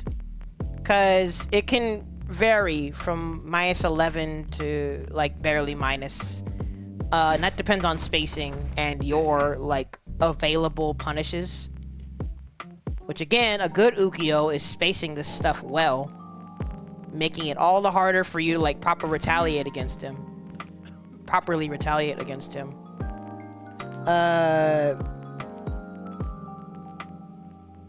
Sorry, give me a second. See, this is why I need to have my notes typed. This is I lied. It's a 5 frame low. This is a 5 frame low that you can't low crush, by the way. Or, well, maybe you can try, and there might just be some precise timing. But you would be surprised how many low crushes this hits people out of. Even Iroha has trouble getting over this. This is a really freaking good move. And it's a 5 frame move. So basically think of it as a really fast sweep that's barely minus that Ukyo will also be able to throw out in scramble situations. You already have to worry about Tsubame in scrambles, because this is effectively a 6 frame overhead, if I remember correctly, because it's 3 frames, and you can do it 3 frames after you leave the ground. So he's got 2 very fast scramble options that lead him to constantly win trades. Because if he, like, no matter what happens, if he knocks you down, that's a win for him. He is very much a Vortex character. And if he gets you cornered, it's not entirely GG's, but it's low-key GG's. Because Ghost has found the magic spacing where he can space things well enough to where you are gonna effectively be dice rolling on whether or not you are going to OS. You're gonna try and challenge a delay meaty, like mashing or run up throwing. He's gonna space himself to bait reversals. Ukyo mixed with the proper spacing is actually insane. And it really is just dice rolls. And him getting knocked down and like being on defense isn't even that bad because again, he has these things to win these scramble situations. If you leave a 5-frame gap anywhere at all, he's going to throw this out and you're gonna get knocked down and it's gonna suck. So yeah, hopefully that at least sums up part, or it shuts down at least some of the Ukyo downplay. If you're someone that plays Ukyo and you were sad when he lost his sliding knockdown, it's not the end of the world. Dash up and get slightly closer. Congrats, you just put people in the 50-50 of their lives. He's secret top 3. I don't know if he's top tier because there is risk to, like, this is the thing that I brought up with some of Distan's takes about some characters' tools. Like, I don't know if you can always call something bad just because it has risk. It's a SamSho. Everything has risk. The people that don't have risk are the privileged characters. They're the actual problem. But the standard is for things to have risk. And yes, of course it's gonna have risk. It's really freaking good. So, yeah. He's a very pretty darn stable game plan. Or I should say, straightforward game plan.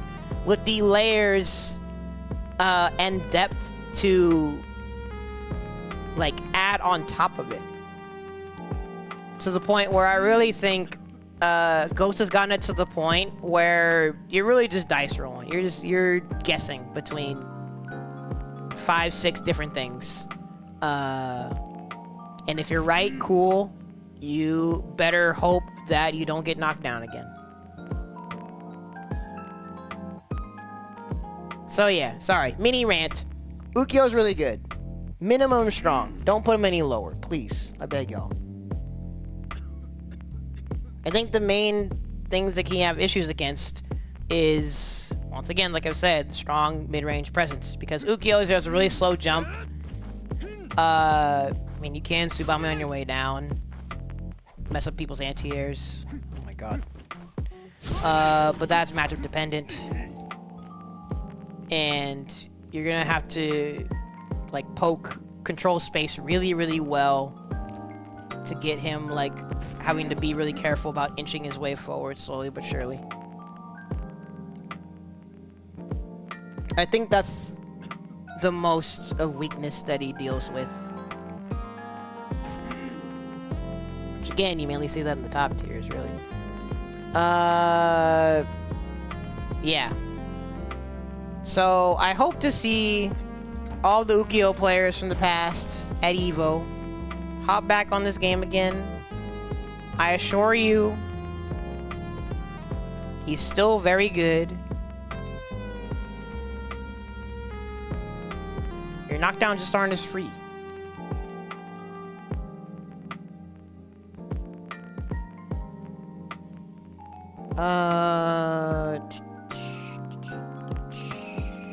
Oh my god, I forgot to talk about Wanfu. My bad. Dang it. I brought him into the game and everything. Oh boy, it's gonna be a fun one to talk about. Shouldn't take that long.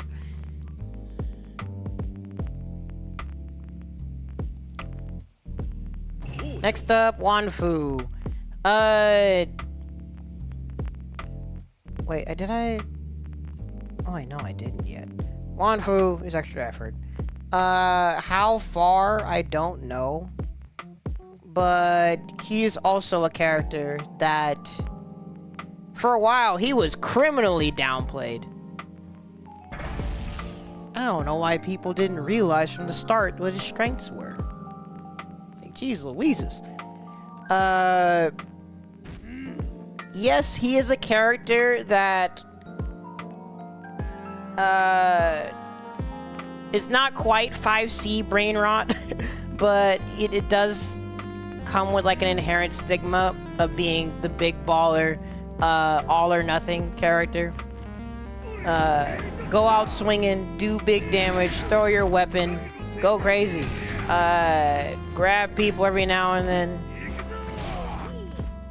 And yes, to an extent, like, you can do that. But the main thing is that people haven't realized is that there actually is some decent strength in like what he does. He has decent range pokes. Did not mean the quarter circle. Surprisingly far sweep. But the thing about these pillar tosses is that they're plus. So even when you successfully block, like, the silly cross-up version, which even that can sometimes be a bit of a chore. Even if you block it, now you're plus in his face. His button, like, his disarm buttons are actually decent. Oh, I actually forgot he has... Yeah, he has high-low still, too. But yeah, he's disarmed, he gets a command grab. And so, he can be plus. You gotta deal with high-low throw. You gotta be careful. I mean, obviously it depends on your matchup, like, how much you can bully him. Because, to backtrack, there can be some matchups where, yes, you can be a threat without your weapon, but the moment you make a bad choice with your weapon and people kind of start pestering you and poking you away or like steamrolling you past your weapon, things can kind of snowball. Like, he honestly kind of is a snowball character in a good way and a bad way. But with his weapon now, he does actually have a normal reversal. His DP is universalized, just like everyone else. So he can anti-air. He can get people off of him decently. I think his is safe jabbable, but we'll see people start utilizing that. He has a pseudo Rekka.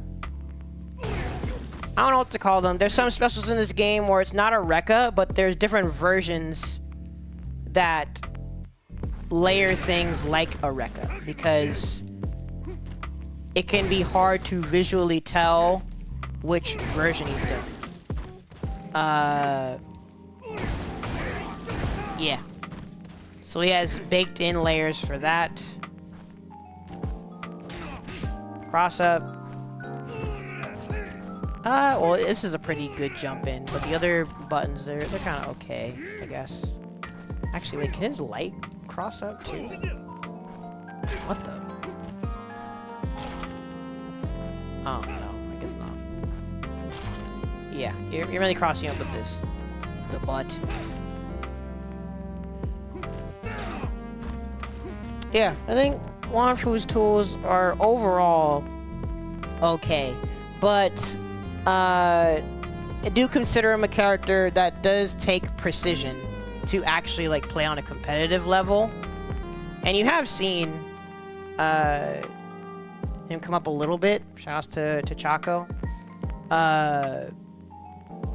But yeah, I definitely put him in the takes effort tier, because at the end of the day, you should be playing with some finesse, or else things can kind of fall apart if you kind of just do stuff with reckless abandon.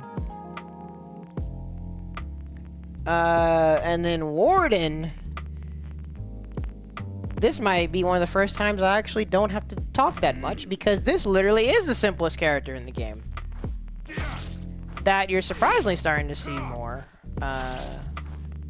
Surprised Latinx went to this character. But yeah, this character is a straightforward brawler character, honestly. He has pretty good buttons, honestly. Oh, I didn't mean to do that, but his only aspects of quote-unquote trickery, well, no, not quote-unquote, it really is, like, legitimate trickery.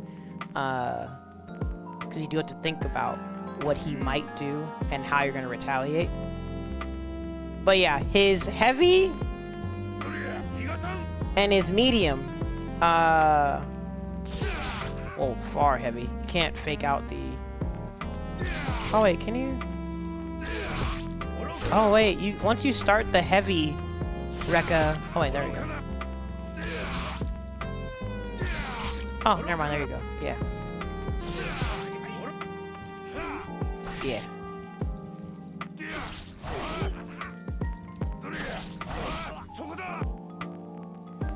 Sorry, that's the main... That's the most trickery that you do with this character, is the Rekka fake outs, because his Rekkas are baked into his medium and his heavy. The follow-up is an overhead, very unsafe though. And so the main thing that you're doing, sometimes you can let that overhead rock, or you fake it out, go for a low. He's got multiple... Very interesting. His kicks are interesting. He does good pokes. But yeah, fake outs into low. Really good low, actually.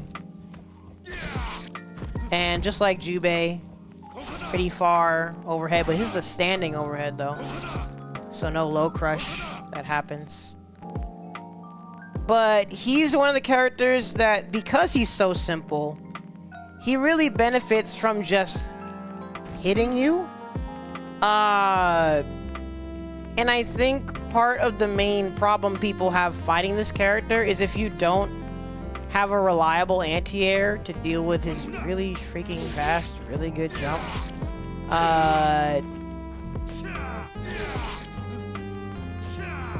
It's a problem. I don't know if I can put him in strong off of that alone, because I do think, again, like some of the other characters that we've brought this up with Charlotte, with Darli, with Earthquake, once like you're able to shut down that aspect of them, they gotta start being precise again. They gotta slow it down. Okay, let me figure out what I'm gonna do here. Maybe I might be overestimating that possibility. Anti-airing this character might actually be as hard as it looks.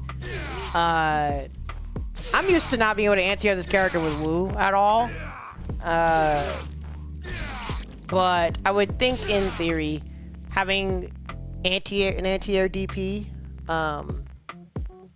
should be a semi-reliable option for dealing with him jumping. So it might be a character that we start seeing more matchup dependent interactions with. I might just need to see people fight him more, honestly. But I'm thinking, in theory, and at least from my experiences with other Wardens, if you can anti-air him or even just air-to-air him, then go back to square one, and you're kind of just playing footsies at that point. Because he only has 2 special moves. And I usually refrain from calling moves like dead or like unusable. But honestly, this tackle, I don't know when you're gonna use it, aside from like knowledge checking people or testing people's reactions. It gains a hit of armor when fully charged, but aside from that, it's not as active as it looks. Oh, that B version was actually pretty good. But yeah, see, it's really strange. Because usually with tackle moves in fighting games, that's part of their strength is with good spacing, they're really active. So with the good spacing, you can make them like plus or like just barely minus and hard to retaliate against. But Wardens, it's kind of whatever, honestly. So yeah, aside from that, he just has he's a counter / reflect. Can reflect projectiles. He can counter certain things. SamSho has a bunch of weird edge cases when it comes to counters. But yeah, that's his move list. So he's another character that's really just hitting you, doing some fake outs, and seeing if you can anti-him. That's really it. I probably didn't even need to talk that much about him. So you can debate that he might belong in strong, maybe just from the sheer reward of just hitting you and how much damage it does. But I think he's a character that takes finesse at a certain point. Maybe not. Maybe there aren't that many characters that can like anti or air-to-air him well. Or at least dissuade him from jumping so much. I might just have to see in the future.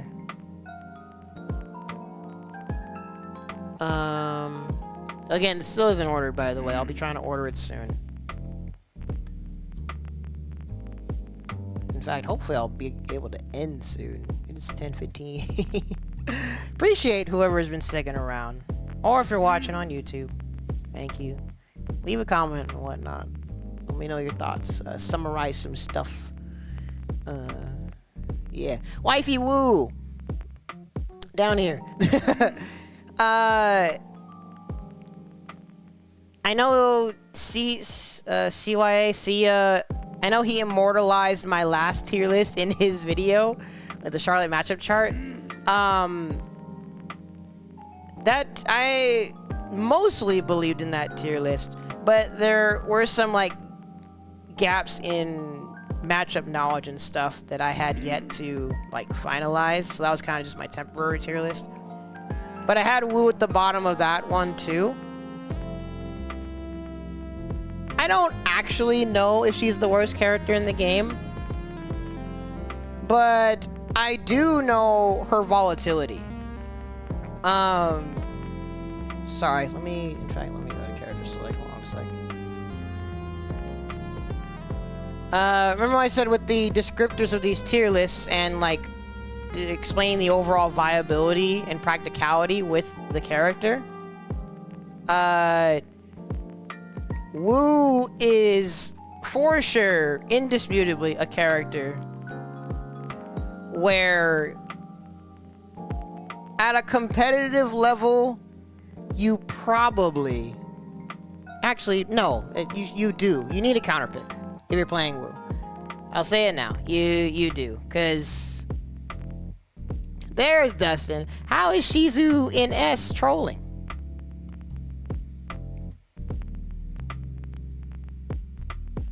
Yeah, Kyo, he might belong in like the bottom of extra effort, but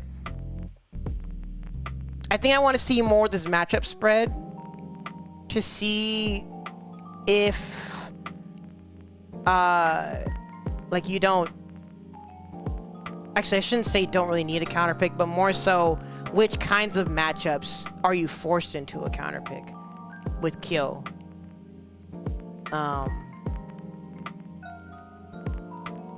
Yeah. For now, I think mainly just as inconveniences and the precision. You could make the debate that against like top tiers, for example, your effort is just straight up better spent playing another character.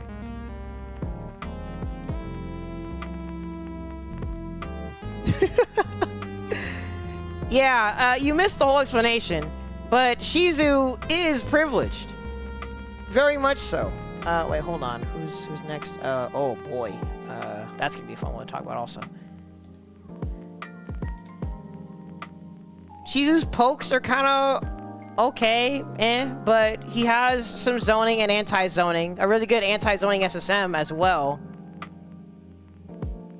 Ambiguity with his aerial approaches. Really good mix. And he has he has tap. He has turnaround punch. He's one of the characters that people think got gutted because he lost his sliding knockdown. He still has 3D. You still have lows to work with Shizu. There is no one in this game that's actually dysfunctional. In fact, going back to the inconveniences that we talked about with Basara and Kyo, those are the only two. Well, actually, there are a couple things about here that can be problematic. Her matchup with Earthquake is still literally bugged.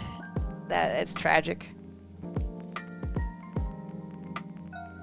Again, D is mainly there for perspective. No one's actually going in D tier. No modern fighting game, except for Season 1 SamSho, ever has dysfunctional characters. We're unfortunately in an age where people have to work slightly harder and they think their character is unplayable. But no one's ever actually that bad these days. Characters function. They work.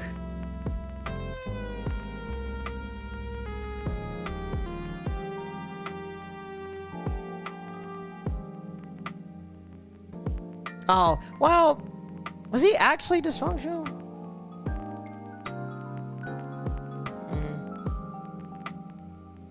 Yasha? Okay, hold on. You're doing it again. Where you're getting me, like, bouncing around. But to summarize what I said before, actually, no, it's late. You can check the timestamps, Dustin.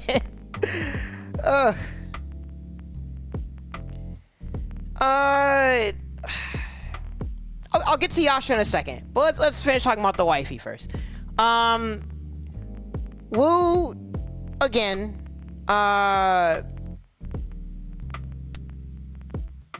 there are just some things about her toolkit that are literally invalidated by certain characters and archetypes. I've always refrained from calling Wu bad because she honestly isn't really a bad character. She's a functional character. She has a pretty solid traditional zoning and control zoning toolkit. Space control, set play, one of the only characters in the game with on-demand plus frames. The problem is her frame data. Oh frick, my bad. The main thing that makes this character so difficult and requiring such precision and knowledge is everything she does is very committal. Lots of recovery and or startup. Her close buttons are okay. Actually, our close buttons are technically good. Even on block, plus on hit. Problem is, she gets immediately pushed out to non-proximity range. I hate proximity stuff. This is 2024. Why do we still have games with proximity anything? Speaking of which, that leads into some of her inconsistencies. I established her weakness of frame data, but she has things that would be really good if she could use things. No, they're not. Majority of games right now are so bad at reliable proximity, like detection and utility. Just make command normals. Like, we don't need proximity moves. That's what command normals are for. Especially when you have something actually. Oh my god, hold up. Good lord. She has things that on paper would be so good to be able to utilize, like, consistently. Her close 2B and her 6-6A have guard point. Not frame 1, but a little window of guard point in their startup. The problem is, these windows are so brief, you're not using them,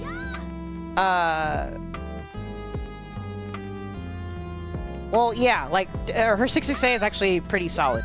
But this, the proximity on this is actually atrocious. The difference between getting it and not is embarrassing. I don't know what happened. See, that's good. And it sucks too because jumping can ruin the proximity a lot. When someone is like approaching you horizontally and you get this instead of this as your anti-air, that could actually get you killed. Proximity's gotta go. Or you need to do what Granblue did and actually clean up your proximity detection as best you can. Again, though, hopefully we get an update for this game, or the next game is properly made to its full potential. On Lumina? I mean, I'm always down to play Lumina. When it comes to playing competitively, I mainly only just play it in NorCal, though. But I'm always down to hop on. Lumina's still one of my favorite games. Some silliness in that game, but I still have fun with it.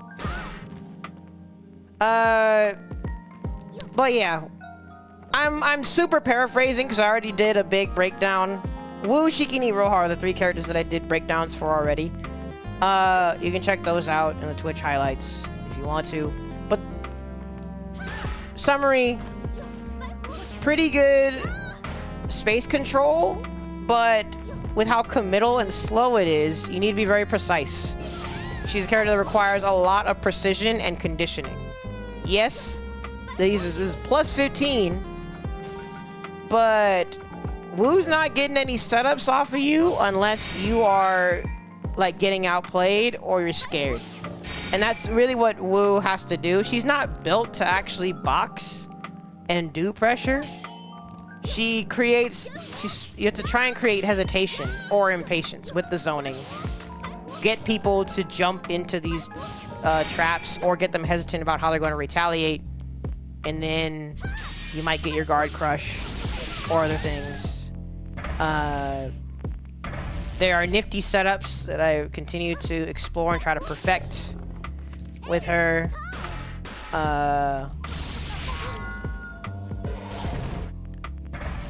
Comes down to how much of a perfectionist you are, I guess.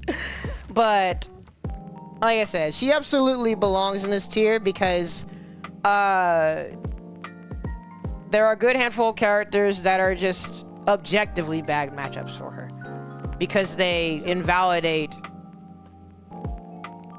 some of her tools as a character. Like you've heard the anti-zoning tools I brought up, the anti-zoning SSMs.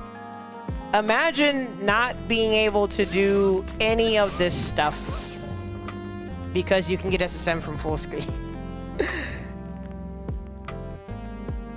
Yeah, it makes her a much more volatile character. Insane reward for outplaying people. This is why I can never really call her bad. Because when you're doing SSM damage like this, you're not bad.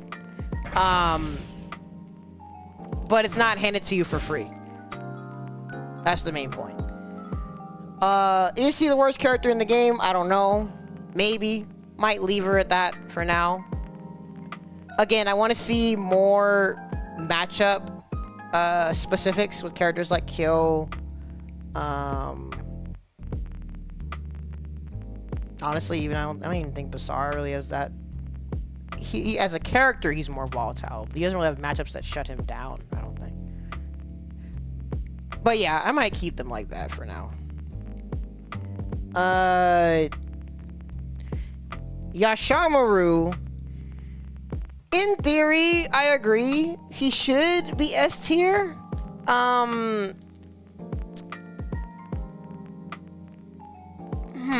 I don't know. I think he might be like Gongsung, where he's on the border of S tier.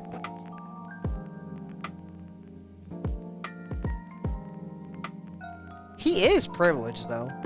He's a literal pro tag character. He doesn't feel as flexible or well-rounded. Yeah, I don't know if he's really flexible enough to be a top tier. I don't know. I think he's on the border. I'll think about it. But Yashamaru, good lord, this character is kind of silly, to be honest. Remember how earlier I was talking about how silly Hanzo gets in Rage? This is a character that already at baseline, he kind of is really just hitting you. Actually, honestly, what is his archetype?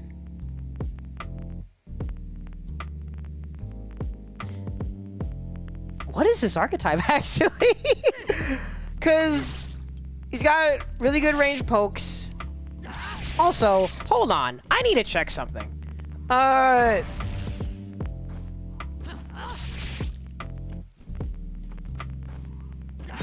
Oh, wait a minute.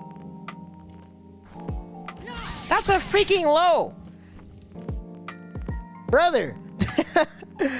Let me check something real quick. Did I read wrong?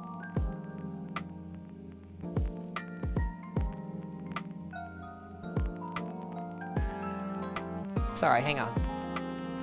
I know the night's been long. We're getting through this.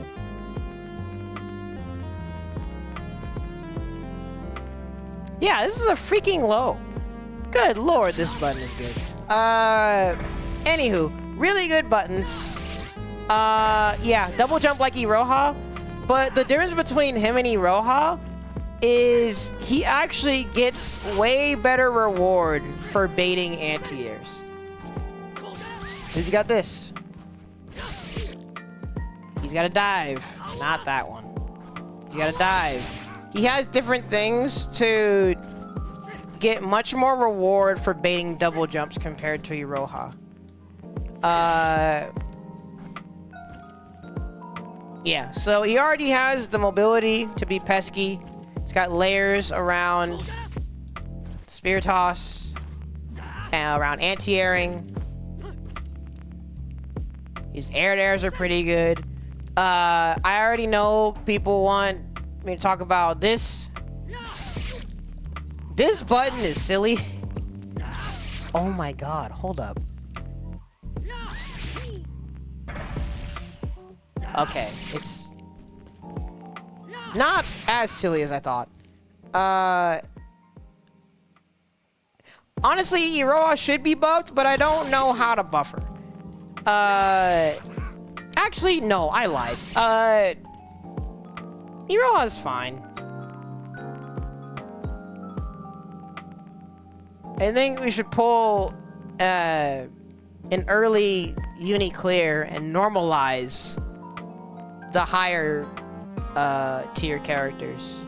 Tone stuff down rather than worry about buffing characters. But I know people think, well, there's still some lingering like remains of that mentality of never nerf characters, only buff characters.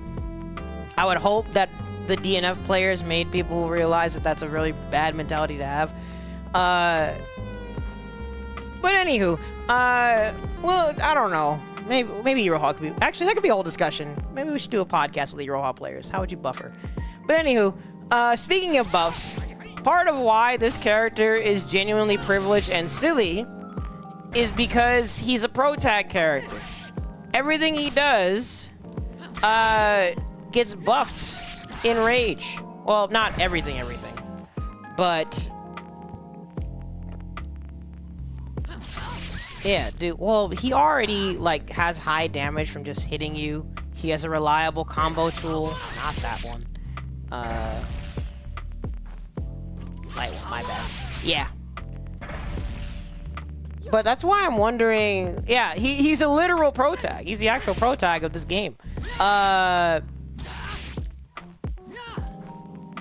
Dude, I forgot his buttons change depending on neutral jump or forward jump. This character's so fun. Yeah, his buttons are just really good. So he gets reward for just hitting you, like Jubei. But when he's in Rage, everything is just sillier. The reason I say he's even more sillier than Hanzo in Rage is because if you look at the numbers, for those who don't know, characters in this game build meter at different rates, and once their meter is full, it goes down at different rates. Yashamaru is the privileged middle ground of having above average meter gain, but also his rage doesn't go down that slow either. So I think he actually is the most beneficial character for playing around rage. And some people think that, oh man, oh my god, his weapon flip's so slow. I can never hit anybody with it. It's so bad. Oh no, who freaking cares? Shouldn't, like, well, actually, this weapon flip honestly can be decent for chip situations or depending on matchups, because some characters it actually can be hard for them to jump over this if they don't have their burst and can just descend. That, again, situational awareness. But the point is, you don't need to be hung up on landing a weapon flip when, just like Hanzo, just like Jubei, use the rage for what it gives you, damage. And again, with a character like this, is doing a bunch of hippity hoppity, poking you, occasionally doing some explosive high-low. Frick, the ads again. In fact, sorry. Where are my notes?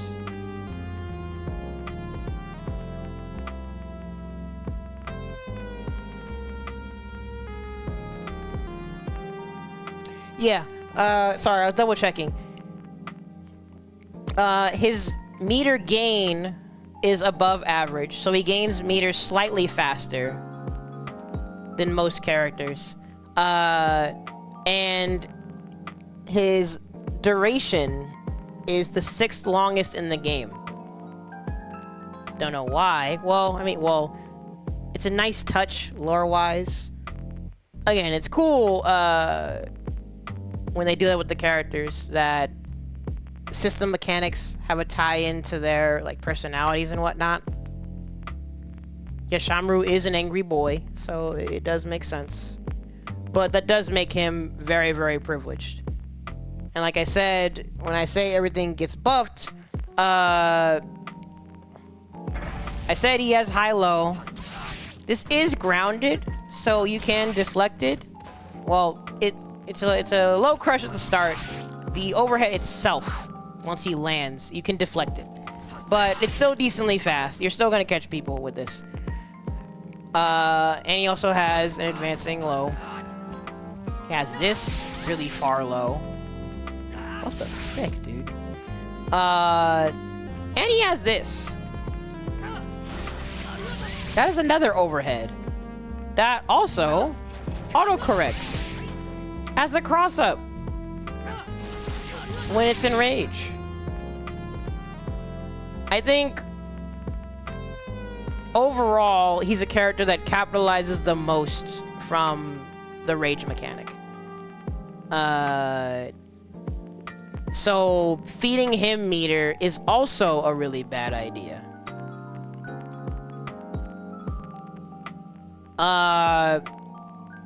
Does he go in S?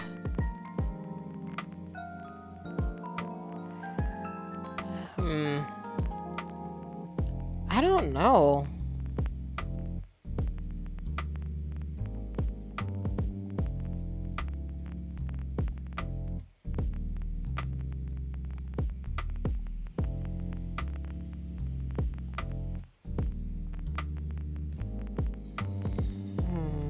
Sorry, give me a second.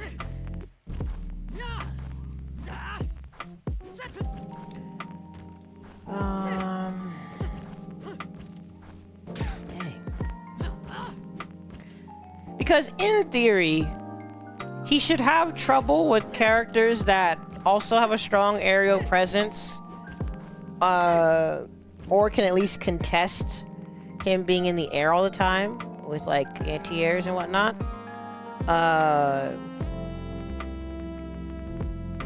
But honestly, I don't know if that's really a weakness.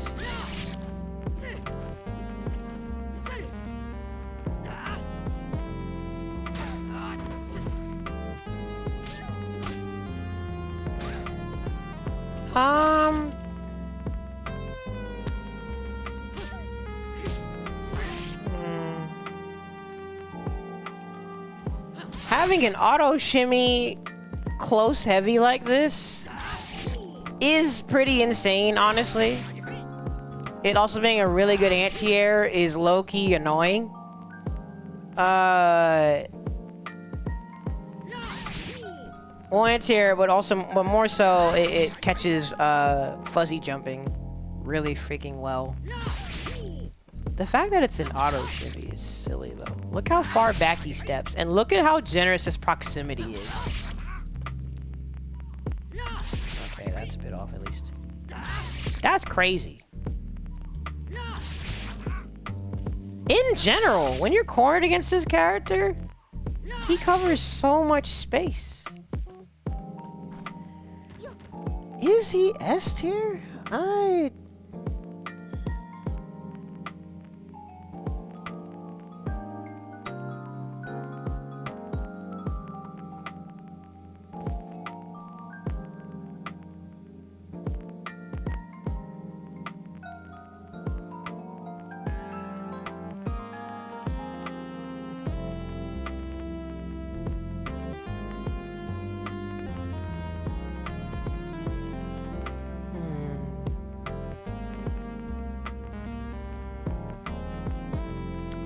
I have to think about it some more. Gosh, it's late. Hope you guys aren't tired of this song. I have, let me see, 1, 2, 3. Oh, don't I have 3 more characters left? I think we've done it. I think we've almost finished. Let's go ahead and speed run this. I've been live for almost 5 hours. Let's make it a nice and... Oh, can I finish this in 11 minutes? I don't know. We could try and make this a nice, neat 5 hours.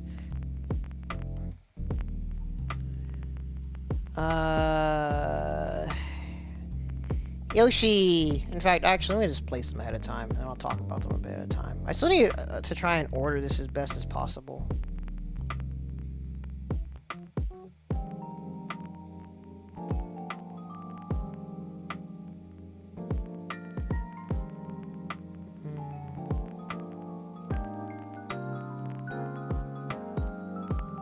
I still consider Kazuki to be more flexible than most of these characters, but actually maybe not as much as Yoshi.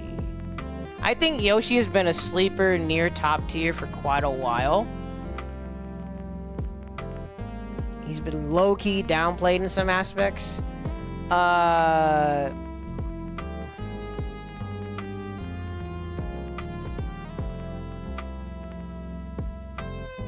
Yeah, I've got almost everybody. Cool.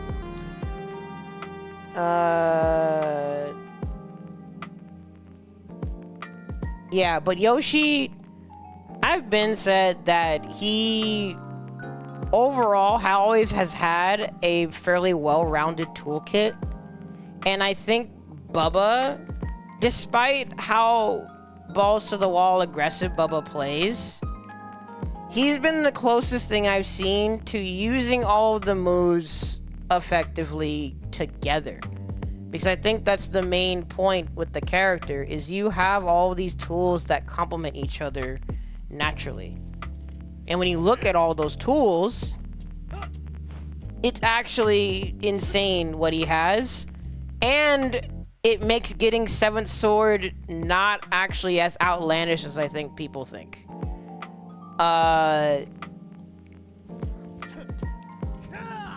Like, he doesn't have crazy range.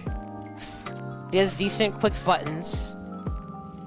He also has a quick advancing punish. Again, I think that's a privilege that we need to start keeping in mind more. Also, it lets him convert into his weapon flip in the weirdest situations. It can make him pretty scary in scrambles, honestly. But yeah. Kind of whatever pokes range-wise, but he has good quick pokes. Good advancing pokes. And I mean, again, not entirely 5C brain rot, but you know, other Yoshi players just want to jump at you, which to an extent, like, yeah, you can. I know some people try to say, oh, just instant block, push them away. You can't always just do that, because if you, depends on how deep he is and the timing of which hit you try to like stance break. Because if you do it too late, he'll land and it'll block, and you don't want Yoshi getting free confirms ever, especially since they made it easier for him to convert into the light version of this. I forgot what it was though. Oh, that works. That's great. It better not work off his light. Okay, good. Sorry, hang on. I'm kind of... Was there anything else? I'm trying to remember if there was anything else. Dang. Yeah, all his mediums. Anywho, point is, don't ever give Yoshi free confirms. You just put him one step closer to 7 sword. But yeah. Pretty decent jump-ins. He also has a cross-up. It is hard to do. Actually, I think it's impossible on some small characters like Champ. Yeah, unless I'm not getting the timing right. But this can cross up. That's another option. I forgot if there's anything else in neutral. Oh, jeez. I forgot how minus these are. But, I mean, either way, it's mainly just another anti-air option, depending on situation. Because he does have a standardized DP. It is on the slower end, so safe jabbable. But it's still reversal, still an option. Gotta be careful. Especially against someone like Bubba, who's gonna test your punishes and double DP. But speaking of reversals, he also has, he's one of the only characters in the game with guard point. Which I forgot to mention that about Warden. Yo, howdy. I forgot to mention that about Warden. His close medium has guard point as well. Low end of A, I think he's bordering on top tier with Gong Sung. His, like, honestly, well, one, I think his specials aren't that risky, because again, it goes back to what I've said about, I think there's some misconceptions with characters, and that I think some people don't use some characters' tools properly. But people also forgot they made it easier for Yoshi to confirm into things. So again, like I've said, I think he's a character that some people have downplayed, like straight up.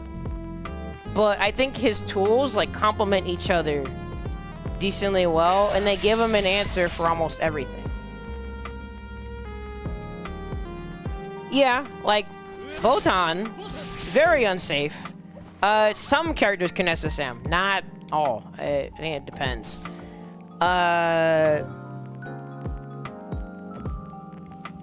And yeah, like I think anti-airing and getting this character off of you isn't as straightforward as people tried to say. You can't always just stance break. You need to make sure your timing is right.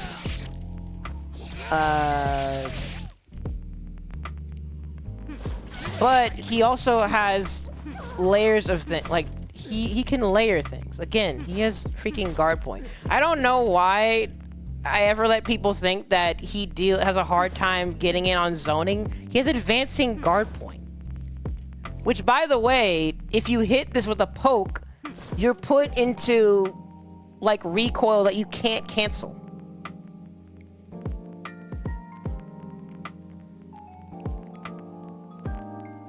This matchup's good for Rimu?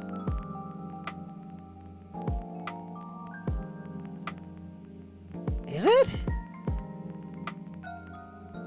Yo, howdy, Scrub. Yeah, I'm almost done. All the characters are here. Deston and Hella Plus came in. We started yapping and low-key arguing about some things. I got distracted. There's some things that I've been contemplating about that I don't fully have some answers for. Ordering this is going to be hard, but I'm going to try. In fact, I'm glad you're back, Scrub. Deston was trying to say that Kazuki is mid. What do you think about Kazuki, Scrub? Convince me. I still think he's really well-rounded. I think he shouldn't... I had him here. Maybe he can go down here. I still think he's very flexible. 2-1-4A beats JC. Must be nice having reliable anti-airs. But yeah, like, Yoshi is not, like, amazing in neutral, but I think... I've seen it with Bubba. When Bubba decides to play patiently with his character, it's actually terrifying. Because any confirm that he gets is one step closer to GG's. Again, I think getting 7th Sword isn't as unfeasible as people like make it out to be. Again, they made it easier from the convert and stuff. He has advancing guard point. Jesus, he's one of the only characters in the game that has guard point. His command grab. Yes, there are risks to these things. If you use these tools well, you're handed a free, a free win. Depends on round situation or whatnot. Well, that's part of the problem also, is Bubba is such a like crazy gung-ho play style of a character. Bubba the genius. But I have seen that side to him of when he decides to like chill and play methodically, confirm things well, layer things well. I think it's scary. Especially considering Yoshi actually also does insane damage too.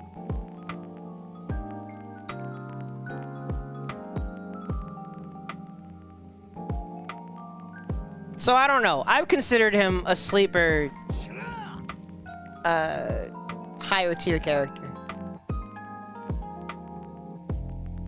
Choosing other rushdown characters. Yeah, well, that's the thing is I don't know who gets as much reward as he does. Yes, there's risk. The only character that I think gets as much reward for hit mix like this is Ukyo.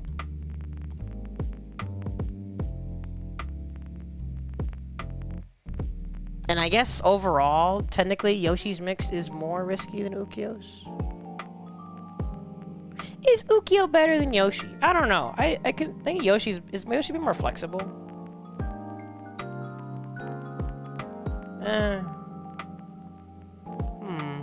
Yeah, ordering this is gonna be freaking hard. But anyways, point is, he has all these tools. I think they can be used well.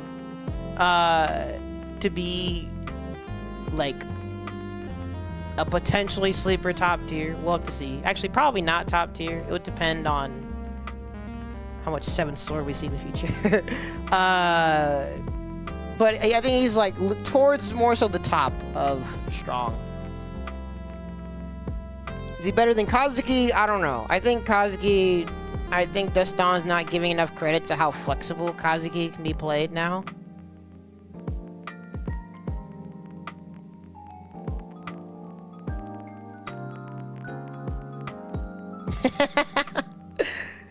Deston being a memer.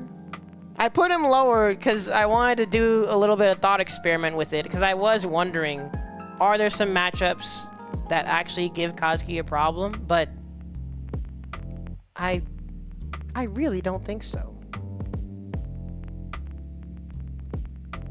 He is as flexible as I think, right? I'm not crazy. Also, Scrub, please let me know your thoughts, but also, I am thinking Gong Sung might be a potential top tier. I have her on the border for now. It was said that Yasha should be considered S tier. I don't know. I don't think he's as flexible.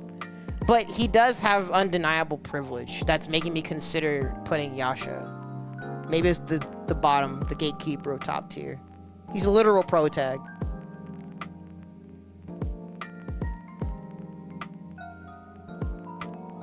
Yeah, that is true.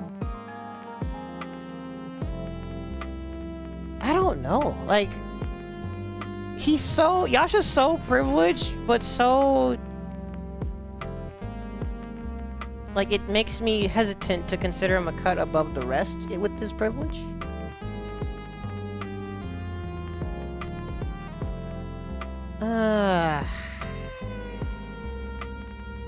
I don't know. Also, I never talked about Sogetsu. Whoops.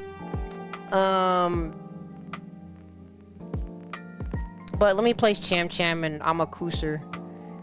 Amakusa's kind of hard because I want to put him at the bottom of strong. But you can debate that the effort it takes to play with precision with him can put him in the top of extra effort. I think from jump, though, his mix is a problem. Yeah, I still consider Kaz's buffs to be genuinely unnecessary. Yasha... I don't know. We'll come back to it, though. Cham Cham, I don't think... like, I'm trying to think of matchups... where Cham Cham actually needs a counter pick. Cham Cham's in the passive aggressors category that I mentioned earlier. Like Gong Sung, like Nako, like Rimu to an extent, like Hanzo. And I think she's another character that I think it hasn't fully been mastered yet, utilizing her tools correctly. She's another character that people kind of do unsafe stuff at unsafe ranges. And they're like, oh, dang, these specials suck. Oh, no, I'm so minus.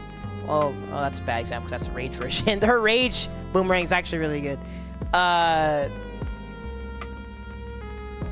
people will be like, oh, no, look how minus she is. I think her stuff... she has the means to use things at appropriate ranges. Because again, I think she's meant to be pesky and annoying with fairly non-committal pokes, being very fast, very annoying with her jumps. Outside of close normal, she's D. I would not consider her dysfunctional at all. She's fairly non-committal, very pesky, up close, and from a distance, she's actually a pretty decent anti-zoner. She can cover space. Also has these anti-air ones as well. Again, I think it's more so a question of, do people use these things correctly? I'm not fully convinced on it yet.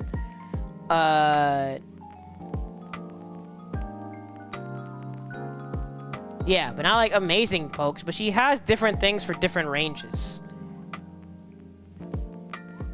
And the demon flip mix, people try to call it fake.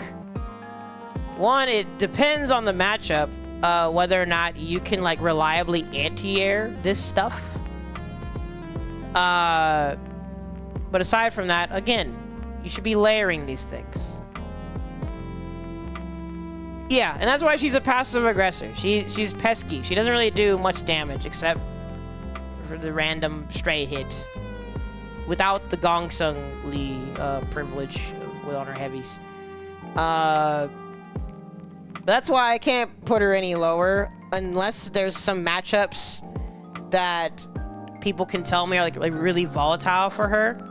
But I think she has the means to play at all ranges.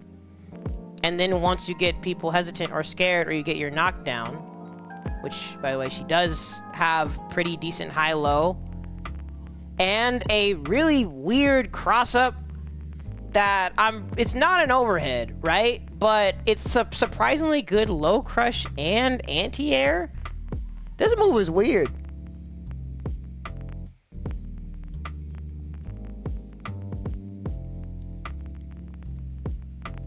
Yeah, well, I think that's the other problem, is that with Demon Flip, people need to be conditioning better.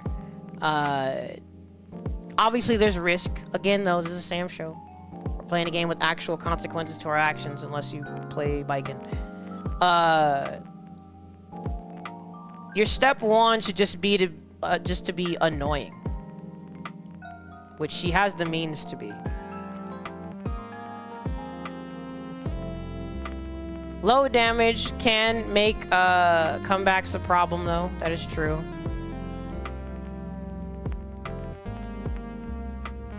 But I think her toolkit is at least okay.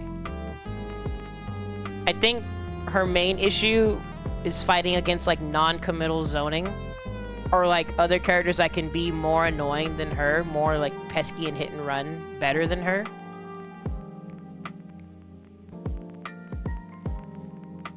But yeah. Well, I mean, it must be nice being able to have a vertical, super fast pillar to be able to do on reaction to anything that she does. It must be nice. Okay, I think it's matchup dependent. Or maybe I'm overstating. But again, until I see a matchup chart for her, I'm very generous, am I? Again, I'm convinced that she's a character that I haven't... Well, the closest that I've seen some like thoughtful mid-range play with her is Yoop. But the problem is Yoop, he'll sometimes get into a mode of going for super duper hard reads. But again, I think this is a character you need to play very pesky and annoying with her. Yeah. And, well, there's a balance between, like, theory and practicality. I think there are the means for it to be done practically. I just haven't seen it yet. So that's why I would put her at the bottom. Or, actually, no, is she lower than Basara?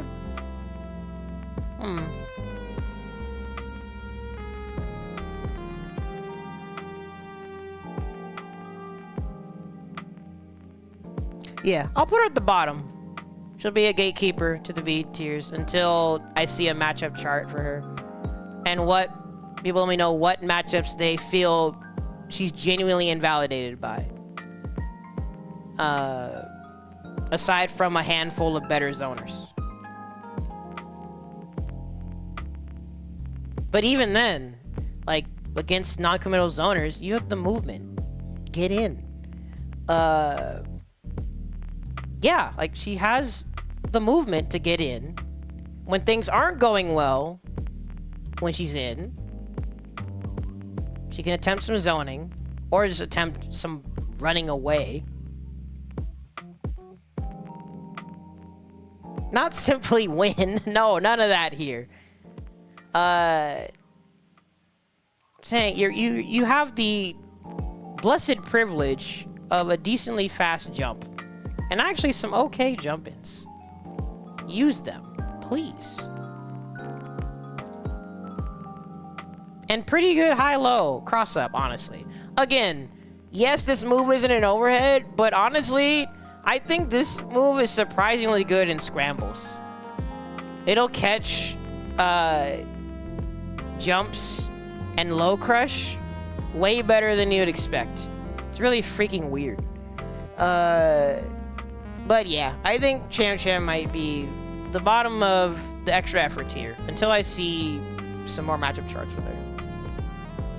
I might be theorizing too hard, might be too generous. But again, I plan to experiment with the whole cast at a certain point. Who haven't I talked about? Amakusa and Sogetsu, and then I think we're for realsies done. Yeah, I'm making a list, and I appreciate the discussion all the same. Amakusa, and Sogetsu. And then I think we're done. Good lord. I think I went over 5 hours. Dang it. I need to go to sleep. Well, I should go to sleep. Technically, I don't need to go to sleep yet. But yeah, this has been long, and this might not even all be one video, unfortunately. Frick. Oh well. Sleep is not for the weak. Sleep is very important to your health, and your health is your wealth, as they say. Anyways, I'm a Cooser. Wait. The frick? The preview freeze? Oh no!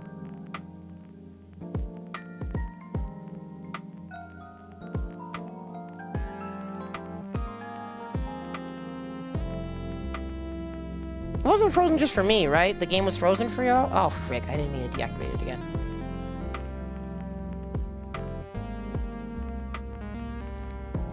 Come on, I'm almost done. OBS, please.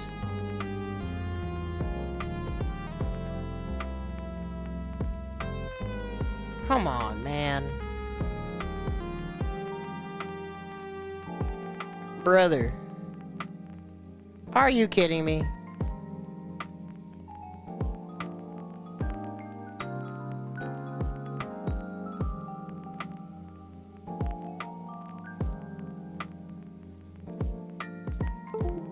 Give me a second, y'all.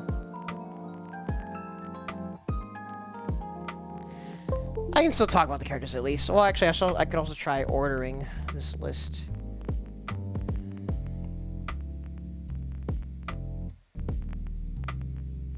Is Yasha S tier? I don't know. I really don't know. He is privileged.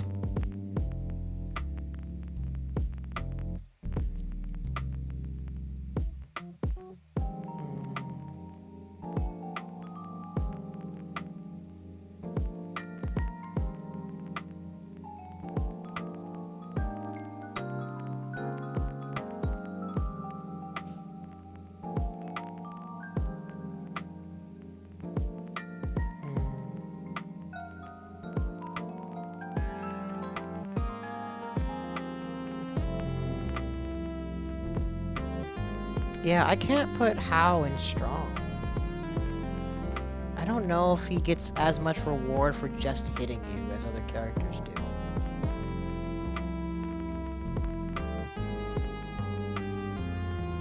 I guess it's good I can take the opportunity to order things before I place the last two.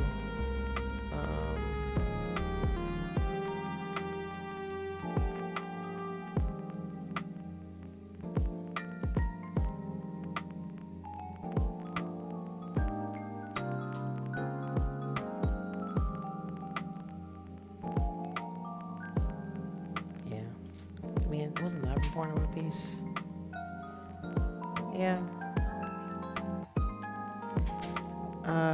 Or sorry, there was a part on the car battery that I forgot to put on there.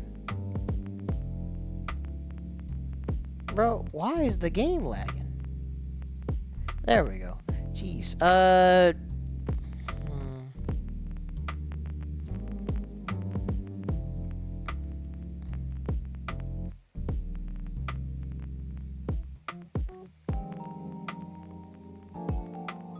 Honestly, Hanzo's kind of scarier.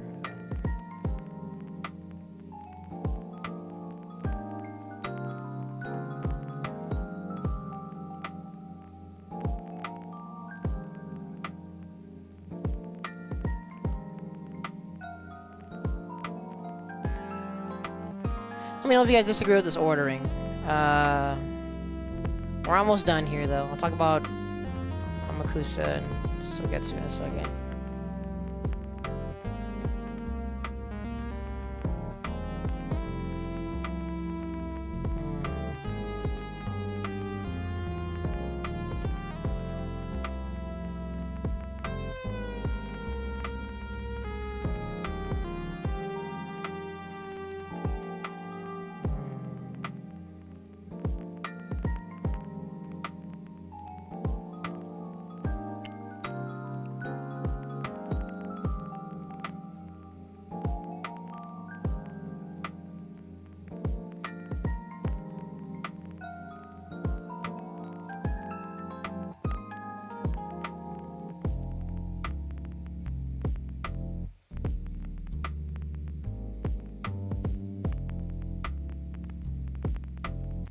This might be mostly ordered. Maybe. Actually, no, I think. I don't know. Iroha's just so awkward. Her matchups are kind of all over the place.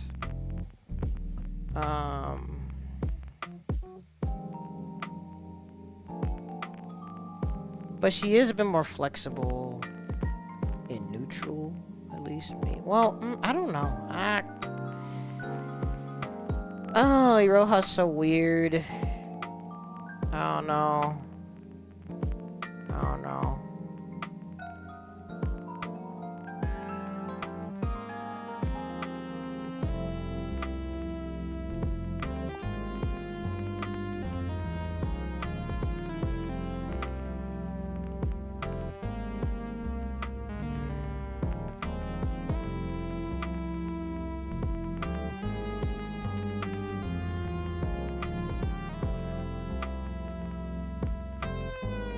Okay, yeah, I should stop trying to order for now, I guess. Amakuser. Another character that was criminally downplayed for a while. I would have thought it would have been apparent from the start, like, how solid his toolkit is overall. Yes, he has the big, long, slow buttons that sometimes extend his hurt box. Oh dear.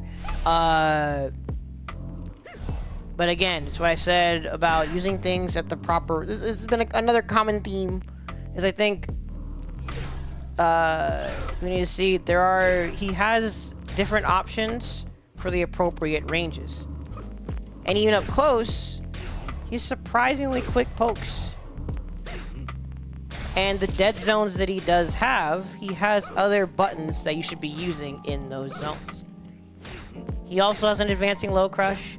He also has a cancelable low. Pretty darn good, honestly. Gives him a quick confirm and punish. Surprisingly decent at anti-airing and air-to-airing.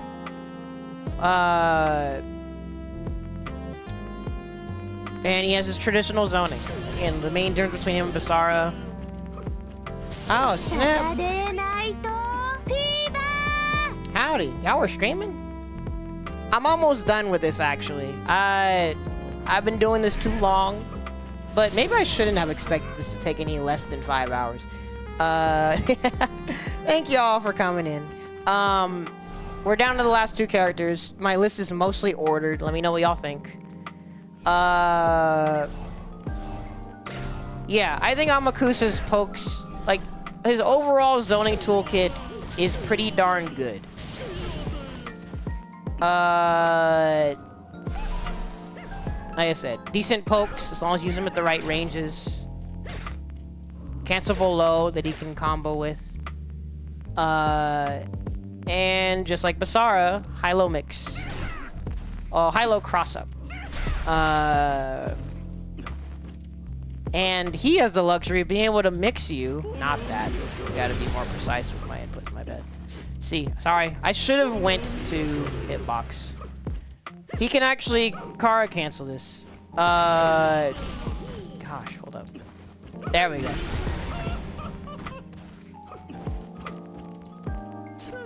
Imagine getting hit with an overhead from full screen. But yeah, his high-low cross-up is actually pretty darn solid because he also has a slow fireball to enforce it.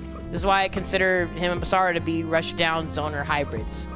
Because they have traditional zoning and space control, but they have the means to pull up on you as well. Actually, it just made me realize that I did not... I ate earlier.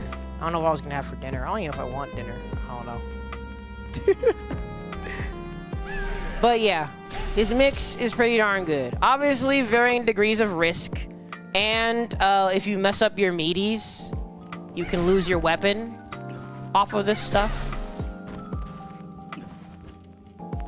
But again, that's where the precision comes in. And you also have just you have less committal options to work with. Happy 4th. Hope y'all had a fun one today. On top of that, his trickery, the closest thing to trickery anyway, is with this. Because the thing with this float, it's fully projectile invul.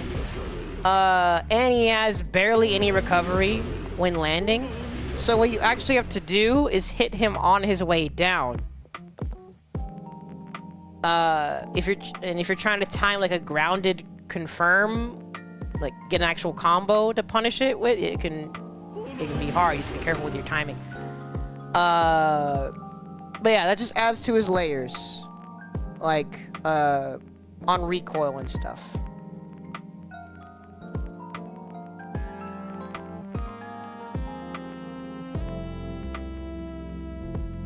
Vest in chest. But yeah, I really think him and Basara are pretty similar. But aside from that,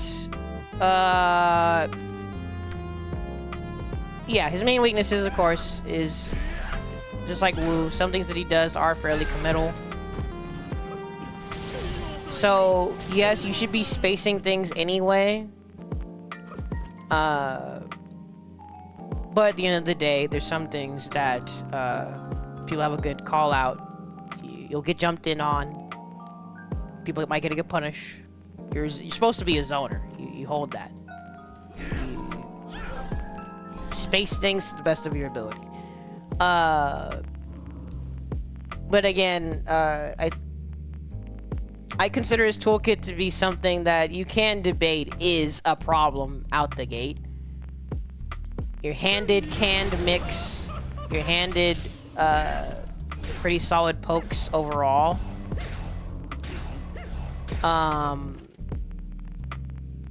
Oh, actually, he's a mashable kick also.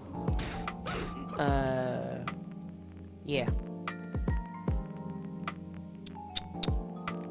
I'm trying to think of if there was anything else that I had for his weakness that I forgot about. Like, yeah, he takes precision. Gotta space your stuff well and make sure you don't, like, get caught in the dead zones. Oh. His jump is really floaty, but honestly, it does feel kind of matchup dependent. How well you can anti-air him.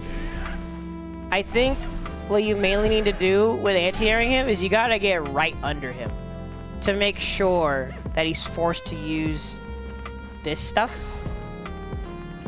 because this stuff also has dead zones. Also not as active as it looks. Oh, I lied. God dang. That's big. Yeah. Also, my bad. I forgot to turn on my mic delay. I've probably been talking in the future when it comes to gameplay. My bad.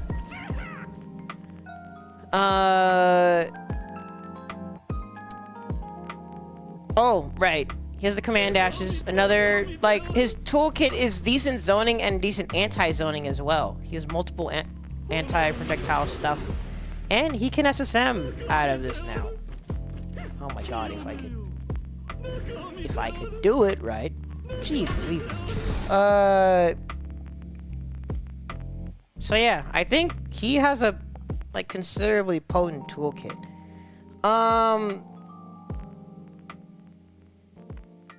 I might have him, like, towards the top of the extra effort tier. Because that precision,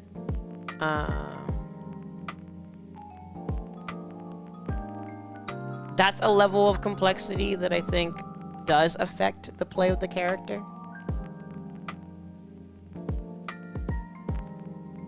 His mix is actually pretty good, though.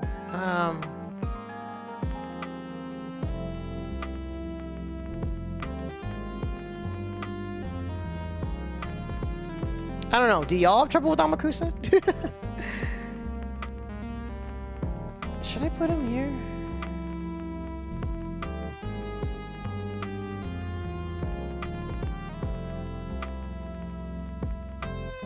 I don't know. I might come back to the ordering on that. But last but not least, or maybe least, I don't like Sogetsu. He's not a nice guy. He's mean. Sogetsu.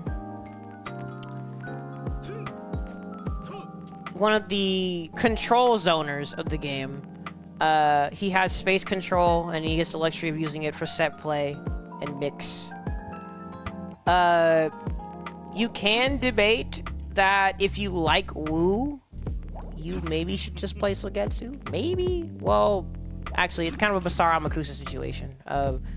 Do you want to trade something for, like, more traditional zoning?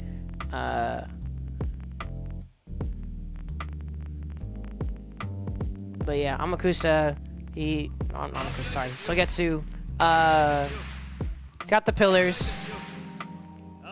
He's another character that takes, like, considerable precision, because these are specific spots and distances you have to be good at controlling and positioning yourself for. You got this bubble, long startup, but really, really good space control and set play. You are definitely plus when someone blocks it. You got your universal overhead to work with. You got your sliding low. You've got the far low. You've got an advancing overhead. You have this advancing poke that can be deceptively difficult to punish depending on your character. I don't know why he got this buff.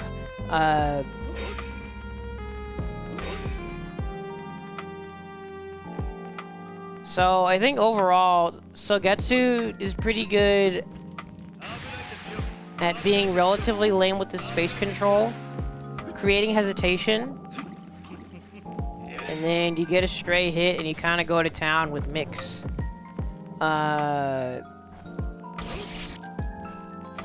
Aside from that, his buttons are okay. They're alright, I guess. It's the shape of his sword. The sword shape is just so weird. But overall, his buttons are okay, I guess. The jump ins, I think, are not that great. What the? His medium and his light look really similar. So he's another character that I think can be kept out with, like, strong anti-airs. But with Sogetsu, I mean, it's really only against, like, committal zoners you maybe want to be... Actually, no, you don't ever really need to be jumping in on people that much. Because, again, you have all this space control.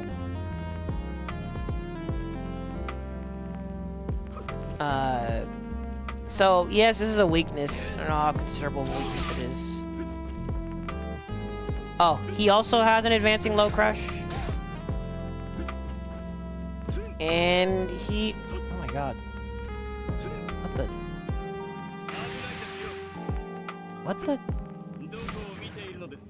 Dude, why couldn't I do it before? Sorry. He has the teleports.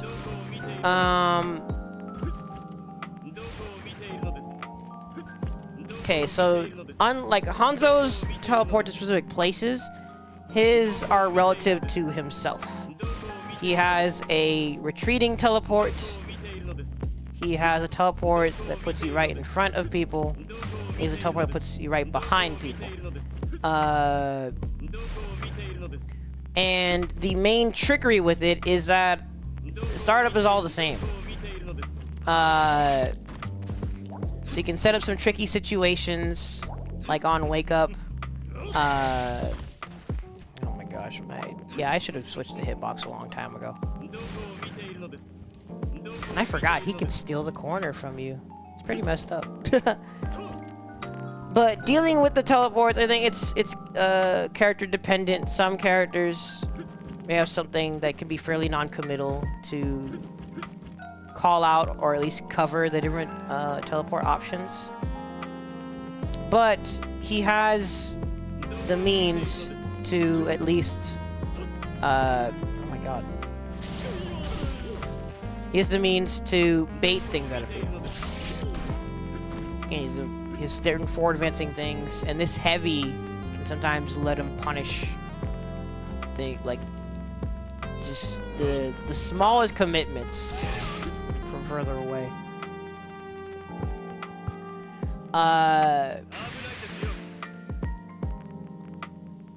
how strong of a character he is. I've been debating on the ordering with him. I don't know, I think overall he has a pretty solid game plan. I'm trying to find my notes to see what I even considered to be like a potential weakness that he deals with.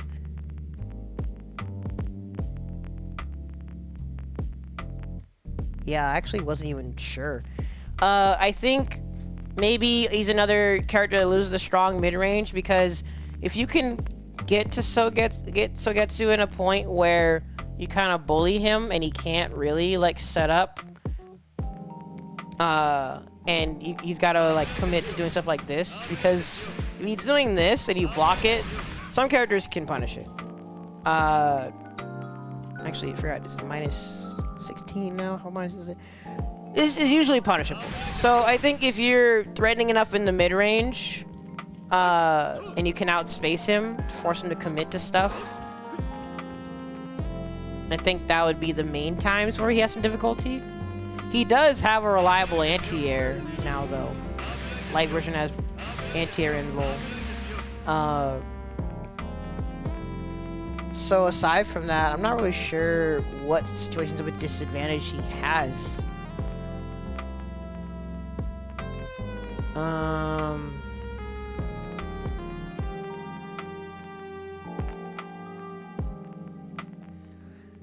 Is his toolkit more potent than Ukyo,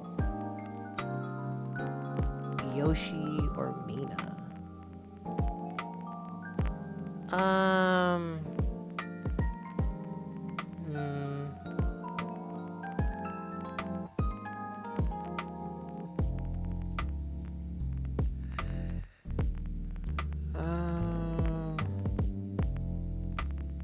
I don't know. I told you guys ordering this is gonna be hard.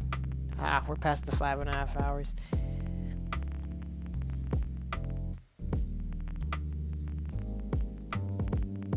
Maybe I should just call this semi-ordered. Maybe I shouldn't even bother trying to fully order this.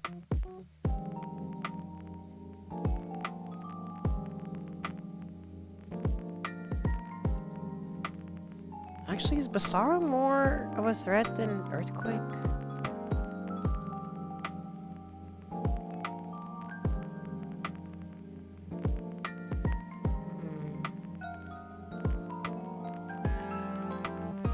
I wonder if he is, actually.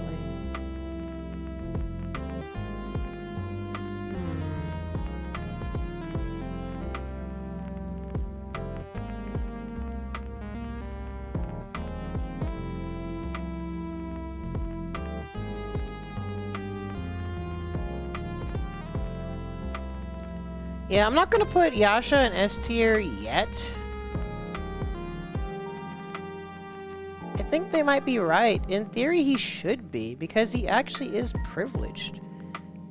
But I don't know. Feels like something's missing. Is his privilege as potent as the other top tiers?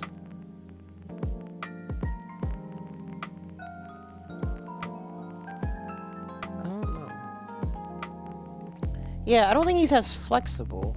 Well, actually, Hibiki's honestly not that flexible of a character.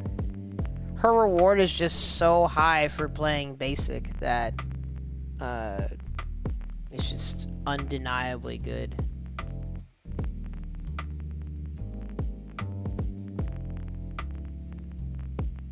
Actually, Hibiki honestly is kind of flexible, because she's gonna get in eventually. If you're gonna try to zone her, she's also one of the worst characters to feed meter to.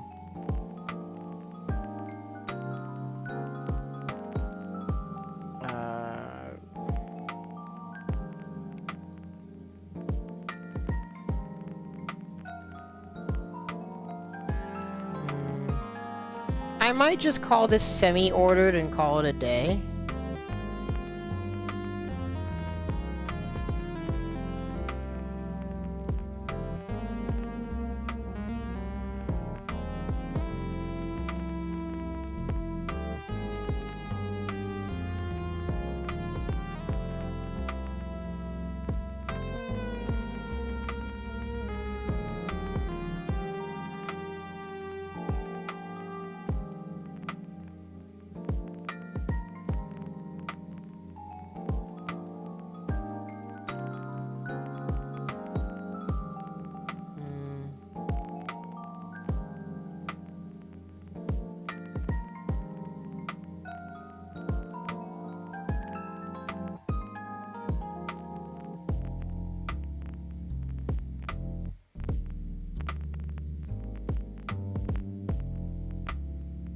Yeah, ordering this is gonna be way too hard at the moment. Or I might just be tired. We've been streaming a long time today. I might just leave it at this. There's more characters in Strong than I thought, and Charlotte is lower than I expected.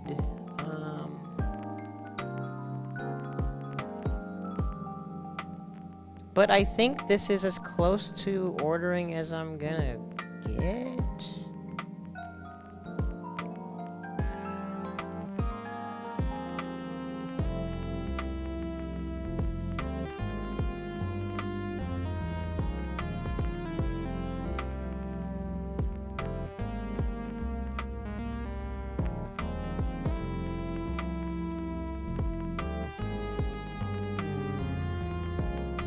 Yeah, I think I'm gonna call it a night. Everyone that's been watching, thank you for watching.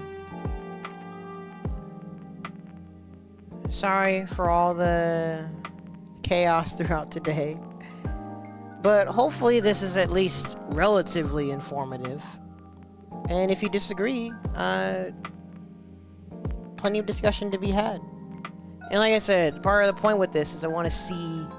You want to give an idea of what we're likely to expect at EVO. In fact, sorry, we're probably going to pass on the discussion, but long story short, at EVO, in the top 16-ish, you're probably likely to see Baiken, Hibiki, a Pocket Shizu maybe, Jubei, Galford, Yoshi, Ukyo, Sogetsu, a Pocket Gongsung maybe, Yasha,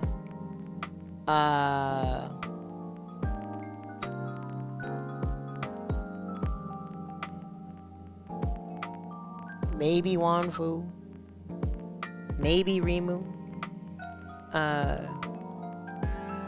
Top 16, like a general estimation, just based off of who I'm hoping and assuming is going. Actually, I forgot to even ask if Hella Plus and like some of the other people were going. Or actually, no, I did ask. Did anyone ever answer my question? Maybe they did, and I just didn't notice.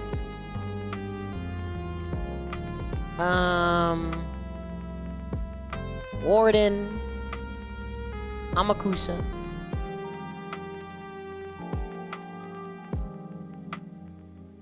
Might see a surprise Charlotte. I hope I see ya in top 16. That'll be sick.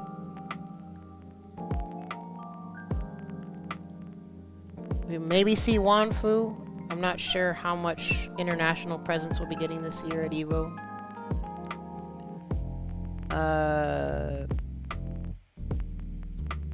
You'll see Wu at least once. As long as I don't choke. Trying to gas myself up, jeez. But yeah, off the top of my head, I think those are the characters you'll most likely expect in like top 16-ish, maybe a bit further down. Are you, Destan, the whole gang, are y'all going to EVO? Because I was just listing the characters we're likely to see in top 16-ish of the bracket. Sick. Looking forward to seeing y'all.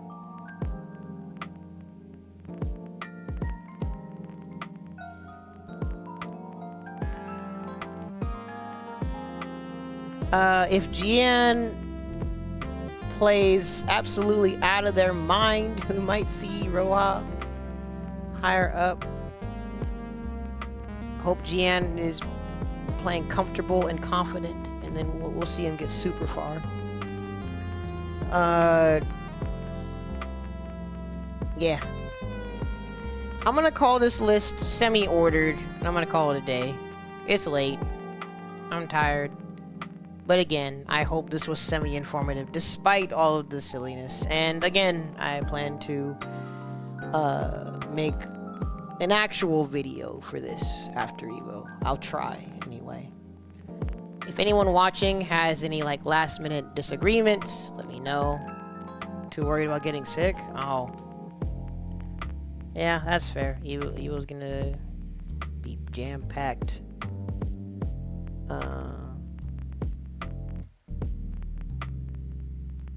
Yeah, I don't really know what to do with this ordering. So I might just leave it like this. But personally, I think this should give a decent snapshot idea of the state of the game right now. Genjiro could go lower, maybe. Is Charlotte more threatening than Genjiro? Frick, the ads! Oh my gosh! Well, I'm about to leave anyway. That is crazy. An ad break coming with no warning right before I end the stream. Whoever's watching on YouTube, you can't even see what I'm talking about. I'm sorry. I might push Charlotte further, honestly.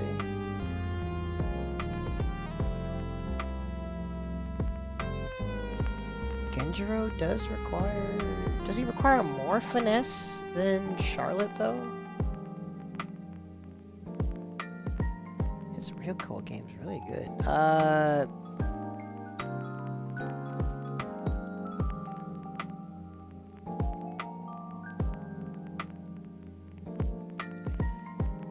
I'm gonna leave it like this for now.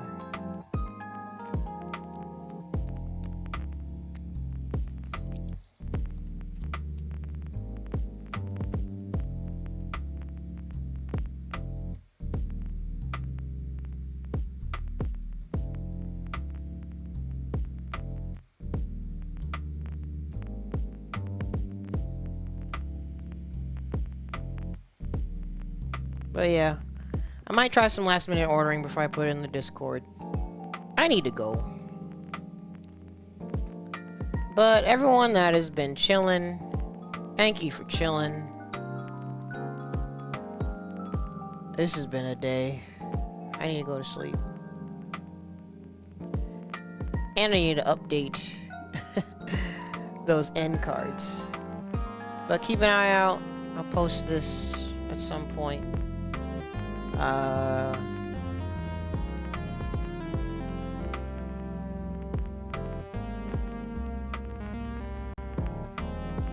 But yeah. Thank y'all.